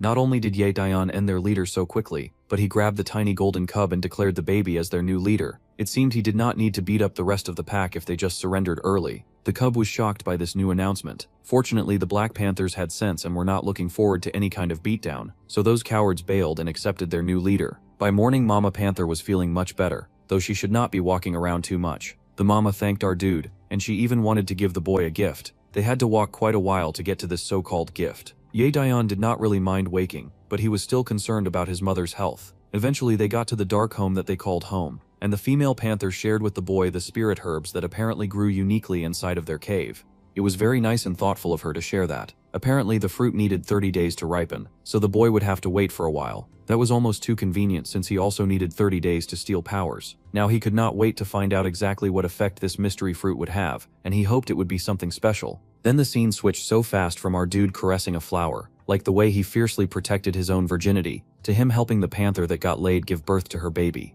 Bro went from heading out to training the jungle to playing midwife for a couple of golden cats. He even encouraged the mother, saying that he could see the head, so she just needed to push a little more. It did not take long for the tiny baby to be born, but there was fluid flying all over the place. Another great ruler had been born, and our dude was laughing like he had been the one to father the child. Bro really stuck around to look after that cub for a whole month. His sister complex seemed halfway to being cured already because he really abandoned humanity for over 30 days to watch that plant grow and to look after his new adopted panthers. Well, the flowers blossomed after the set 30 days, and the boy sniffed them, scenting the rich and ripe smell. Happily he plucked it, and his little apprentice happily encouraged him to eat it. Well, Yi Tian took his pretty time stuffing that thing into his mouth and then swallowing. That thing was strong though, because it looked like it had him coughing blood in the next second. Oh, that pain was atrocious. It had our dude gripping his shirt and everything. It had been quite a while since a power ravaged his body like this. It was about time because he had gone 30 days without any action, and his favorite bed partner had mysterious painful powers anyway.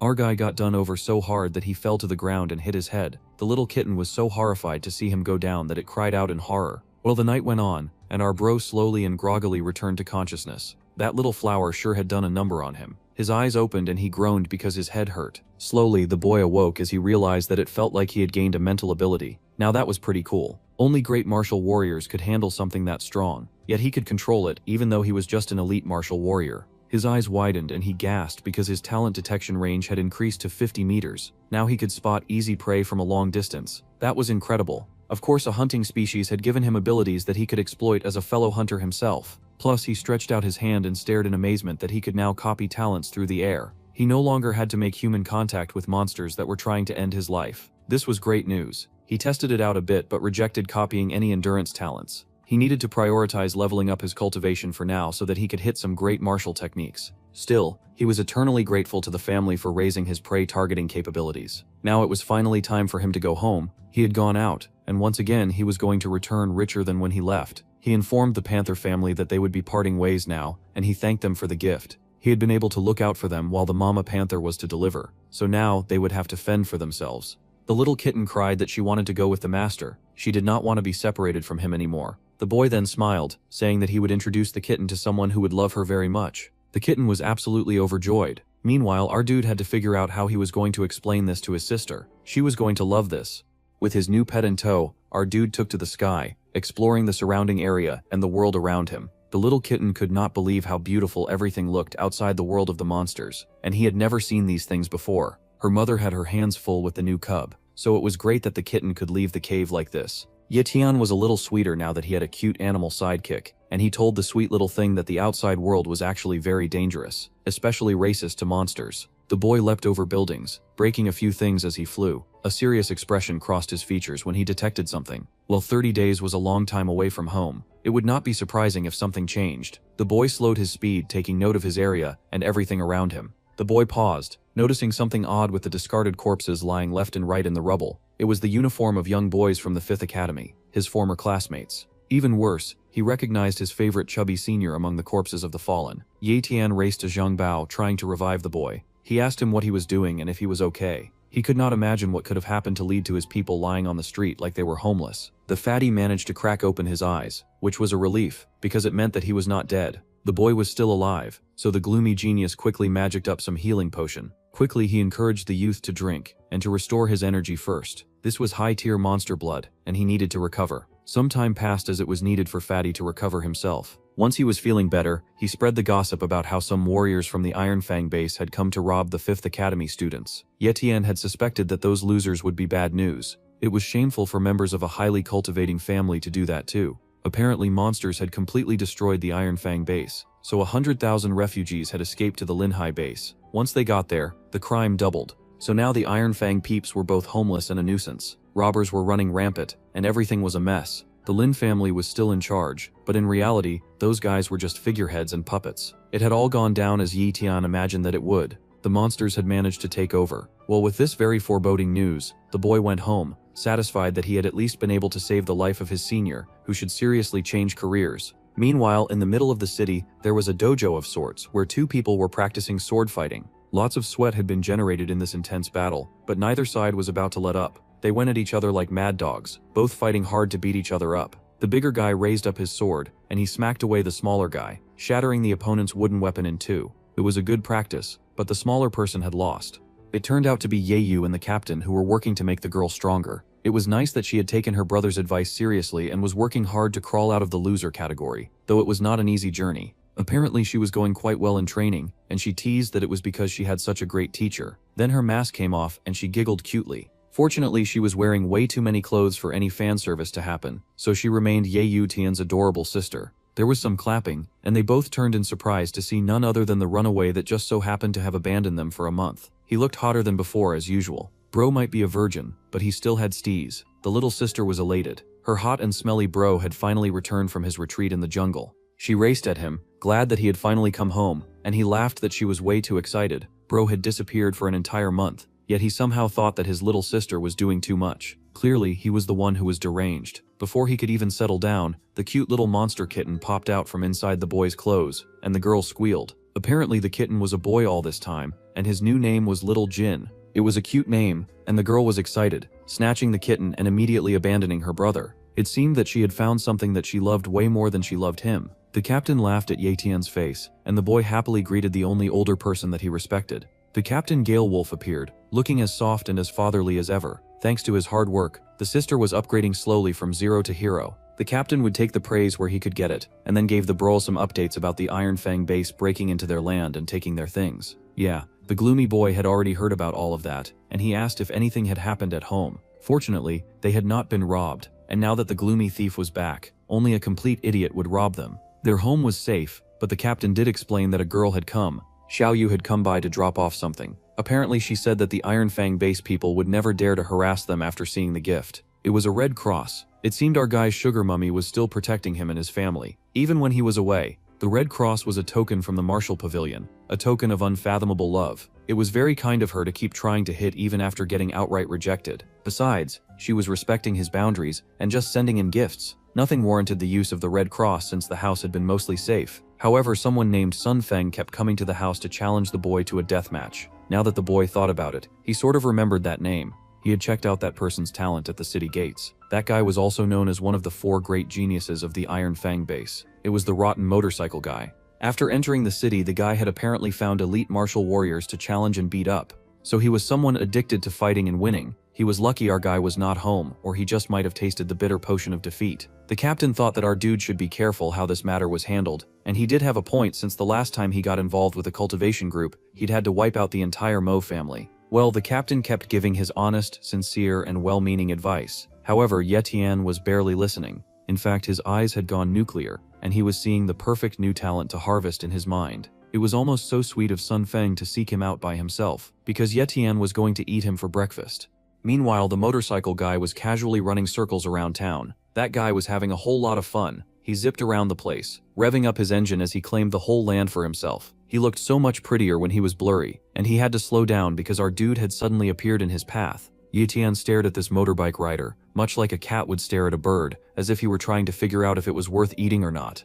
The arrogant Sun Feng was still very sure of himself though. He asked if the skinny, gloomy society reject before him was Yetian. That would be correct, and the arrogant muscular guy grinned, saying that he had finally returned. He had been here, waiting for his dark prince to come back. The brunette did not need to introduce himself because he was sure that the gloomy boy already knew why he was here. He just set up a date, telling the black-haired boy to meet him at the Minghui Plaza at 10 in the morning for a duel. The wager would be a bronze rank blade skill. Then the biker taunted him, asking the boy if he would dare to come. That challenge was funny, very funny to Yi Tian. This brunette loser had a high-tier cultivation talent and a mid-tier sword talent. Our boy flexed his fingers. Not needing to touch people anymore was a great bonus, and he smiled that he would gladly accept the deal as his fingers burned with power. With ease he had snatched the brunette's high cultivation talent. The arrogant biker smirked that he would be waiting, and with that he zoomed off. The captain had been watching the whole thing. Apparently the biker had appeared just as they had been having a conversation about him. What narcissistic behavior. Still, the captain was worried, and he scolded Yi Tian for being impulsive and reckless. The warrior Sun Feng had unfathomable strength, and he could definitely defeat our guy at his current strength level.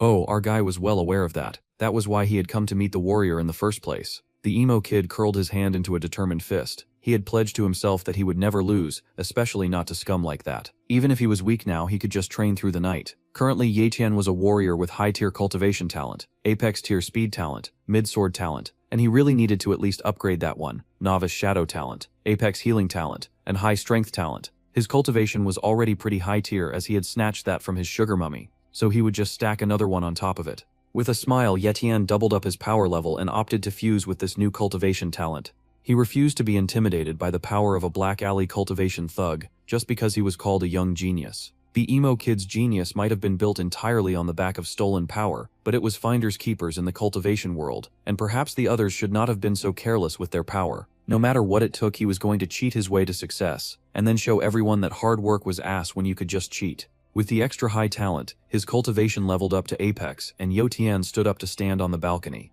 So much power was running through his veins that he went outside to admire nature. The boy was looking forward to tomorrow's duel. Fighting monsters was great, but nothing was cooler than beating up the arrogant mouth of another human being. The next day, at the Minghui Plaza, there was a whole crowd of people gathered, so Sun had gone around advertising his little match so that an audience could get a front-row performance to the beatdown. That worked great for Ye Tian. The biker was so impatient that it looked like he had slept there. He was at the fighting spot bright and early that morning, resting while the people gossiped about how awesome and undefeated he was. It was so hard to be popular and admired. The shameless people were gossiping and laughing, not minding that this was the possible leader of the bandits that had been robbing their homes and taking their things. Sun's new unlucky opponent was called Ye Tian. Apparently he was just a kid. They wondered why a grown man like Sun would be trying to beat up a kid in public. It was also very unlucky that after the man had defeated his latest opponent, he planned on destroying the really fancy and tall merit monument that was owned by the Lin family. Every time there was a duel, Sun Feng destroyed a family's monument.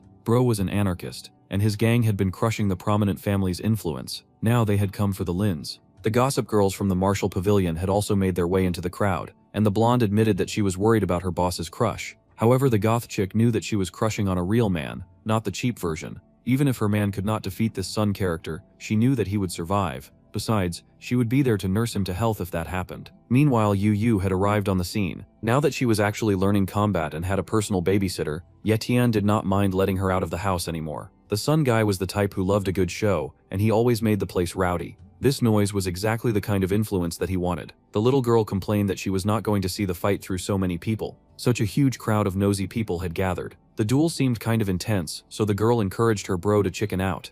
That was really sweet of her to suggest, but our guy was not a coward. He patted her head and just told her that he would be right back. Right now, he needed to kick ass, so he zoomed away, soaring to the center where the battle would take place. He landed in the center superhero style with all the crowd trying to figure out who he was. Our guy was dressed neatly. He had even ditched the sweaty fur coat and was wearing a jacket. Sun was parked beside the Lin family monument, and he opened his eyes the second he sensed our dude's badass aura. He had thought that the young boy would chicken out, which was just disrespectful. Ye Tian would not miss out on the opportunity to beat up an arrogant person in power. There was a bronze rank sword skill for anyone who won. It was called the Current Blade, which was a pretty badass name. For all things to be equal, our dude also pulled out a bronze rank sword skill that matched the battle criteria. Of course, neither of them was in this battle for the skill. This was a raw dog violent battle for dominance. Ye Tian was so rude that he tossed his skill so hard that it knocked over Sun Feng's gift. The emo kid was offering the Shadow Blade skill. Now that the introductions were over, they could get down to this battle for blood. Well, Sun was not very pleased about the young boy's arrogance, but the feeling was mutual. The battle began as soon as Sun drew his sword, and he launched at the boy with the intent to show no mercy. The little sister had finally found a good spot, and she yelled for her brother to watch out. She did not need to tell him twice because he had both eyes on that nasty loser, and the emo thief had every plan to dominate him. It was time for the amazing muscle measuring contest to begin, and the Sun guy launched into an immediate attack. He probably thought that he could end this battle quickly and toss our guy like the other losers that he's beaten up before. However, our guy had prepared specially to beat him like a blacksmith today. Yetian repositioned himself, dodging the first strike of the blade easily, so easily that the Sun guy could not believe what just happened. The arrogant show-off was not discouraged. He attacked again and again, bringing down the weapon with every intent to shred our dude to pieces. His disappointment was immense when our dude kept dodging every single attack. It was not like the gloomy boy had any intention of standing still to take nonsense. This was a battle after all. Big Brunette flexed his big brown muscles, swinging around his heavy blade to cut down our guard, but once again, he dodged. A few strands of his beautiful dark hair fell off, but that was a fair sacrifice for the absolute takedown punch. The emo kid proceeded to land at his opponent's center. Now the young dark-haired thief had landed the first punch, establishing dominance on the battlefield. That brown-haired idiot had taken on so much damage that his ribs actually cracked. The poor thing got yeeted across the battlefield.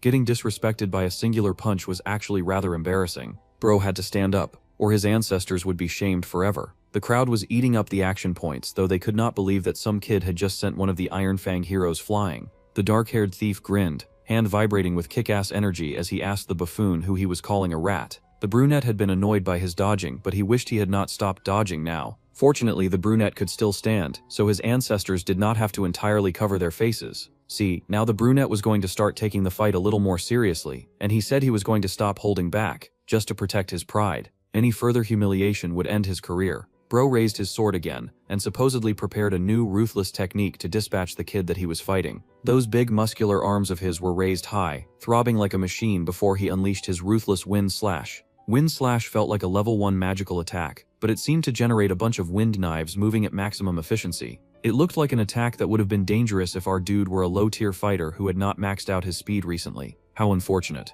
The Lin monument got taken down by one of the blades. Such a pity, but that was fine with our dude since he had not come to protect that anyway. He had come to beat up an adult in front of a crowd. The head of the Lin family was nearby, and he was just seething to see his beloved monument come crashing down. He could cry himself a bucket and drink the tears because he had done nothing to protect it. When the wind blade stopped, our dude gave compliments that were due. He was not a bad guy, and he truly did respect the other fighter's talent, which was almost rather admirable. Meanwhile, the brunette was speechless. He could not fathom how one skinny emo boy was somehow dodging all of his lethal attacks. He had brought down grown men with less. His brain hurt just staring at him. Well, that skill had been worth witnessing, and our guy laughed at his opponent's slow brain. Fighting stupid people was nice, and the brunette began to feel deep in his bones that he had made a mistake. The young Ye Tian had not been fighting back all this time because he'd wanted to assess his opponent's sword skill. Now that he had seen the trash that the brunette had to offer, it was now time to get rid of the garbage. Yeah, the emo kid had just wanted to see the sword skill demonstration, and he had the most lethal look on his face when he said that. It was enough to send shivers down the spine of an intelligent person. Unfortunately for the Sun dude, his arrogance had stolen his intelligence and run away with it, because his next move was to angrily charge the boy who had just warned him that he was dangerous. Well, that worked fine for Yitian, because that ruthless monster broke his opponent's sword with one punch. Bro snapped it in half like it was an annoying toothpick. He disabled the attack in one blow. In 1 second, Sun suffered more disrespect than he had ever faced in his life. The sword went flying into the wind, and now the brunette was defenseless. That was when humiliation began. Yet Tian grabbed this man's head like he was an orange, and then he proceeded to slam his head into the ground so hard and fast that the floor beneath them experienced an orgasm. That pavement cracked so hard that the crowd was left speechless. The Sun dude was down and not even trying to stand up. What a boring fight. The boy almost could not believe that he had gone out of his way to train just to face a disappointment. The public disgrace was chilling. The undefeated Sun now lay totally defeated and lodged in the butt crack of the cement underneath him. His ancestors were surely weeping from shame. The crowd cheered and gasped, and his gothic sugar mummy just got even hornier watching the fight. No matter what, she would not rest till he joined her. However, she was going to go about it the sensible way, instead of doing very stupid male-centered things like trying to kidnap his sister or attacking his home. That was a tactic that only stupid people used, and she was not stupid. Meanwhile, the boy came down from the stage and started looking for something. He was done disrespecting his opponent, so he was going to go ahead and disrespect the stage too, turning over the wood like it was a shy virgin. Ah, yes, he needed to grab the skill that he was promised, so that was why he had waited for a demonstration. He needed to be sure that the wind slash was worth his effort in this fight. Since he had won, he was just going to grab his prize and go. His sister happily ran to him, breasting boobily, and he smiled happily to see her. She gasped and cheered, wondering when he had become so strong. He had done so amazingly well, and he laughed while he got praised by the people that he actually cared about. Yeah, the gloomy emo kid was having a great time. When they got back, he had to teach his sister how to be strong too, so that she would not go about ruining his reputation. The family headed back home after completely violating the brunette, and the Lin family had stared in awe. The young master Ye Tian had won, and yet the Lin family had lost. Their really ancient and important stone falling over was symbolic, and it meant that the Lin family had fallen. The young genius owed no allegiance to them and as such was pretty dangerous. His personal butler asked what they should do about it. Well, the Lin dude was going to employ a new tactic, much different from the one used by others who had desired the genius's talent. For now, he asked his butler to guard the boy's sister. Nothing too serious, he could just watch her for a bit. This was especially because the Sun family would not let this attack slide. Later at Captain Galewolf's home, our dude felt that it was pretty acceptable to switch bases for now. While chilling in the home of his first pet, he checked out the details of the wind slash. It seemed a nice little talent that would increase his attack power by 6-fold, a very fancy little trick. This explained why Sun Feng's slashes were so strong. He had extra wind power to back him up. Well, now that he knew as much as he needed to know about his new skill, our dude stretched and yawned. A moneymaker like him needed some cool-off time after exerting so much excellence that morning. Still, Captain Galewolf had a pretty cool setup. His home looked fresh. It was still 30 more days before our shameless thief could commit another act of talent robbery, and he groaned about how he had forgotten all about the wind/drawback. It was such an inconvenient situation, but he had to lie low until he could upgrade into body-slamming excellence once again. All that he could do for now was wait for the cooldown period to end, and then he could copy Sun Feng's high-tier sword talent. It had been a pretty admirable steal, and our dude was dying to upgrade. Once he got his hands on that body-dropping ability, he was going to unleash the full amazing potential of both the Shadow Blade and the Wind Slash. It would be so awesome. Our gloomy main could not wait until he got his dirty fingers into power, which was 2 ranks above his own, so that he could finally beat his brain cells out of a Grand Master. That was what being powerful was all about, and he was hungry for that agenda. Meanwhile, his sister was downstairs trying to upgrade from the loser status. Her dedication to the grind was kind of admirable. After all, she wanted to contribute to not slowing down her big brother's progress. That was much appreciated. She was even wearing more clothes and showcasing less fan service, which was even more admirable. The duel had ended, but judging by the predictable character of all the great families, Ye Tian was sure that the Sun family would be coming down for some predictable revenge. In that case, his sister would be in some significant form of danger, and he was not really looking to see that happen. His sister drank up some water after some hard sword whopping, and then she asked the captain why he was always staring at her. The situation had evolved from sister complex to slightly concerning age gap, because Galewolf was supposed to be her bodyguard, not her body access card. He needed to focus on the grind. The captain called to the young girl, who heeded his call, and he gave her some protective thing to put on, telling her to never take it off. It was the pretty red cross that our dude's sugar mummy had lent him. That much protection would work nicely to protect the girl. Now she had double the amount of bodyguards that she had started his series with. Being the loser princess sister of an overpowered brother had its perks. She had to treat that very beautiful cross like an adult, and she was not allowed to lose it or take it off. Fortunately, the girl was fine with that, and she promised to take good care of it. Suddenly, a girl showed up with the predictable sexy dark hair, dark eyes, and big boobs combo that haunted this universe like a disease. Oh, it was the young lady from the Galewolf team, and she yelled out for the captain like a desperate man dying of thirst. Apparently, she had some info to pass, and her captain wondered if it had anything to do with the Sun family. The Sun family was on the move, and they were busy looking around at shops so that they could set up a business. Now that was rather surprising. Going into marketing was the last thing that anyone expected them to do, especially after that very disrespectful beatdown in public. It looked like the Sun family was keeping their cool for now, but that was also very suspicious. There was no big family that was level-headed after a solid public disgrace, but it seemed the family of the Sun was not going to start any killing until they had established a base.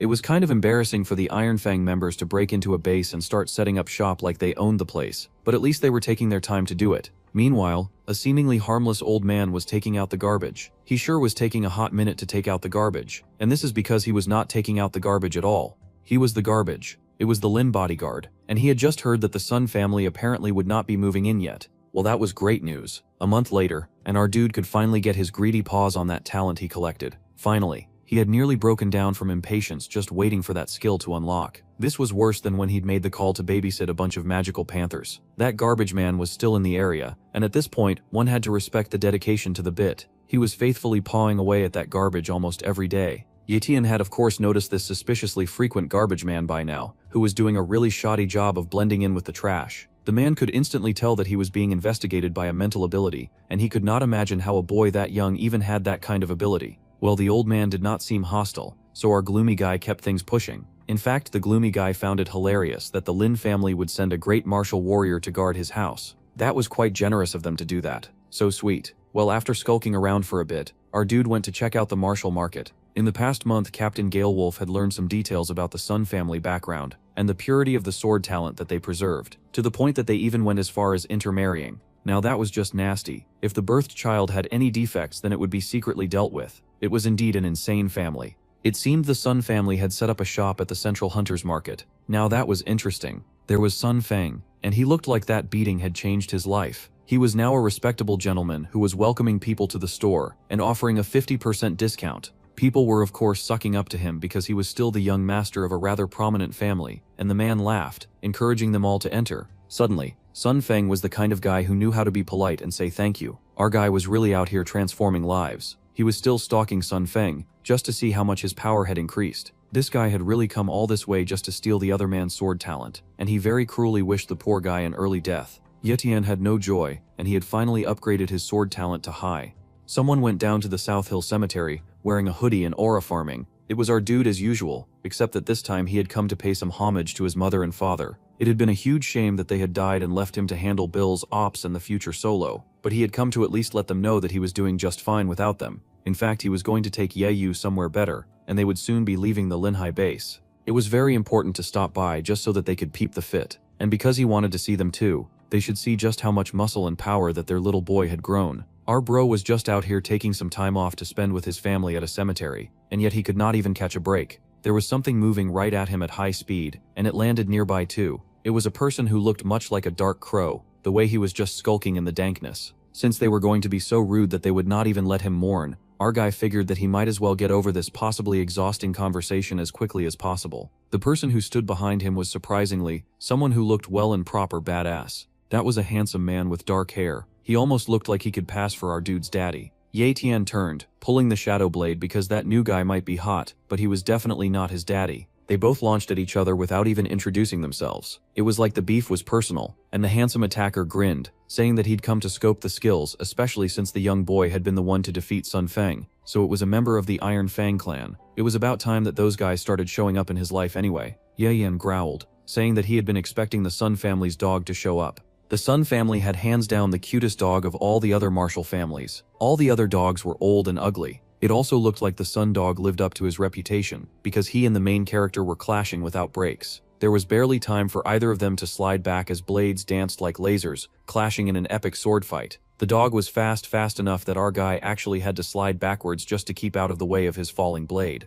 An actual opponent had shown up, and our gloomy main could not say that he hated it. The Sun dog smirked, saying that if he killed the winner too soon after the duel, it would lead to some very difficult rumors. It was funny that he felt the need to explain why he had so much delayed Yutian's execution. He just didn't want to come off as too desperate, and said the boy should be grateful that he had lived for another month. It was really hilarious for the Sun dog to say that because he was going to regret waiting for an entire month. The protagonist shut forward, scolding the fighter for all of his out-of-pocket parking. Once again, both fast fighters clashed, and this time they danced in the air, their weapons creating music each time their blades met. It was an intense fight that needed no audience because no one would be able to keep up anyway. The fight was intense and brutal, and it was really just them slamming metal together in hopes that one of them could finally cut the other. Unfortunately, they were both too good at playing sword keep away, and they could match each other at speed, so it was making the battle really difficult to end. Suddenly, Ye Tian got hit by a weakness. Bro should have been focused on the death grind and death match, but he started worrying about flowers. Bro could easily just buy new ones after the math. He was not poor. Still, the protagonist slid back immediately, refusing to proceed into fighting in the area where his parents were buried.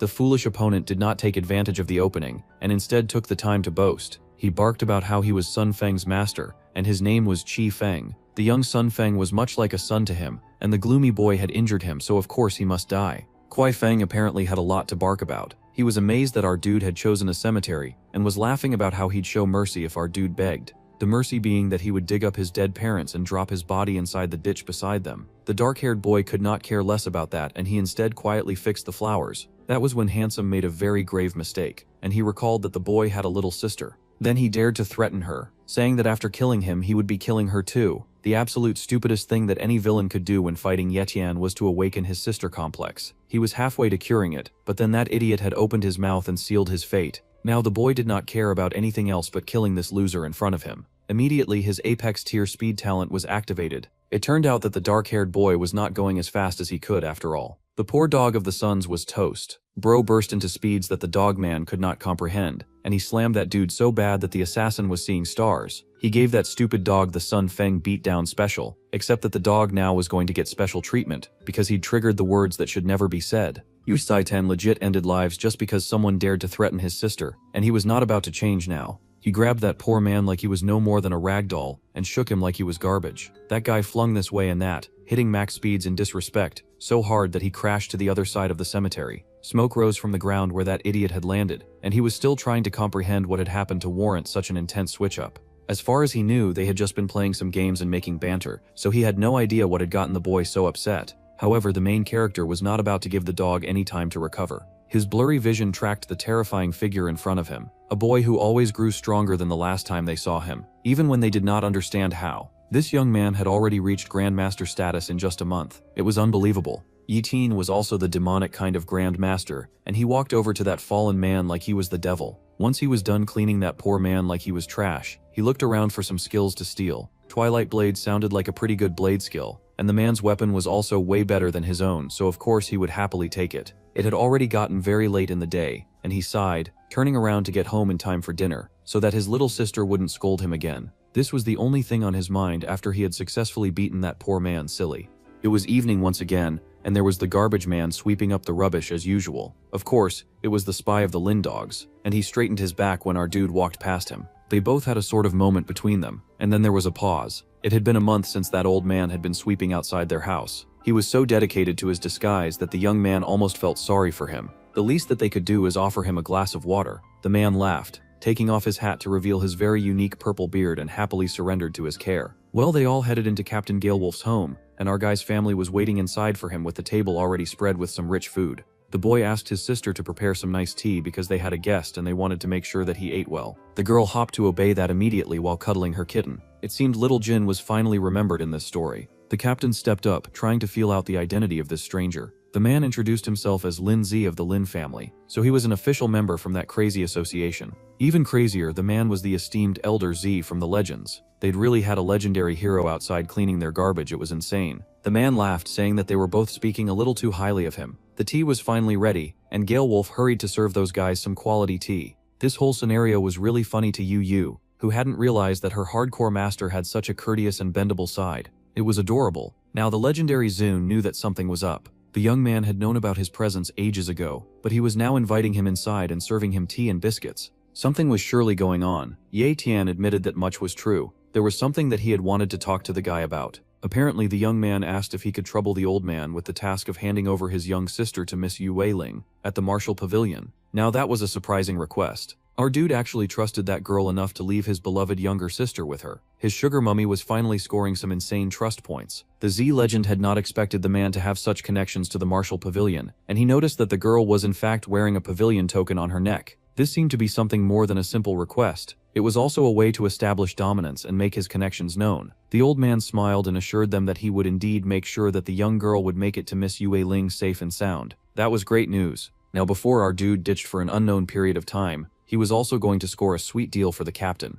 While Galewolf was busy trying to get some new tea leaves, Ye Tian pitched him to the Lin family like he was selling a prize horse. The captain's name was Zhang Feng, and he was a loyal and courteous man. He would make a very ripe and delicious addition to the Lin family. The captain was stunned just by the suggestion. It was a humble request, but the Legend Z knew better than to turn down an opportunity to bond with such a great warrior. The Lin family was always on the lookout for ambitious and strong disciples anyway, so he was willing to take on the captain as his own personal disciple. Now that was an amazing score. The captain was so nervous as he went over to greet his master. Suddenly the big guy looked very small. The captain fell to his knees, bowing before his master, who laughed in amusement at this posturing. He snapped his fingers and told his new disciple to rise, accepting Captain Galewolf as one of his own. In this way, our little schemer had made strong and clear connections for his family, so they would be well protected while he was out. The Z Elder was also very proud of having established a strong connection with Ye Tian through the two simple tasks. This was a great accomplishment for the Ling family. It was nice to see our dude upgrade from solving all of his problems by shedding blood.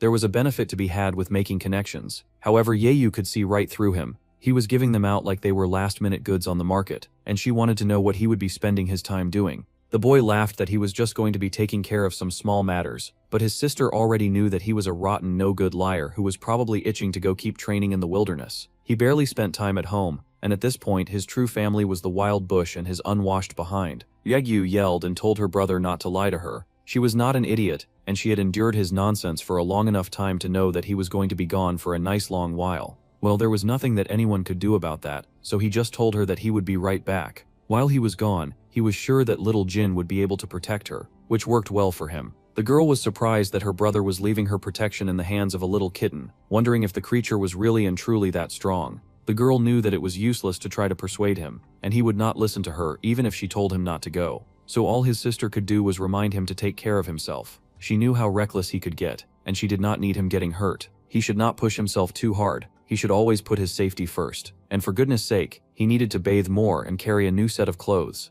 He could not keep stinking up the place every time he went out to train. The boy smiled that he would definitely take all of this advice into consideration, with the look of a man who planned on doing what he wanted anyway. Meanwhile, at the Sun Group, these guys are enduring the Mo clan treatment. Two prominent members of their family had suffered very embarrassing failures, and if they knew what was good for them, they would quit while they were ahead. The guards at the Subai family were watching over the base and complaining about how overnight was such a boring thing to do because nothing happened anyway. No one would dare to cause trouble at the Subai family's territory after all. Unfortunately for those two, they were about to be proven very wrong. Yatian arrived on the scene, his hands in his pockets as he strolled into the compound to take care of the Subai family. It seemed those guys had done their research into him, and they knew about his sister. He was not a fan of that. The security guards tried to scare him off like he was some kind of wild animal. Big mistake on their part, because that demon had come to play, and mercy was not in his dictionary. Within seconds he had dispatched the guards, throwing the poor losers around like they were dominoes. He continued his steady march into the territory, unbothered with a smirk.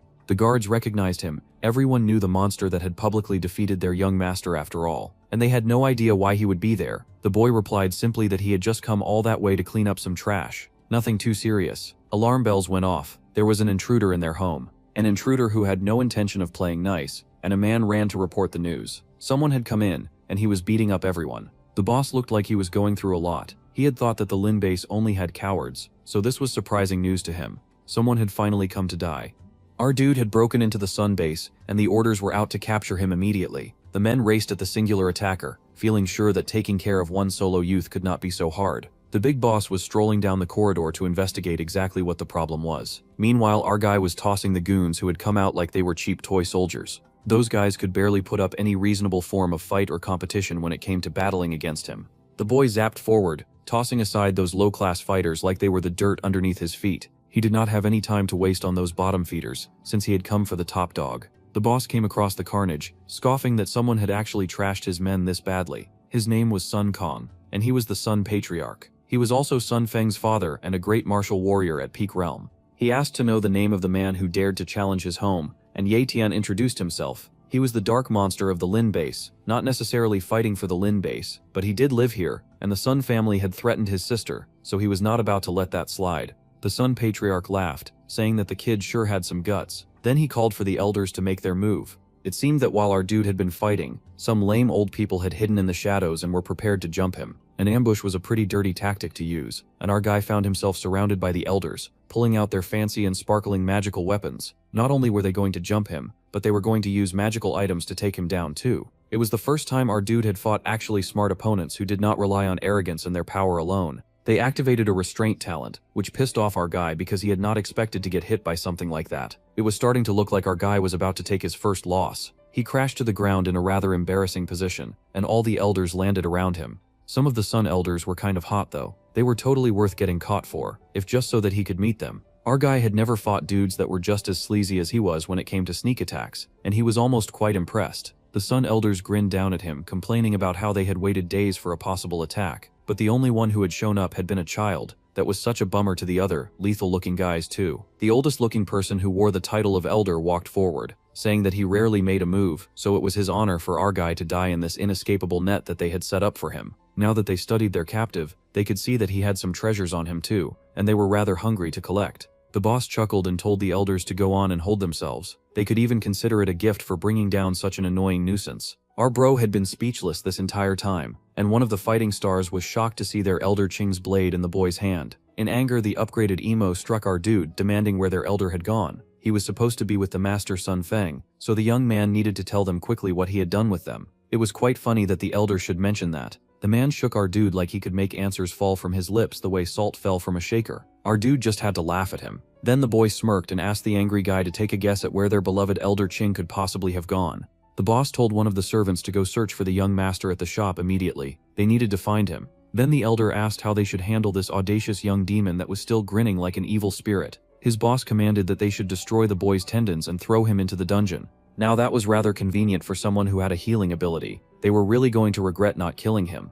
Right, our dude was kidnapped now. It was his first time, and he sure hoped that they would be gentle with him. His captors shoved the poor boy, telling him to walk faster. Unfortunately, being captured did not last very long. Our guy decided that the fun got old very fast. He did not even wait to get put inside the dungeon before lashing out at Mr. Green Dude. In Green Dude's defense, the last thing that he had expected to see was his captive's hands suddenly glowing and sparking. Before Bro could even process what was happening, he got hit. The man groaned as he was hit hard enough to fall over, catching himself on his hands. The boss instantly realized that their new captive had been concealing his true ability, and they needed to spread out quickly before he completely humiliated them. The elders did as instructed, prepping to fight the guy. This entire association was being smart about how they faced him in battle. It was indeed very impressive. They paused, noting that the boy now had the largest aura of murderous intent. They had never seen a young boy who wanted to kill that badly. Etienne was just getting into his groove and he needed to stay focused to give these guys the beating that they deserved. In seconds, he zapped forward, heading straight for the boss. The big boss was not intimidated. He yelled that he was ready to face this challenge, and he finally had the opportunity to show off his awesome mind-bending skills.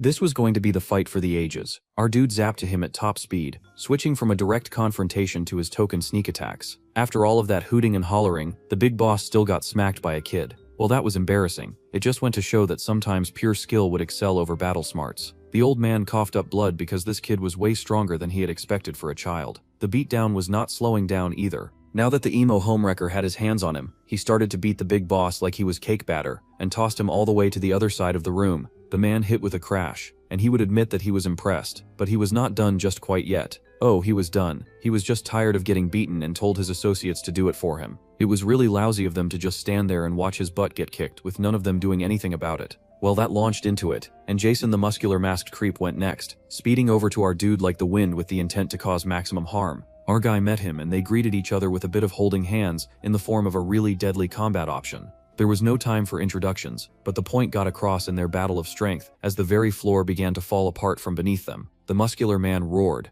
His huge biceps bulged as he tried to overpower our guy. The boy then took that opportunity to laugh. It was really funny that all of these really strong adults were struggling against his own raw and very stolen power. Ah, but they were going to cheat. Got to admire a villain that was ready to live up to the name. That old man from before once again snuck behind our dude with the intention of causing unnecessary problems. He was going to use his restraint skill too. What a bothersome old man. Instantly our guy turned his attention to that old fool and kicked him good. It was way too disrespectful for that jumping ancient to be getting in the way of his fights like this. In one go, our dude managed to dispatch Jason the muscular masked freak and the jumping old annoyance. Those guys really thought that he was the kind of idiot to fall for the same trick twice. And honestly, just that slight belief at all was insulting. He refused to be looked down on. Now our dude had that arrogant smile on his face, and the old man scoffed, telling him to watch himself. Pride went before a fall. Our guy had to take things way more seriously when he was fighting these guys, and now look, his leg had been caught in a restraint. Suddenly some creep came in talking about the abundance of death and how it was their turn to beat up the youth.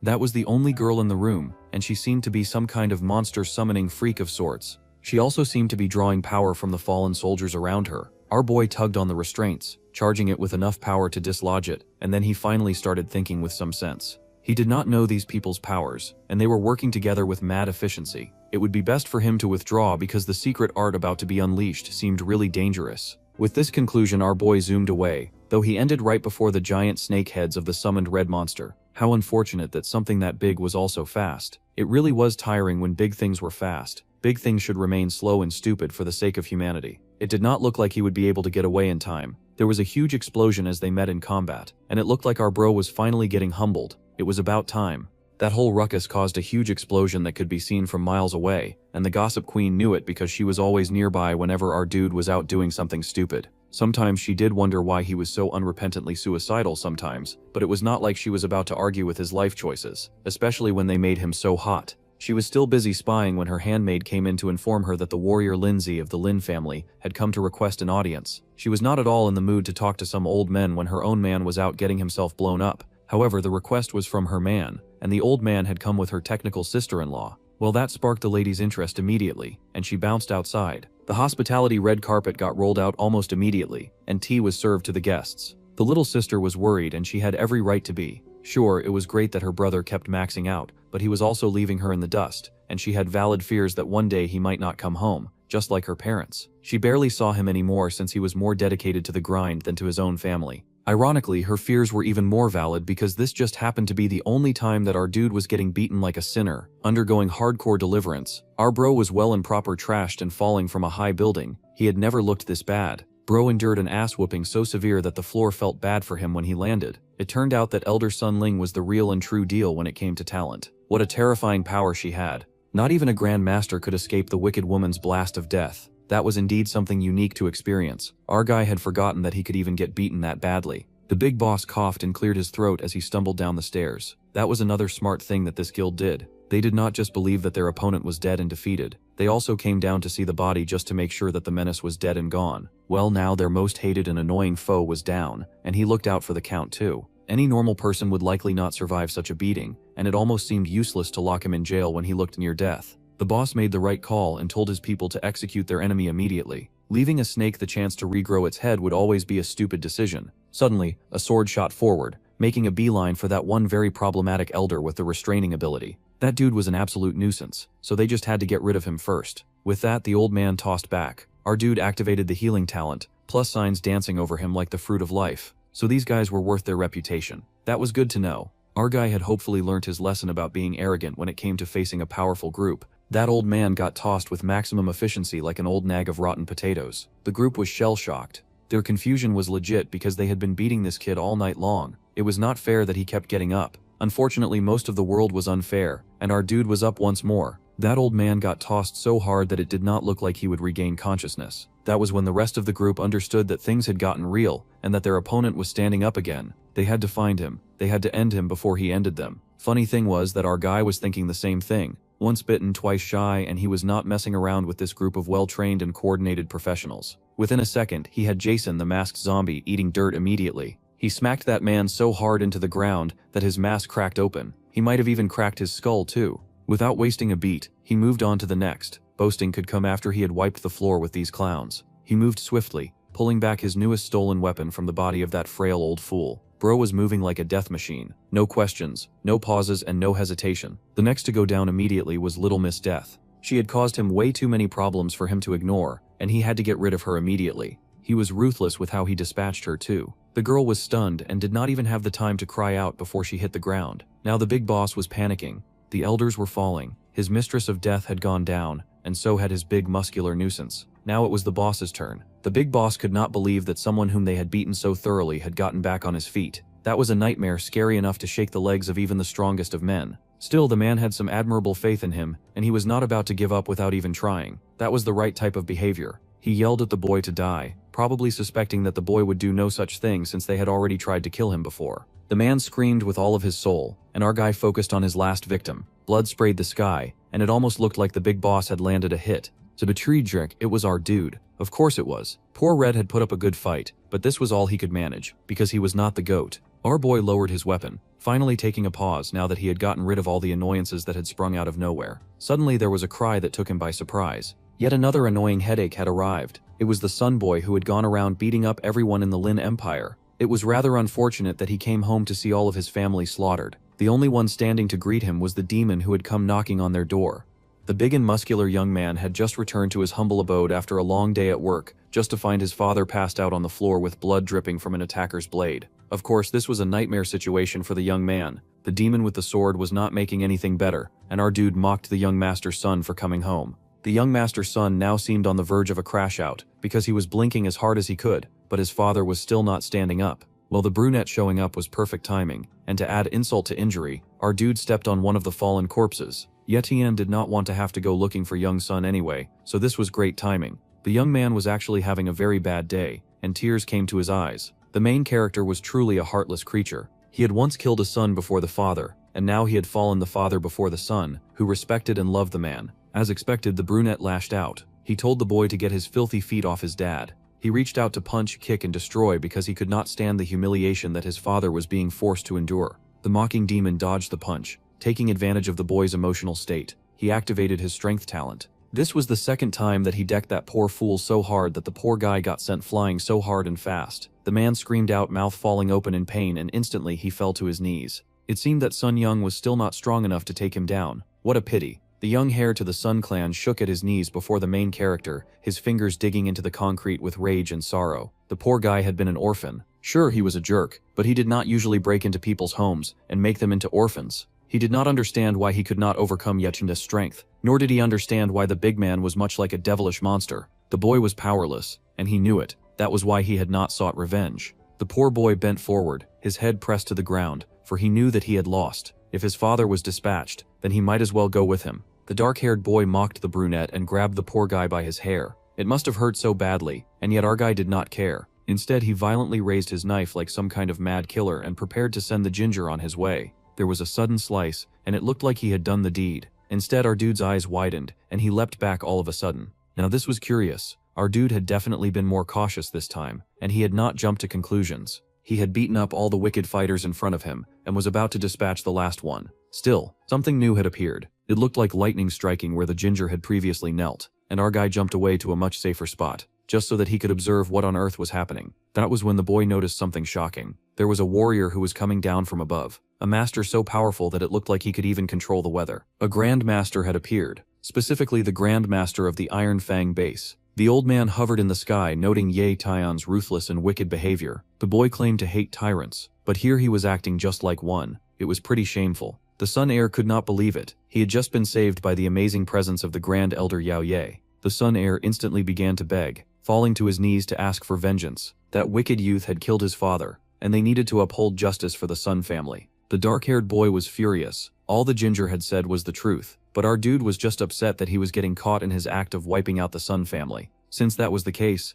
the old man decided that someone should die, and he sent out a spark to erase this target. The lightning flew forward and targeted Yi Tian, who leapt away from the place that he had been perched, cursing as he narrowly dodged it. Quickly he moved, leaping higher and faster, out of the reach of those who would hurt him. Even worse than a war zone, our boy had to be careful because the battlefield was now charged with living and strong energy. Anyone who got caught in an attack that violent would surely get roasted alive, no doubt about it. So it was at this time that our dude had to do what he did best, and that was run away. That explosion was amazingly deadly. It was back-to-back bad luck when it came to fighting this family. Handling the Mo creeps had been so much easier. Before this new Grand Master, our dude was nothing more than a mere ant. The old man told the youth to surrender immediately and accept his punishment for daring to anger their family. Our guy would do no such thing. Once a Grand Master took action, they could wipe out an entire city. Plus, this was likely the guy who handled the whole poison ant situation. He had to run away as soon as possible. The Grand Master was not digging the whole escape thing, and Sun Feng was not a fan of it either, which made sense considering this jerk had nearly killed him. However, our guy suddenly realized that this sulking brat just might be his one ticket out of there. With a very concerning demonic grin, our dude landed before the solo air, and lightning struck from above once again. The Grand Master should really try to pay attention to where he was shooting when he was fighting a demonic person like our dude. Once the smoke cleared, the person who had been struck turned out to be the young heir of the Sun family. The poor boy cried out for the Grand Elder to hit the right target before he died in the bad guy's place.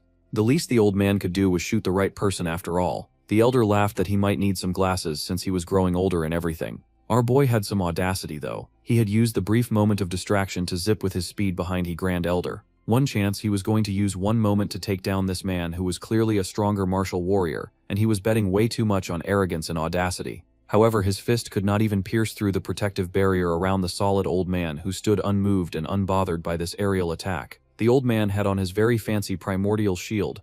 That arrogant fist had finally come to a stop before that old man's big head. The very dangerous martial warrior turned like a small deity on Judgment Day. That was when our dude got blasted by the power of hardcore karma. He did need the wake-up call since he hated people who went about forcing their will on others, just for him to be doing the exact same thing by murdering half the cultivation world. He was kind of a hypocrite. Ye Tian got tossed so hard that he actually screamed in pain. This whole battle was a collection of first-time experiences for the youth, and he did not even get a safe word. As anyone can imagine, the boy was crushed about it. He got hit by that karma voodoo so hard that he did not even immediately fall from the sky. He still hovered for a while before slamming against the ground like a bullet. His hands were covered in bruises, and his body hurt, but still, the boy laughed. He should have seriously known better than to underestimate the straight-up hardcore talent of an ultimate grandmaster, tossing off his shirt like he was some world boxing champion. Our bro said that he would now go all out, implying that he was holding back before. In truth, what our dude meant was that now, he was going to pour his everything into this fight.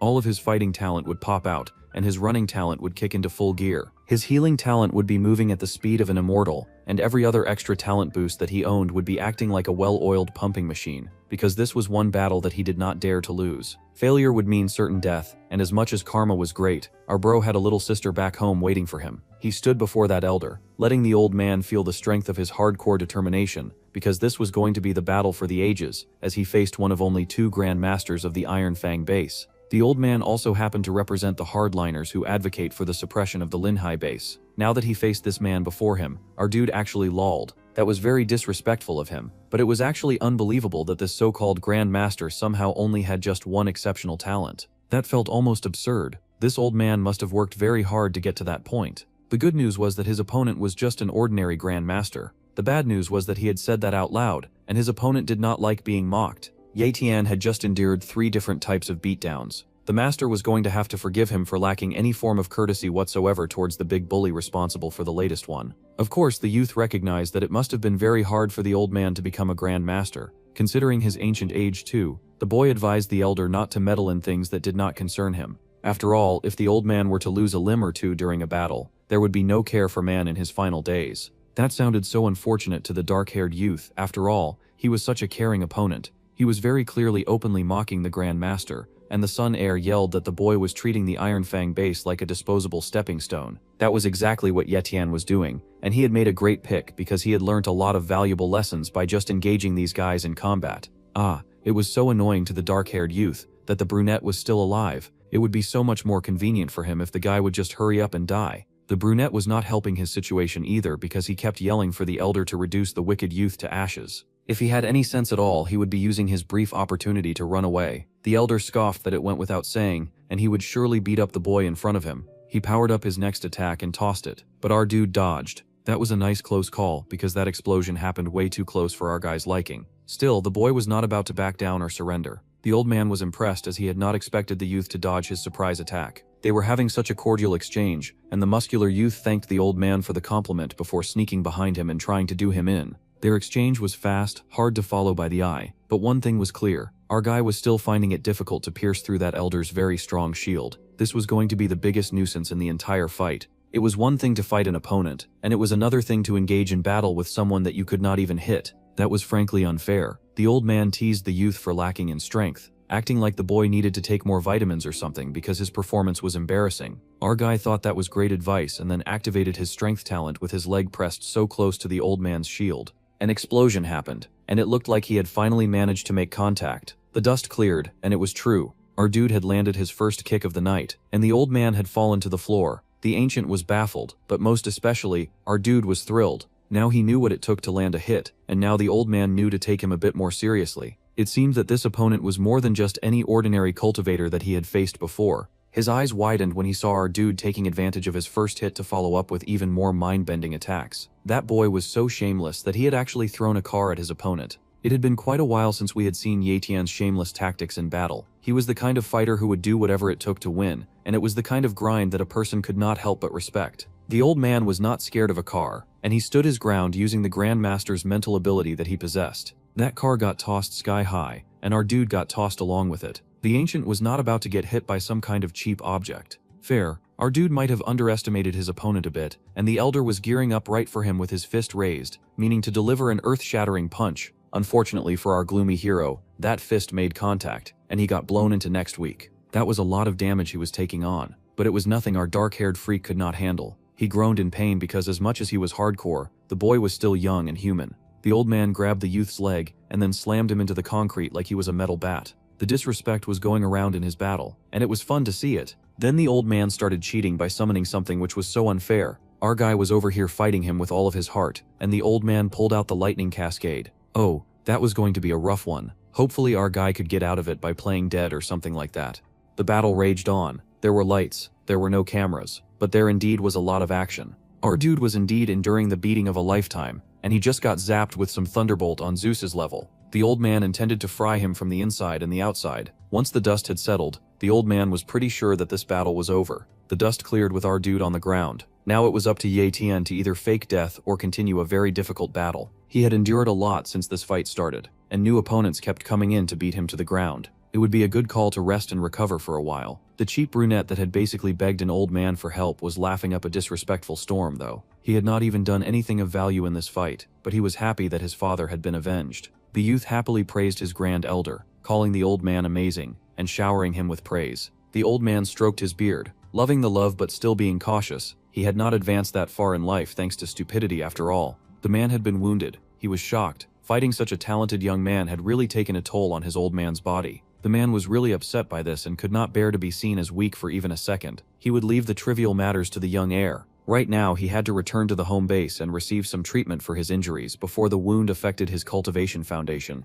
and caused any actual damage. The brunette understood, but his cowardly body trembled in the wake of such a powerful person. Yet Tanian, who was younger than him, had gone toe-to-toe with the old man for a few minutes, and here this guy could not even maintain his posture under the weight of the old man's great influence. His body shook when faced with the almighty power of a Grand Master. Fortunately, the old man was indeed allowed to leave, and our guy was finally fighting with some sense. Once the real trouble was gone, the brunette started doing too much. He was spitting on our guy and being totally disgusting, laughing that the youth had been so cocky, but the Sun family still managed to finish him off. Technically, the boy had been finished off by the Iron Fang base. The Sun family was lying dead around him. But sure, the young Sun heir was so disrespectful though, kicking the boy's body and saying that he would feed his corpse to the dogs. At this point, the dude barely deserved any of the mercy that our guy had to spare. It was at that moment that Ye Tian's eyes burst open. Man, that had been a close call. Fighting against someone who was leagues ahead in cultivation sure was a stupid thing to do, but it was great that he had survived that fight.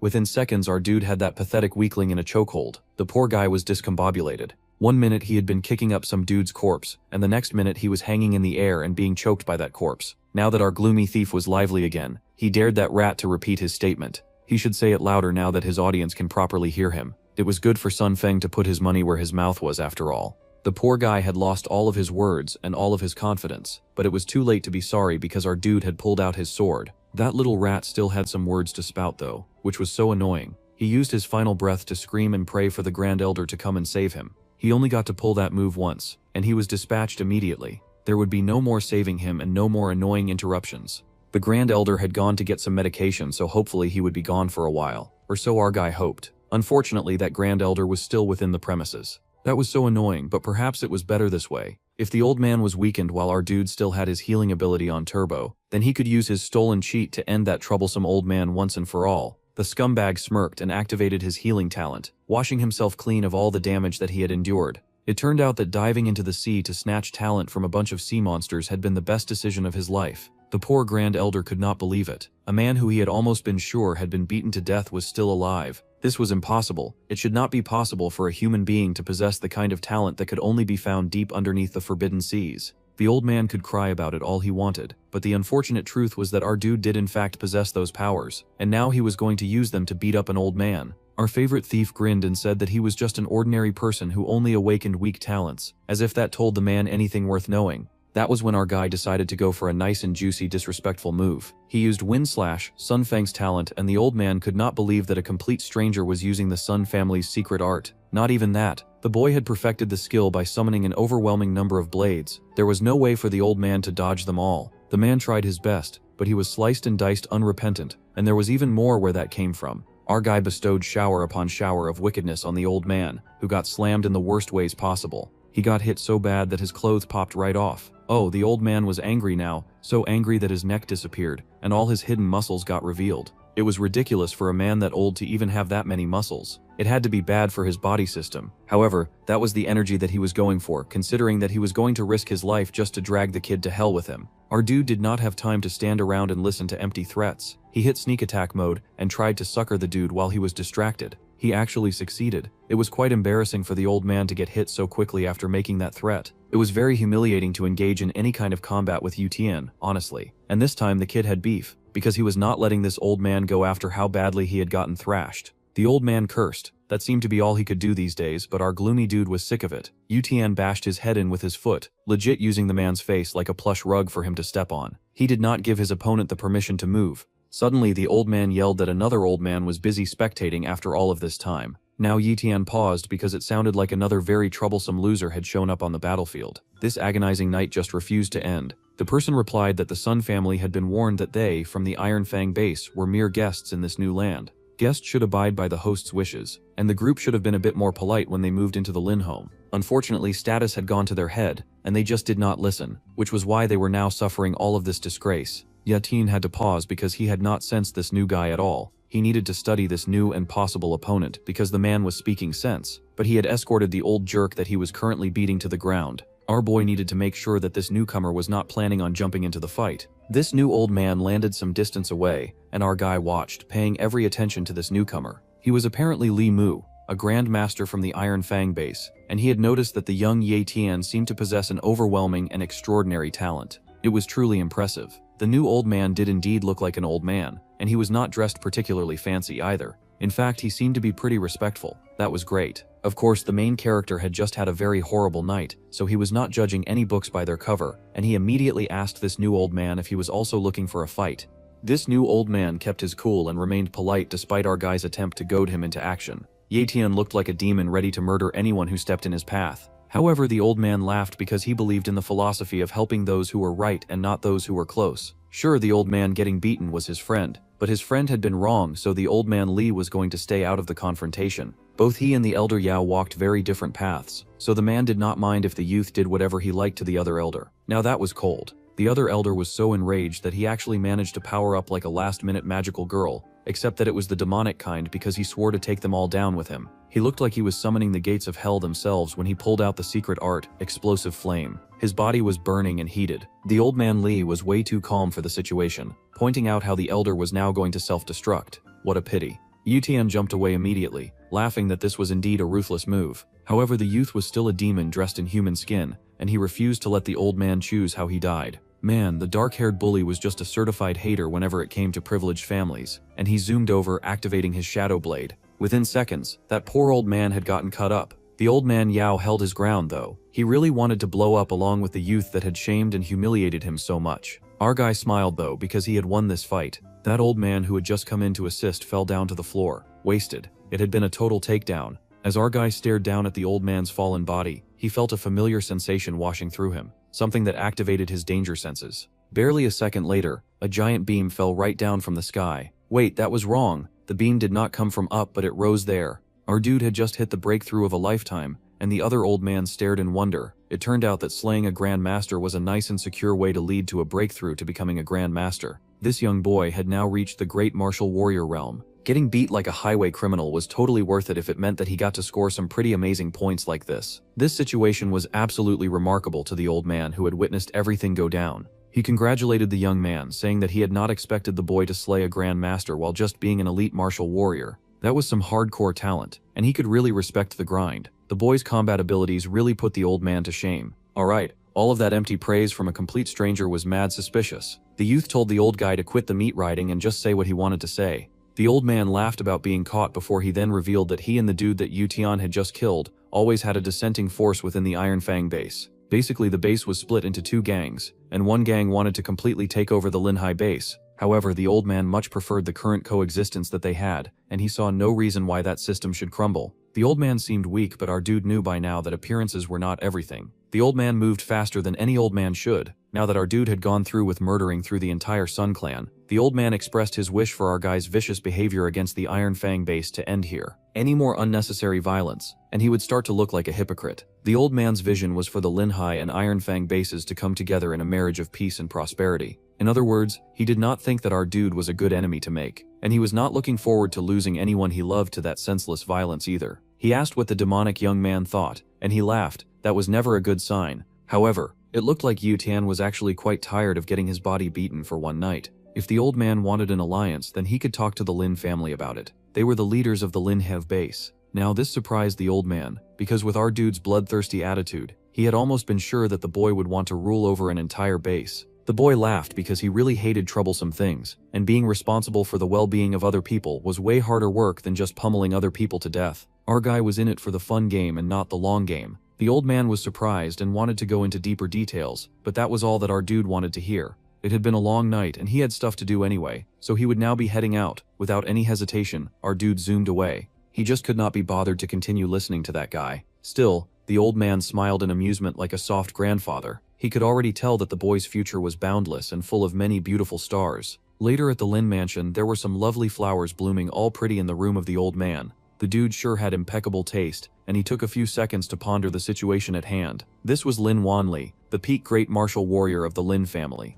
He was the Lin patriarch, and Lin Mingji's father, and his current passion now was flowers. Bro really could not be bothered about the economic and political state of the world. Just then his son came in, reeking of negativity. The son had located the cause of the explosion last night, and apparently the Sun family building had been attacked, and the entire family had been wiped out. That sounded like some great news, but the patriarch could hardly believe it, especially since they had a whole grandmaster looking out for them. Yeah, the news on the streets was that they had found that guy lying in the streets too, so this was legit news, and the Sun family had really been tossed like dirt. The Lin son even went as far as to remind his father about that elite Yetian guy, who happened to be wandering around their base. Apparently that dude had wiped out the Sun family, and the grandmaster. The family plus their powerful backing had been packed disrespectfully. The old man was so shocked to hear this news that he dropped his golden scissors. Never had a man been more relieved that he had never tried to throw hands with a youth because this news was terrifying.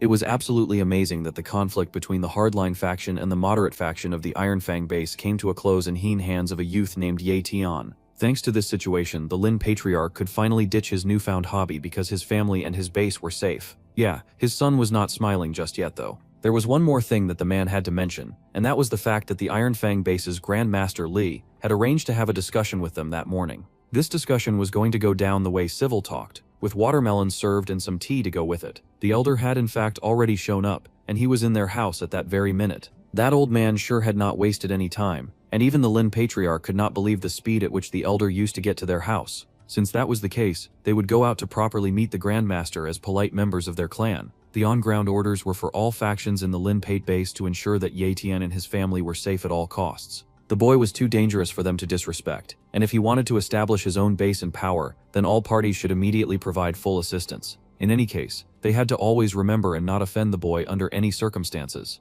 This was deeply understood as the stuff that the youth had pulled off was frankly terrifying, and no one dared to cross him now. Meanwhile, at the Martial Pavilion, the Panther Cub was having the time of his life now that he could enjoy the benefits of being adopted by Ye Tian. The young sister was also there, wondering how her big brother was doing. He had basically abandoned her, and she barely ever got to see him again. It kind of sucked to be deemed the weak one of the family, and being the one who was always tossed aside. The servants at the pavilion kept offering the guests tea, but there had to be a line drawn at some point. All they did since they had gotten there was drink tea, and that was just ridiculous. The big captain wanted to know why the pavilion master had not even come to see them after all this time. The servant apologized. They could not shoot the messenger just because she did not know what her master was getting up to. The captain had conducted a few transactions in the pavilion as well, but unfortunately, he had never had the chance to even meet the pavilion master, although he had heard that she was a beauty. Then again, he was not in it for the beauty. It just felt really inappropriate for their host to abandon them for this long. The captain asked his new master if they were truly going to keep on waiting, but the old man told them to cool off. He even chuckled that they had in fact met the pavilion master long ago. Now this was news to the captain, because he did not remember meeting anyone as amazing as that.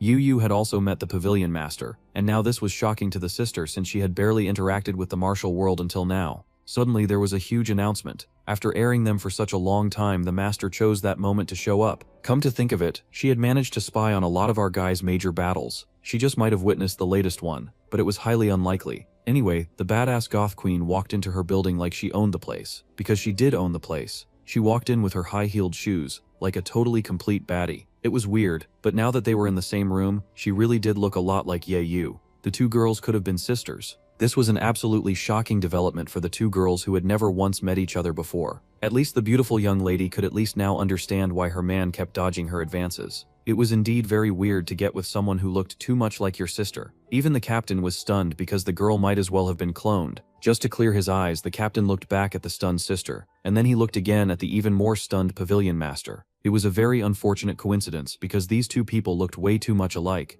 and they were not even dressed the same. Even the servant did not know what to say, but she had suspected that this girl was likely the pavilion's master's long-lost twin sister. It had been quite a while, and since the entire room was frozen in silence and disbelief, the old man stepped forward to break the ice. First he greeted the pavilion master Yu Wei very respectfully. Then he turned to introduce Yu Tian's sister, whom he had escorted to the martial pavilion to seek some protection. It was nice to see Yu Yu get a bit of a side plot, and she deserved it after getting background treatment after all this time. The beautiful pavilion master took the greeting in stride, saying that she knew about everything that had happened at the Lunhai base last night, so the news had reached her too. Naturally, that kind of news was so destructive that everyone would hear of it before the end of the day. Still, the little sister worried. It was really so weird how much these two looked like each other. Now the girl curled her hand in a fist. Her heart hurt as she understood why her crush had been acting so dodgy all this time. Yetian had a little sister who had her face, her curves, her hair, every single part of her was duplicated on the other girl. Now she worried that the boy had only helped her out just because she looked like his sister.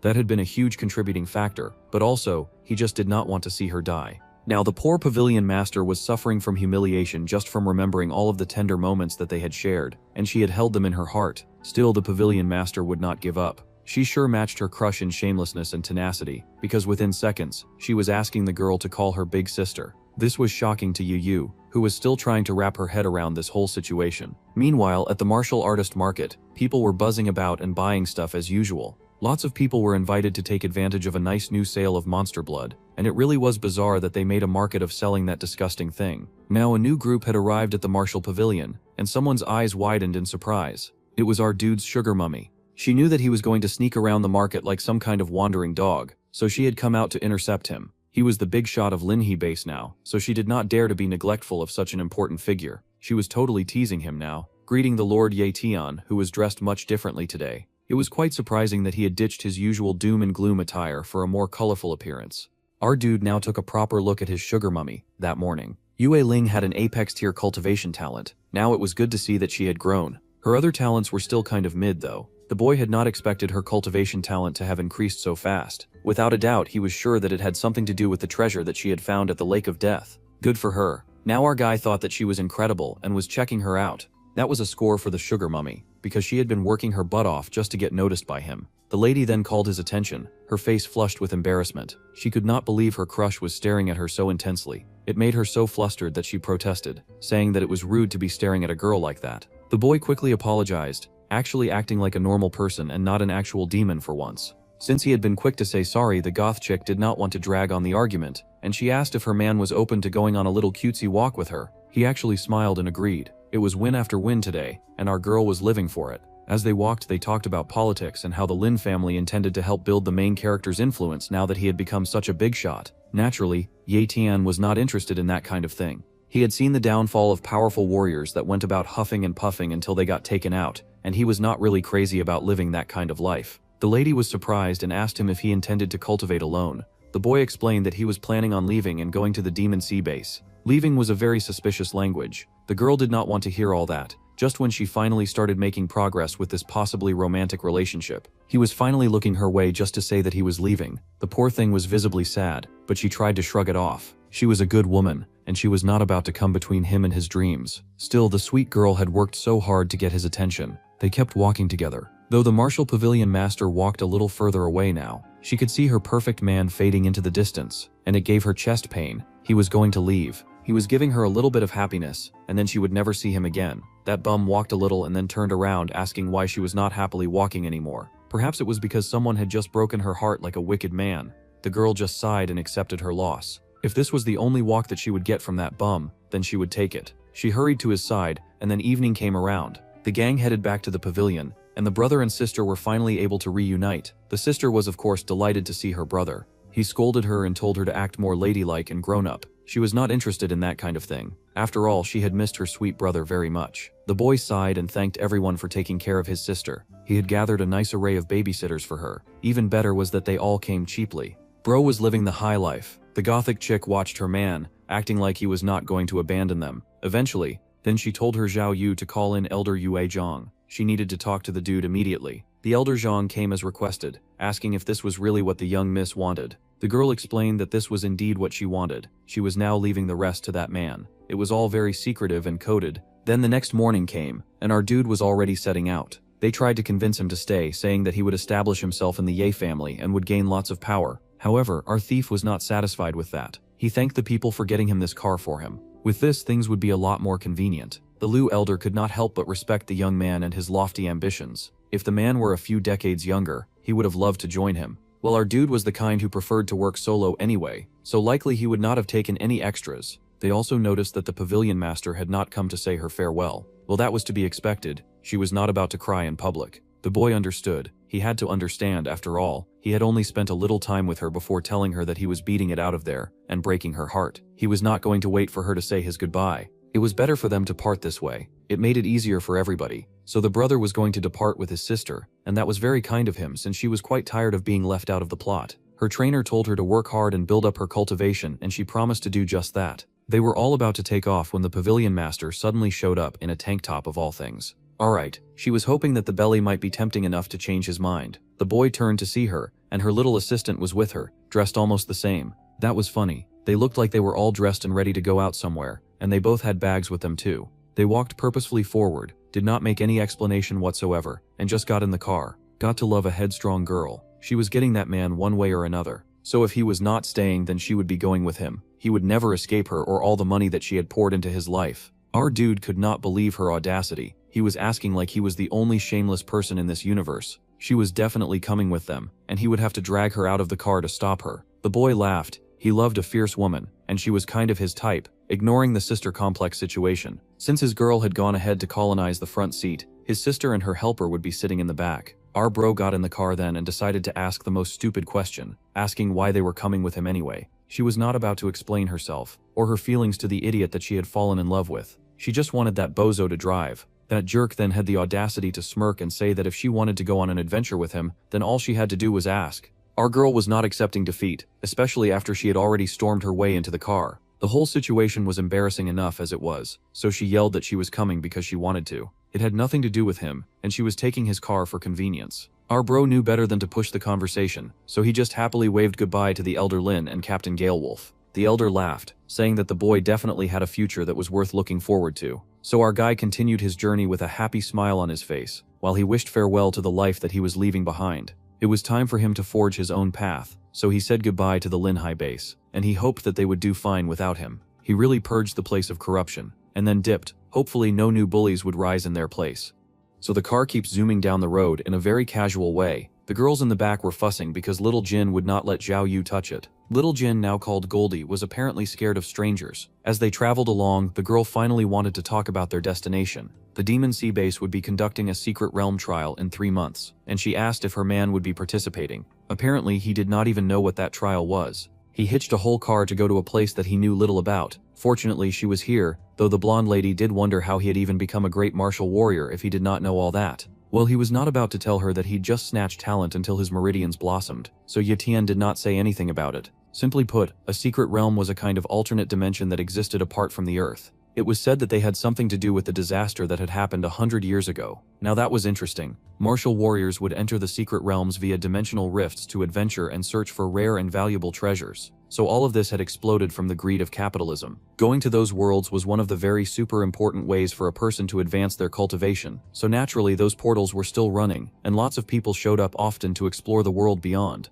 Our dude asked if anyone could really just enter those realms, or if one needed a special pass or something similar. Of course, not everyone could just go in. There were ranks to the secret realms too. So basically, it was just another fancy way of dungeon raiding. The secret realm that would be activated in 3 months was only open to the great martial warriors like themselves. If martial warriors of higher or lower ranks tried to enter, they would be obliterated just touching the secret realm. Now that was interesting, and a cool way to keep the weak half of the population alive and away from doing dumb things. This was Ye Tian's first time of hearing all of these things, and it was all very interesting, so the slots for exploring the secret realms were in high demand as well. Still, our girl had worked hard to get our man a slot, even if it meant that her family lost one. She was so sweet and in love. It was an opportunity that was hard to come by, so she asked if he was interested in trying it out. He had better be interested after she had sacrificed a slot for him. Now he wanted to play with her, and was talking about how maybe he would not go, since this caused her so much trouble, and he did not like bothering other people. So our guy was a clown now, and he liked making jokes. She growled and called him wishy-washy.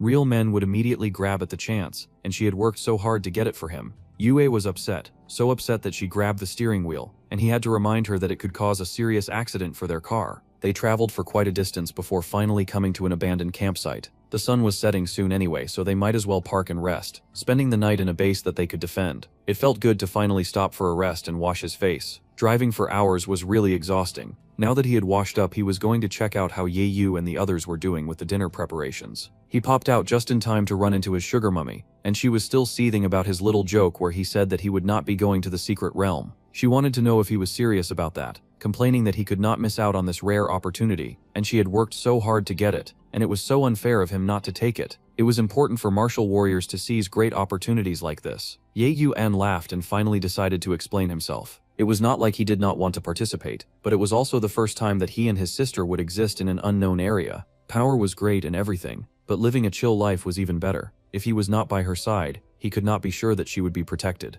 He had left all of her new babysitters in the Linhai base after all. This surprised the sugar mummy, and then it was her time to laugh. Our dude got flustered and asked what was so darn funny. The girl smirked and asked if he truly did not understand her family business. Her sweet naive crush was going to learn today. The Martial Pavilion of course had a branch at the Demon Sea base. They could not make a proper market if they just stayed in one place after all. They could just dump his sister there and then pick her up after the battle. The problem was solved. Our dude was surprised by this news, and our girl blushed, happy to finally soothe his worries. Now that he knew his sister would be safe, our little thieving hero was willing to take part in a dungeon raid. He sure felt awkward after putting up that whole front about not going. The girl sighed and told him to stop being wishy-washy. He had said he would come, so he could not back out now. It could be an official date, slaying monsters together all lovey-like. Our dude was happy that he got to save another huge sum of money. Silly boy, he did not have to worry about money when he had his sugar mummy with him. No doubt that she would cover all expenses without him even asking. Xiao Yu then wanted to ask everyone's opinion about something.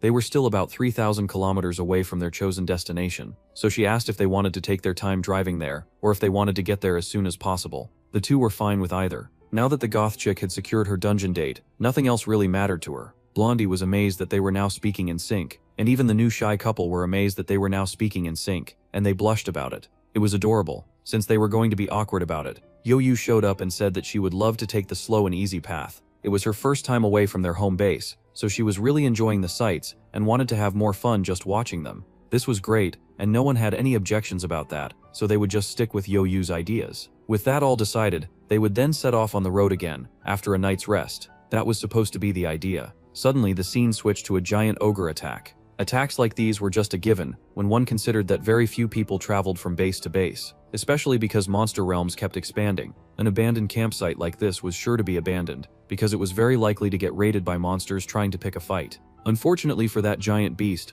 our guy and his girl were on the scene. Besides, the appearance of this giant beast was great for our dude. He had been meaning to steal something new anyway. Just like that, some mid-tier stamina talent had been copied. It felt like a downgrade to be back at copying mid-things, but he needed the strength upgrade anyway, so he would take it. The slow and steady journey was really a slow and steady catastrophe, going agonizingly slow because it did not take long for them to run into a giant octopus monster not long after. Where had that thing even come from? Once again, our dude copied some mid-tier defense talent. He had been meaning to get his hands on some defense talents. Enough time had passed that he was able to copy 2 talents over the course of the slow and steady journey. 3 months later, there was a boat, a big boat sailing on what seemed to be a large canal. It was a ship and our heroes were on it, and it seemed like they had finally ditched the car at some point. Honestly, with all those monster attacks, the car was sure to eventually get broken. They had finally arrived and our dude sighed with a big smile on his face, enjoying the weather. They had finally come to the Demon Sea base, which, would you know it, was on the sea. So the name was not just fancy for no reason. It was a large-scale base with a population in the tens of millions. The sails were high and beautiful in the sky, and one of the ship workers announced that they had now reached the Demon Sea base. It was advisable for passengers to please disembark in an orderly manner, as that kind of thing was preferable. Our group did as they were told, casually coming down from the ship. The place was really big, and Yu was amazed. Just this sea base seemed several times bigger than the Linhai base, and her brother explained that the place was divided into many districts. Suddenly a car quite similar to the one that they had lost pulled up the second they came down from the ship. It was a chauffeur from the Demon Sea base Martial Pavilion, and he had been waiting for their arrival. He welcomed the group to the base but especially greeted his madam. Having a sugar mummy with great connections was a mad pull. Our boy was impressed that the Martial Pavilion was truly loaded. The goth girl told Xiao Yu to take Ye Yu to the Martial Pavilion so that they could get some rest from the travel. The sister wanted to ask about her brother, but he was a big boy who could handle himself, so he just told her to go ahead and get some rest. She told him to be careful since they were in a new place and she would be waiting for him. They had barely arrived and he had already ditched her. The woes of a younger sibling. He assured her that everything was cool, and both he and his girl watched the car drive off.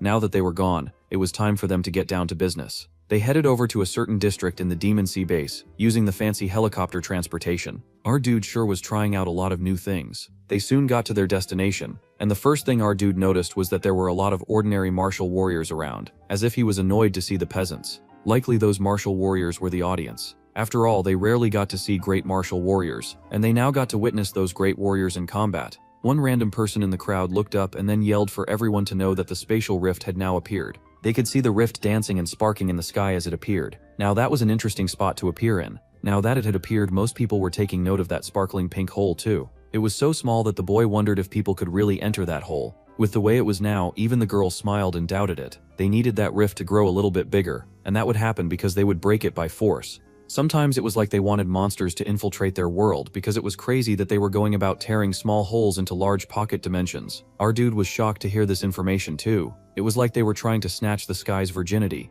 Suddenly, a cool cloaked figure appeared. The people on the ground gasped and pointed at this newcomer. This man was the King Yoon-hee, and they all cheered because he was going forward to break the hole. Even our sugar mummy was excited as she pointed out the flying in mid-air technique that was a king rank powerhouse. Our dude stared ahead, interested in this king rank thing. Perhaps this was yet something else that he could steal, and he liked the sound of that. So after the Grandmaster ranking, there was the king rank. This was great news to our dude, who was not yet ready to stop growing. This newcomer was bald. Apparently the people loved their bald hero. Sometimes it happened like that. On his part, Yetian was impressed that the Demon Sea base had such a powerful person because this worked well for his snatching and leveling agenda. Our dude was now going to watch carefully to see just how the spatial rift was going to get broken. The old bald man reached into his pocket and pulled out his finger. For someone who was loved by his people, the bald king looked absolutely demonic, and it was not even in the cool way that our dude did either. Bro looked like he ran the torture houses of hell for the love of the game. Taking that one finger, he summoned a huge finger-like thing from the air.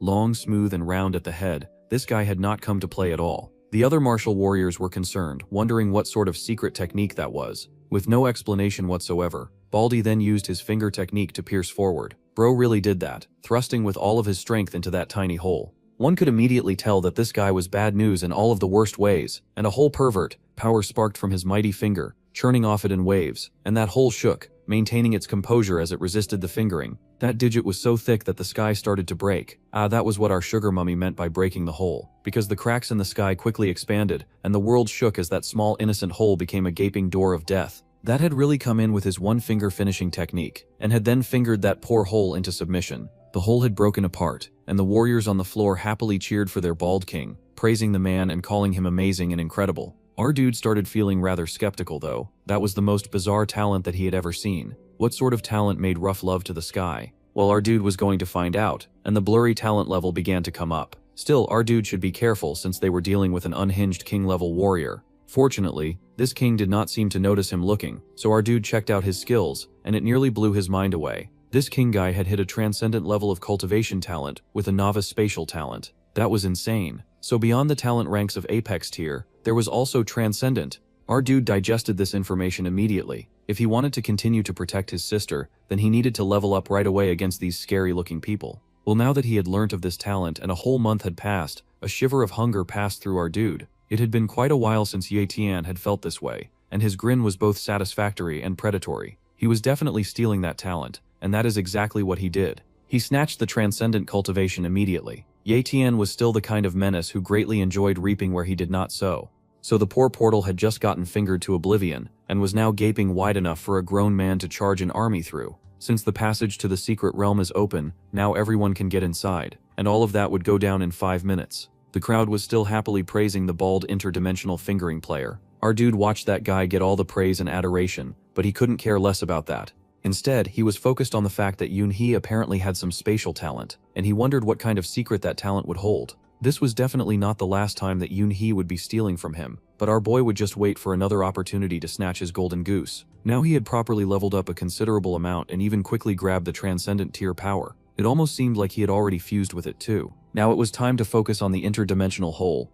They got a fancy storage pouch for their travel, and even a GPS tracking watch to help them stay on track. There were many things that they could store in their bottomless pit pouch too, so they were mostly all set to go. Ye Tian thanked his sugar mummy for those really awesome items. He was sure that they would be of great use to him. He was not sure what they would find at the other end of that pink throbbing hole, but he did know that they would have to regroup as soon as possible. If they could not get out within a month, then they would have to wait for the next time that the portal would open. which would be 10 years later. So it turned out that the stakes were way higher than she had made clear before. That sounded like a pretty dangerous consequence. Our dude now understood the risk, and he was not about to abandon his sister for 10 years. A month was their deadline. Knowing this, it was time to proceed. Suddenly, some giant-ass pot-bellied dude turned up, yowling about whether this tiny boy was the pro that their master had brought along. That dude sure was something appearance-wise, and not in a good way. Basically, he thought that Ye Tian was way too scrawny to have any form of credibility, and he didn't believe that the boy had any great martial warrior abilities either. He was calling our guy a con artist. Bro was so intimidating and mad ugly that even strangers were terrified just looking at him.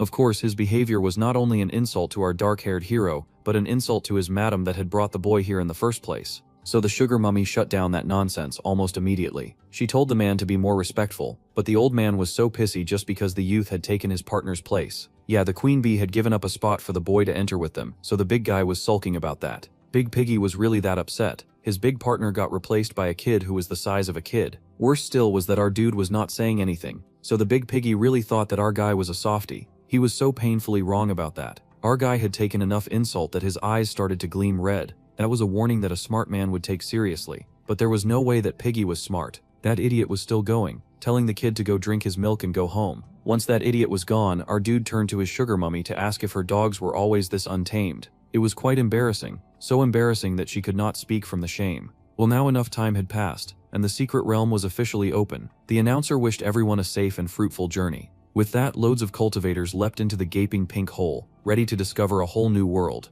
It was time for our favorite duo to go into, so they were ready to see what they could see. Within a few seconds, they leapt forward and headed towards the pink gaping hole. That passageway thrummed with a passion and willingness to let them in. It was hungry, and they were willing to fill it. As they leapt into an unknown world, Sister Yi Yu sat in the car, wishing her brother safe travels. She hoped that he would return safely because she loved him very much, and prayed no such prayer for the lady who went with him because she couldn't care less. Well, they were in, and our favorite duo fell into the new world. It was a rich red color, very cozy and tight. They slammed to the floor in a very rude awakening though. This was not the kind of universe where they could play games or be foolish. It was instant survival mode, and every mistake could cost their life. Our dude groaned at the rough landing. It had kind of sucked to hit the ground that hard. He pushed to his feet, separated from his favorite girl, and the madness he found deep inside of that red heat was very disturbing. That hole clearly did not wash very frequently, because there were a lot of dark spots. Our boy looked around in awe at the secret realm, which was a bit more built than he expected. For a place that looked like it had birthed the demons that had united to form our hero, the last thing anyone expected to see inside of it was a fancy-looking house. Our dude stepped forward, taking note of the red flowers on the floor. Even the devil's decor included flowers with 100-year-old spirit ginseng blooming in there. Now that he looked around, he could see many of those bright red flowers littered in the area. Even crazier was that there was a variety of flowers. The devil really liked some good things. Our dude did not care that he had just landed in the devil's garden. He was very worldly minded and celebrated the amount of money he would make just cashing out from selling these flowers. Bro pulled out his pouch almost immediately. Wow, this guy was supposed to be focused on beating the most ungodly of monsters, but he couldn't care less about that nonsense. He was going to pick flowers and make a bank. Ye Tian's shamelessness remained one of the most charming parts of his character. Sure, he would power scale, but he was not about to gain all that muscle just to work a 9 to 5. Our dude was cashing out one way or another. The bro was absolutely greedy though. He harvested the entire garden. Bro's pouch was bulging already, and he giggled to himself at how much his sister would love to see his gains. This shameless armed robber just stripped someone else's garden, and now he was going to head out. Bro walked around and found a poor corpse with tattered clothes just lying about on the floor. The poor sucker had likely been attacked. Our dark-haired thief understood that it would be foolish to let his guard down in this realm. Plus, this person looked like a recent kill. Suddenly, our dude's GPS watch began to beep. His girlfriend must be looking for him. Ye Tian raised the watch and checked out the details he found on that tiny little screen. From what he gathered, Yue Ling was in trouble. It was time for him to stop messing around. Our dude was all about the grind, and the grind included making sure that nothing bad happened to his sugar mummy. Immediately, our dude bolted. Following the GPS, there seemed to be something nefarious going down with a big green foot. This was not like the ogre they had faced the other days, and Yue Ling was getting bodied by this ugly green creature. It was all very unfortunate, and our girl called out to Yi Tian, hoping that he would come quickly. Getting her butt kicked inside a dungeon that she paid for was very female-led of her. It seemed a pack of goblins had knocked her down. They did not seem very big, but they did seem very evil. Meanwhile, our guy was racing right for her, zooming to the place where he was sure that he would find her. He needed that girl to wait for him. Without knowing it, that broad had suddenly become very important to him. He was using his super speed and everything to blitz over there in time. just so that he did not have to find another walking bank account. Our guy appeared before an even bigger castle than the one that he had robbed. It seemed a lot of the demons in this realm sure owned a lot of fancy houses, or they'd stolen them and killed the owners. The goblins, meanwhile, were not aware that Ye Tian had arrived, and they charged at Yue Ling, who was frankly inappropriately dressed for fighting goblins. One would think that entering a demonic realm would require a level of clothing protection that was heavily lacking around her midsection.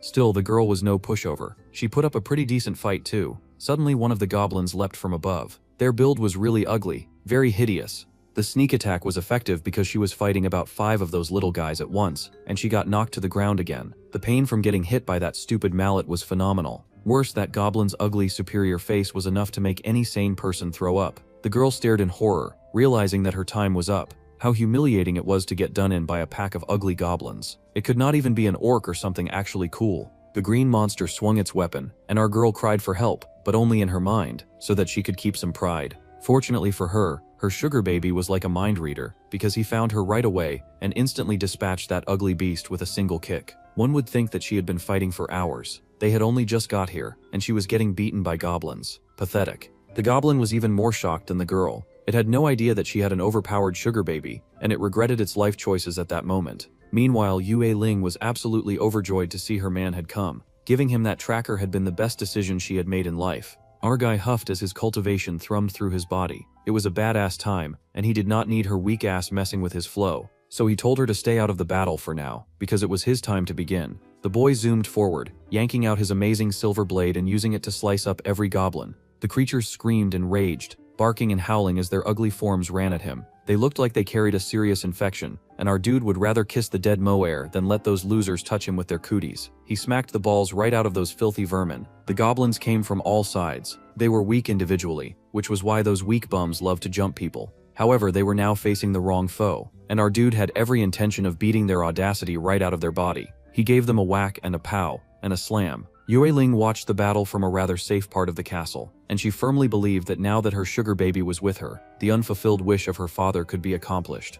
The goth chick was the kind of girl who would pay well for a sugar baby, and then use them for every drop of their strength. This was peak sugar mummy behavior. Within seconds, our bro had dispatched that entire troop of goblins. The master of the pavilion should be ashamed of herself to some degree. She could not even solo a bunch of goblins. Well, that much was not that important since she was good at business, and she could focus on the money-making side of the relationship. Even our dude thought that it was weird that such a strong cultivator who had only just recently leveled up, got beaten so easily by a gang of goblins. It did not make sense to him. Our girl lowered her head in some well-deserved shame, and then admitted that it had not been the goblins that did her in. Well, that was a relief because she almost lost face just then. The girl very slowly pushed herself up and explained that she had been injured by the demonic eye python. Now that sounded like a pretty dangerous beast, and it also had an illusion talent too. So quickly our poor girl had run into a high-tier beast. Our guy could not help but feel sorry for her. Yue Ling explained that she had used a forbidden technique to escape, but she had never thought that right after doing so she would get ambushed by a bunch of goblins. She did not even get a chance to rest.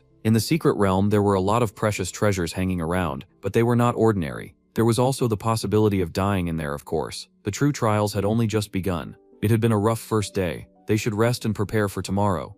There was a lot of rain coming down, so at least they now knew that it could rain in the demon world. This was information that they did not have before. Our favorite duo were recovering and sipping up mysterious healing potions, as they hid in a house full of dead goblins. Since the immediate threat was temporarily dealt with, they could turn their time to more productive things like cultivating while aura farming and looking sexy. Our girl Yue Ling clearly knew more about the secret realm than our dude, so he planned on devouring every bit of knowledge that she had about it. He needed to know about the most precious treasure that was being kept in there, and all the locations of the juicy, natural, and rare material treasures. Our dude was all about making banks after all, and he wanted to make as much money as possible from all the things he could steal in this world. So our girl gave him the price list for the valuable objects. The most precious treasure was definitely the Vitality Stone quarry. However, the greedy Yoon family had already kept an eye on large natural resources like those. Yoon was the name of that hole-fingering baldy, so our dude remembered him pretty quickly. That was annoying. Then our guy needed to know if our girl was also targeting the mine. Our girl sighed but denied that claim. What she wanted was so much more juicy.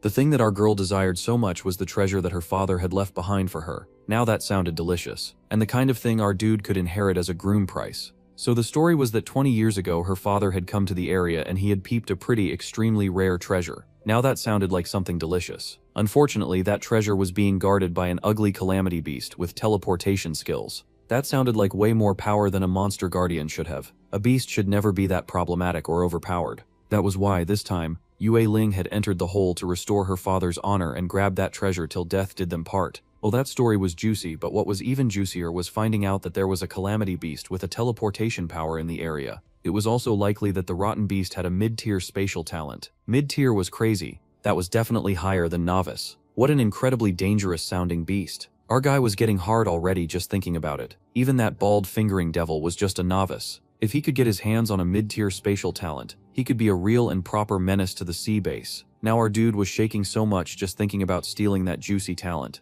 He wanted to run out into the rain and grab it immediately. Meanwhile, Yue Ling was busy doing stretches, probably thinking that our dude was intimidated by such a frightening sounding monster. There were a bit of melon and backshots too for some reason. Well, now her body was good to go and she was ready to head out if that was okay with him. Still, our dude wanted to know what kind of treasure would make the girls chase so hard after. His beautiful sugar mummy was risking her life here, and he at least wanted to know what was worth dying for. There was no problem with telling him about it since they were comrades now. Apparently she was looking for a treasure that was called the Divine Soul Flower, an ancient masterpiece that could help to raise a person's cultivation talent all the way to the top. The top was kind of curious, but also a rather vague description of how far a person's cultivation could go. Simply put, the flower was a magic but permanent steroids booster, and just one stalk of that flower was equal to the man-made genius of an apex-tier grandmaster. A single divine soul flower was enough to let someone reign over everyone else on that Linhai base, the 5th academy of his. Our dude was impressed. Such a beautiful flower sounded like it was worth the risk. Well, he was extra motivated now.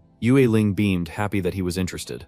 She was such a considerate sugar mummy that she was willing to share her winnings with him and his pathetic little sister. Our dude considered it. Well, a flower like that was not going to boost him to ascension level, so he did not really need it. It would help his sister though, and that was an important priority. So he asked just how many stalks that fancy flower had. 20 years ago there had been 10 stalks, but time had passed, so some of the stalks might have been damaged. What a pity. The biggest worry now was of finding the treasures together with a partner, because there was the chance that there would not be enough of it to share with everyone. However, his sugar mummy was benevolent and kind, and she was happy to share her wins with him, no matter what they won. However, he also needed to promise that he would use all of his strength to fight against that awful beast. They could not get the beast if they did not work together. Our dude had no intention of going easy on the beast anyway, especially not one that blocked the path of getting his sister some sweet gains. They did a high five and prepared to rock and roll. It was still raining outside, but even the weather could not slow down our ambitious duo. Our girl had the location memorized, so all our dude really needed to do was follow her. The Divine Soul Flower was a great treasure, but rather than that, our dude was way more interested in defiling that giant beast and stealing its power.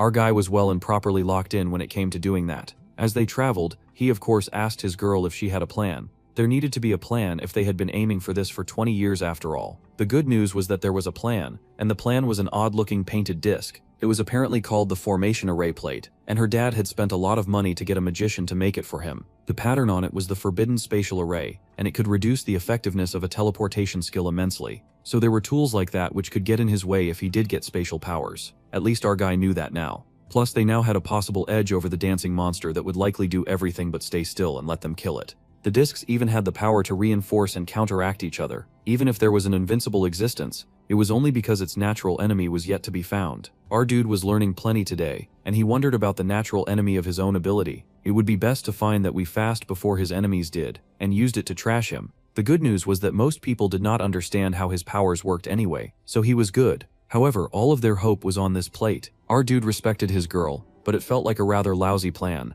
Yue Ling explained that it was also only effective for 3 seconds and within 800 meters of the target. On top of being a limited option, it also had a time limit. That was insane. Her original plan was to activate the plate, and then activate the forbidden arts and collaborate with him. Unfortunately, in order to hide from the demonic eye python, she had gone ahead to use her forbidden art already. This plan was getting lamer by the second. At any rate, she could not use her forbidden art for a while, and they did not dare delay going after that treasure any longer. That was surprising considering they had a whole month in this hellhole. They definitely could delay if it came down to it. At any rate, our dude was good, and he could fill in for her shortcomings, so he promised to do his best. It was like his girl just wanted to see him flex his muscles. At any rate, Yue Ling smiled in satisfaction and trust as she led Yu Tian through the land. The moon was high in the sky when they finally came to a stop, and our dude asked what was going on. They had finally arrived at the weird rocky formation where the treasure was hidden. First things first, there was a mountain cave ahead of them. That was very important. The Divine Soul Flower and the Spatial Calamity Beasts were all inside that cave. Our guy was not blind, so he easily saw all that. They would not be attacking just yet, as they first needed to be patient. It would take quite a while to set up the formation that was necessary. Once Yueling had set up the necessary charms to start their disco dance, Ye Tian could then lure their victims into their trap. The creature sleeping inside that den was actually gigantic. That beast looked like it did gym with all of the mountains in the area. Its whole form was a bulging muscle. Then its honeycomb demonic eyes opened, and that was actually a pretty neat design. Such a shame that it would have to die. The oppressive bone-chilling aura from that gangsta's eyes was so terrifying that even our dude felt chills. A spark rumbled from around them and our guy's face darkened. They were already in a hot soup situation because that giant creature had found them. It did not even give them the chance to breathe or anything. Its sensory ability came as a package deal with the spatial talent. That was a wicked cool talent, but unfortunately, it belonged to their very terrifying enemy right now. It was much too late to make healthy life choices, now because that brother was up and frothing. It was a teleportation bat. Even though bats should have no business with that kind of power, it had an apex tier bloodline talent, whatever that meant, mid-tier spatial talent, and a gigantism talent that was also mid-tier. Our girl had definitely held back a bit too many details when she had described this beast's artillery, because this scary-looking rat with wings was terrifyingly overpowered. Meanwhile, Ye Tian was in love. He had never fallen in love with any ability as fast as he wanted to get married to this creature's spatial talent. It was now time to kick into gear. Ye Tian yelled that he could stall the big monstrous creature. It was way too overpowered, but he was just about on the same level, and he could at least hold it off while she set up that forbidden array. His girl agreed immediately, since it was part of the plan. She would love to help and get beaten up beside him, but someone had to take care of the array after all, so our dude was on his own. So Miss Sugar Mummy leapt away. Meanwhile, the bat dude leapt into the array like a WWE wrestler. Our dude fell back with a groan of pain as he instantly got scratched. That bat was playing dirty. The gloomy, dark-haired lead would probably call foul if he were not so deeply in love with spatial talent. He was really out here gooning over how much he was infatuated by the power of bat magic. Well, the bat did not share the same sentiment, and it was legitimately trying to end our dude's life. So right now on the battlefield, the bat had a pretty good chance of dominating our main character because teleportation would always beat speed powers. That was just a part of the unshakable rules of the cheat talent game. However, since that was the case, our guy was going to make sure that this battle dragged on well, so that he could have some mad fun with it. Instantly, our dude activated the ultimate cheat, which was his built-in healing talent. The bat could boast about its large attack and dodging artillery, but all of that damage meant absolutely nothing if our dude could just patch himself together again. While our dude was doing fix-it with his bones and cells, Yue Lian smacked his hands together and summoned the amazing power of awesome. She just needed our overpowered one-man army to bear with fighting that beast just a little longer. She was already almost done with setting up the array. Now that was impressive timing. If she kept this up, then most of their problems would be solved lightning fast. While our girl worked hard on her array, the bat demon flew up to survey the area. That was not looking good. The creature stretched out its ragged-looking wings, and then it charged again. Oh, that thing was ugly. In a beautiful kind of way. Fast, batty, and lethal. It was like trying to dodge a raging mother-in-law. That thing was going right for the kill, aiming to smack our dude's head right off his spindly neck. It seemed a little disoriented though. It had been going for a claw and then suddenly switched to a kick. That stunk of arrogance. Bro was too used to being the biggest and baddest girl in the entire secret realm, so it really thought that it could just stomp our dude out like a loser.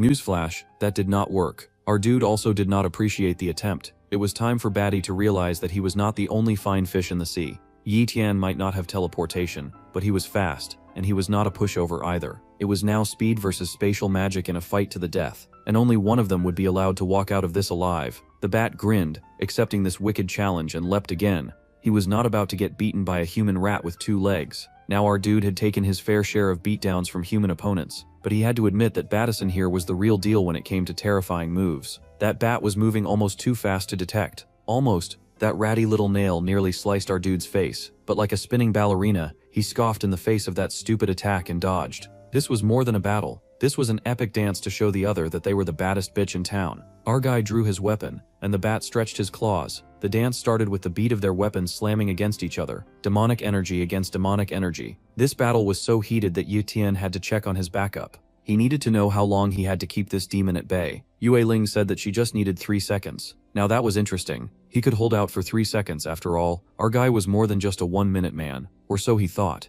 It turns out that Battison was in fact the baddest bitch in town, keeping him on his toes. Well, that was a given. The bat was built like a tank and armed like one too, which was the biggest cheat of the century. It just felt biologically unfair for that rat, with wings, to have the magical advantage of teleportation, and then be built like the Hulk. It felt like the universe was playing favorites. The seconds counted by, and our dude was in serious and dangerous trouble. His sugar mummy looked up and realized that the guy was about to get cooked. No way she could just sit back and let it slide. However, it just needed one more second till touchdown for that array. Finally, Ye Tian was able to get one kick in, and he felt very justified in doing that. Yue Ling called out and activated the Forbidden Formation array, and the magical gate of wonders opened up before them. The beautiful and talented genius lady slammed her hands to the ground, and the magical plate began to spin. The large thing expanded over the giant monster, and he finally got trapped. The big guy was not a fan of the cage as he believed in demon rights, but Bro was too powerful to be left unchecked. The creature crashed to the floor, screaming protests about the unfairness of it all. However, it was too late to complain because they had successfully restrained the bully. Now that they had that loser trapped, they were thinking that they could bully him and treat him like shit as their heart desired. They were wrong because that loser suddenly decided to grow. Right, they had managed to stop his dancing around talent, but his Hulk abilities were unfortunately still very much active, and Bro started popping out muscles like he was undergoing a supervillain transformation. Oh, now it looked very ugly. The sleek bat style was way prettier than this. Apparently, the creature was now using its gigantification talent. Yeah, no kidding, Sherlock. They just happened to notice that the stupid bat was now twice the size that it was before. This was very bad because the very expensive formation array that they had spent all of that money on was now growing cracks. This was the problem when facing an overpowered killing machine. One had to nullify all of its powers, or they would encounter obstacles like this. It was so frustrating. The girl yelled out to Yi Tian, telling him that this was his chance to take down the beast. So she had set up the already defective array, and now he had to keep fighting the consequences of her actions. Yue Ling was lucky that she was pretty. That raging beast looked like it had every intention of biting through the bonds that held him. Fortunately, our guy had just about enough of that nonsense, and he smacked that dude so hard his head broke. Yi Tian did not appreciate getting disrespected by the giant bat, and he had especially not appreciated having been scared a few minutes ago. So he drew the shadow blade. The creature got beheaded instantly. Now that was the silent killer that we know and loved with his shameless killing style. With just a single strike he had dispatched that jerk like he was a nuisance. Yuan Ling was amazed by our guy's ruthless dispatch skills. Within seconds, he had tossed aside that giant bat that had haunted her nightmares like it was nothing. The rat with wings was not so tough when it did not have a place to run to. The formation array finally cracked, and our dude fell with a groan. It had been quite a tough battle even if it lasted for a little while. Still, it was such a shame that such an expensive item could only be used once. His sugar mummy ran right at him, now asking very serious questions as if he had really hidden her true strength from her. She could not believe that he had taken down that fierce beast like it was nothing. Now it felt like her formation array had just been a bonus, and he could have cracked that bat regardless. Our guy immediately denied hiding anything. It was just common knowledge that big dumb monsters fell much faster than fast and clever bad guys. Plus, the formation array had really helped to slow down that jerk. All he did was deliver the finishing blow. One thing to be said about our dude is that he did not waste good opportunities, and he did not let villains live longer than they should. He ran a pretty strict hero regime. With that said, it was time for them to check out how many stalks of the divine soul flower were left. That was the most important after all. The girl huffed as she stared at him, but decided that she would take his answer. It was suspicious, but she never would have gotten this far without him. With that, the sexy sugar mummy led her sweetheart into the cave and told him to never think of hiding anything from her, or she would interrogate him later. Our girl raced forward. The only thing on her mind was that precious flower. 20 years had passed, so she hoped to at least find something left. If there was nothing, the poor sweetheart would not be able to face Ya Tian. Meanwhile, the dude she was worried about was casually storing away the body of the dead bat. This pouch was the best investment he had ever made, and he had gotten it for free too. Now he could get that spatial talent, and any other talent that he desired whenever he wanted. Meanwhile, Yue Ling had also discovered some great news. The entire divine soul flower was still there, exactly where they had left it. Even better, there were 8 stalks, so there was more than enough for everyone. Quickly she gathered them, deciding that she would give 4 stalks to each person so that everyone would get their fair share. She felt so lucky. Well, after gathering those flowers, the dark-haired beauty tossed Ye Tian his share of the flowers, but something felt a little off to our dude. He could not place it, but something smelled really familiar in that cave. He had reaped a great profit this time though, and he could not wait to share these magic flowers with his sister. Suddenly our dude paused as yet again a suspicious smell came out his senses. It was weird enough that he was finding it difficult to ignore. Suddenly he remembered the scent from when the little djinn had brought him to look for those elixir fruits. There were even more treasures in this cave, and he was not leaving without them. Our bro charged forward, much to his girl's confusion. She thought that he would want to go back to the normal world now that they had got what they had come for. Yeah, that was all well and good, but our dude had different priorities. If his girl felt the need to leave urgently, then she could go ahead, but he was going to hunt down those profits with maximum efficiency. This surprised Yue Ling, who wondered why the divine flower was not enough for him. It was such a taboo for a person to be so greedy. Unfortunately, greed was Ye Tian's middle name, and he was completely shameless about it too. She kept trying to scold him and get him to go back, but our selfish resource hunter pretended that she was the heir. It did not take long for him to figure out that the juicy treasure that he was looking for was hidden behind that rock. Instantly, our guy activated his strength talent, and his body buzzed with power. He smashed that rock immediately, and Yue Ling gasped, asking what on earth he was trying to do. Well, the rocks fell apart, and our dude beamed when he discovered a secret cave. Just as he suspected, there was something else hidden inside. Our dude stepped inside, and his girl followed him. She gasped at what they found. Inside was a beautiful magical flower. It was the Musella laziocarpa. Yue Ling stared at it like she had just seen something wondrous and beautiful, while our demonic lead stared at it like he had just seen something juicy to devour. The beautiful Musella laziocarpa had been found. Its beautiful white petals emitted such a radiant energy that they generated its own rainbow. Our duo was stunned, though our duo did not really recognize the flower. That was all right. His girlfriend was not environmentally dead, and she could explain. The flower before them was even more rare than the divine soul flower that they had just harvested. It was also at least 5 times higher. The market price for it was insanely high, but there was unfortunately no market because this flower was almost impossible to find. Yetian asked if the market was a ghost town because no one wanted it, but Yue Ling explained that this flower was used for a person's inborn talent. However, it could not level up the innate talent to which it was applied to. This flower could only cause the inborn talent to unlock new evolutions. As for whether those evolutions could be used or not depended entirely on the talent itself. In other words, it was a pretty high-ranking item, but it was also a gamble. Used correctly, a warrior could soar to new heights. However, there was also the chance that it would make way more profit if they just sold it, rather than wasting it on a gamble. For instance, someone with the power of lightning speed could have some awesome wings. The flower was great, but the chance of reaping an ability that was worth the trouble was just 1 in 1,000. Nevertheless, it was concluded that this flower was not considered as valuable compared to others, simply because it could not guarantee success. Only the rich could buy this in hopes of awakening talent. Anyway, that was why this item rarely had any noteworthy market. It was like an angel with demon teeth. Our dude considered that sweet little flower. Yue Tian had to consider this carefully because his ability was copying and stealing. If he used this flower, there was no way of guessing just what his ability would evolve into. Alright, our dude was interested. He asked the girl if she was up for a business exchange. First, he squatted on the ground like he was going to take a poo, before leaping across the lake, zooming right for that perfect flower. He snatched the thing, much to her shock.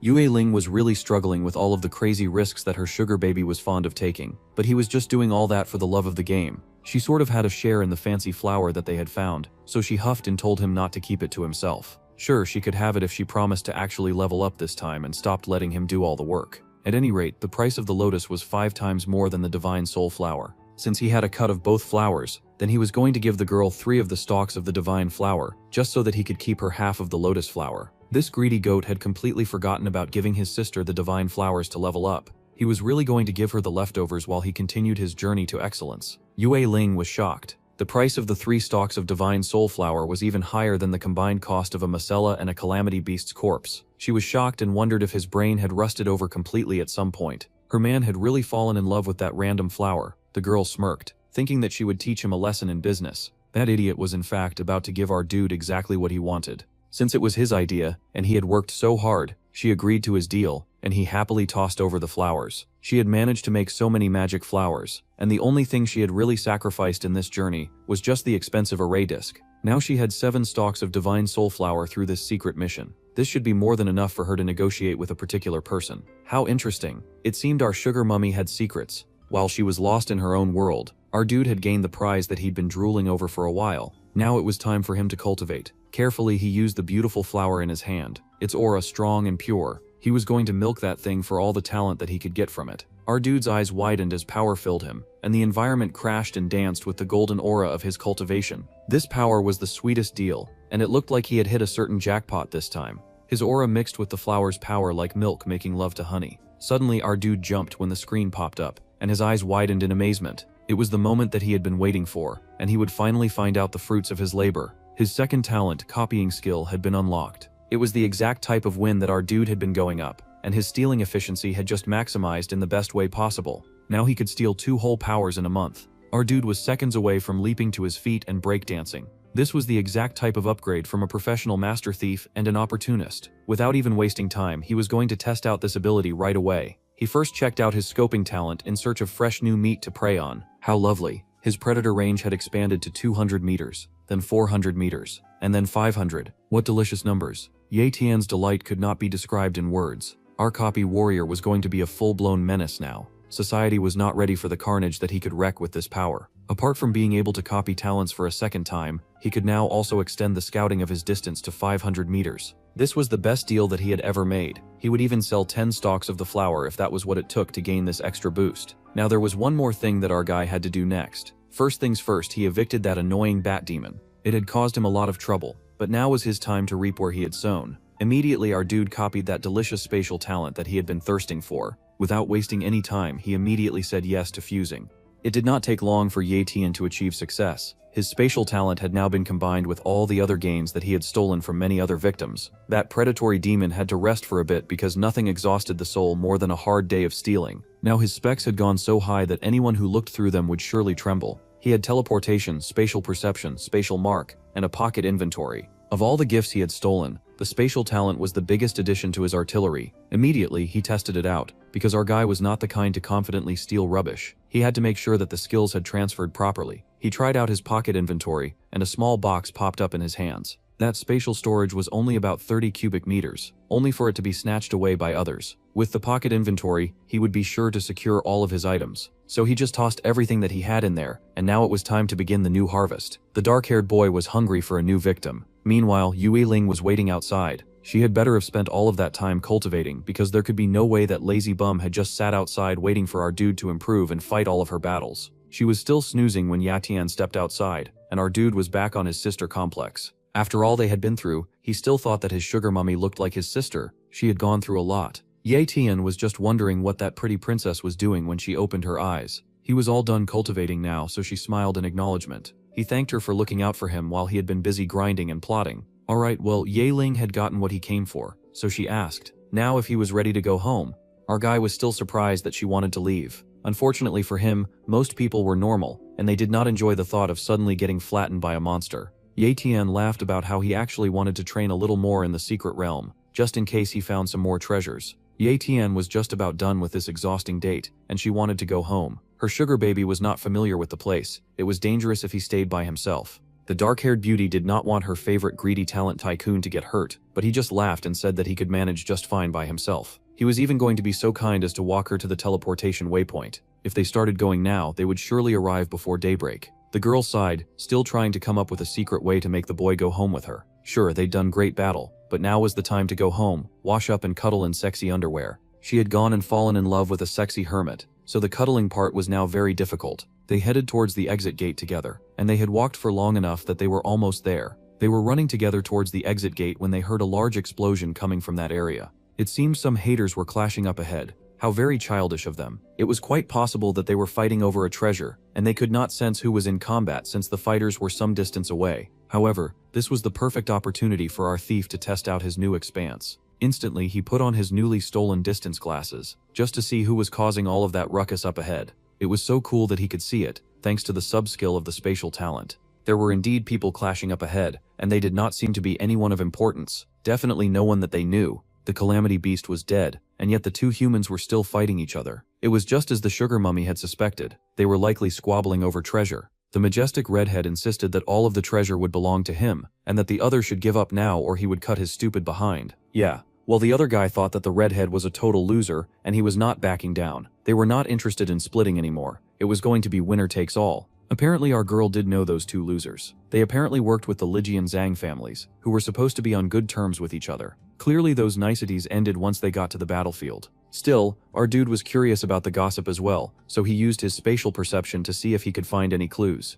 He figured that they were fighting over treasure, but it was odd that the treasure had mysteriously gone missing. Suddenly the boy noticed an interesting-looking flower in the Calamity's mouth.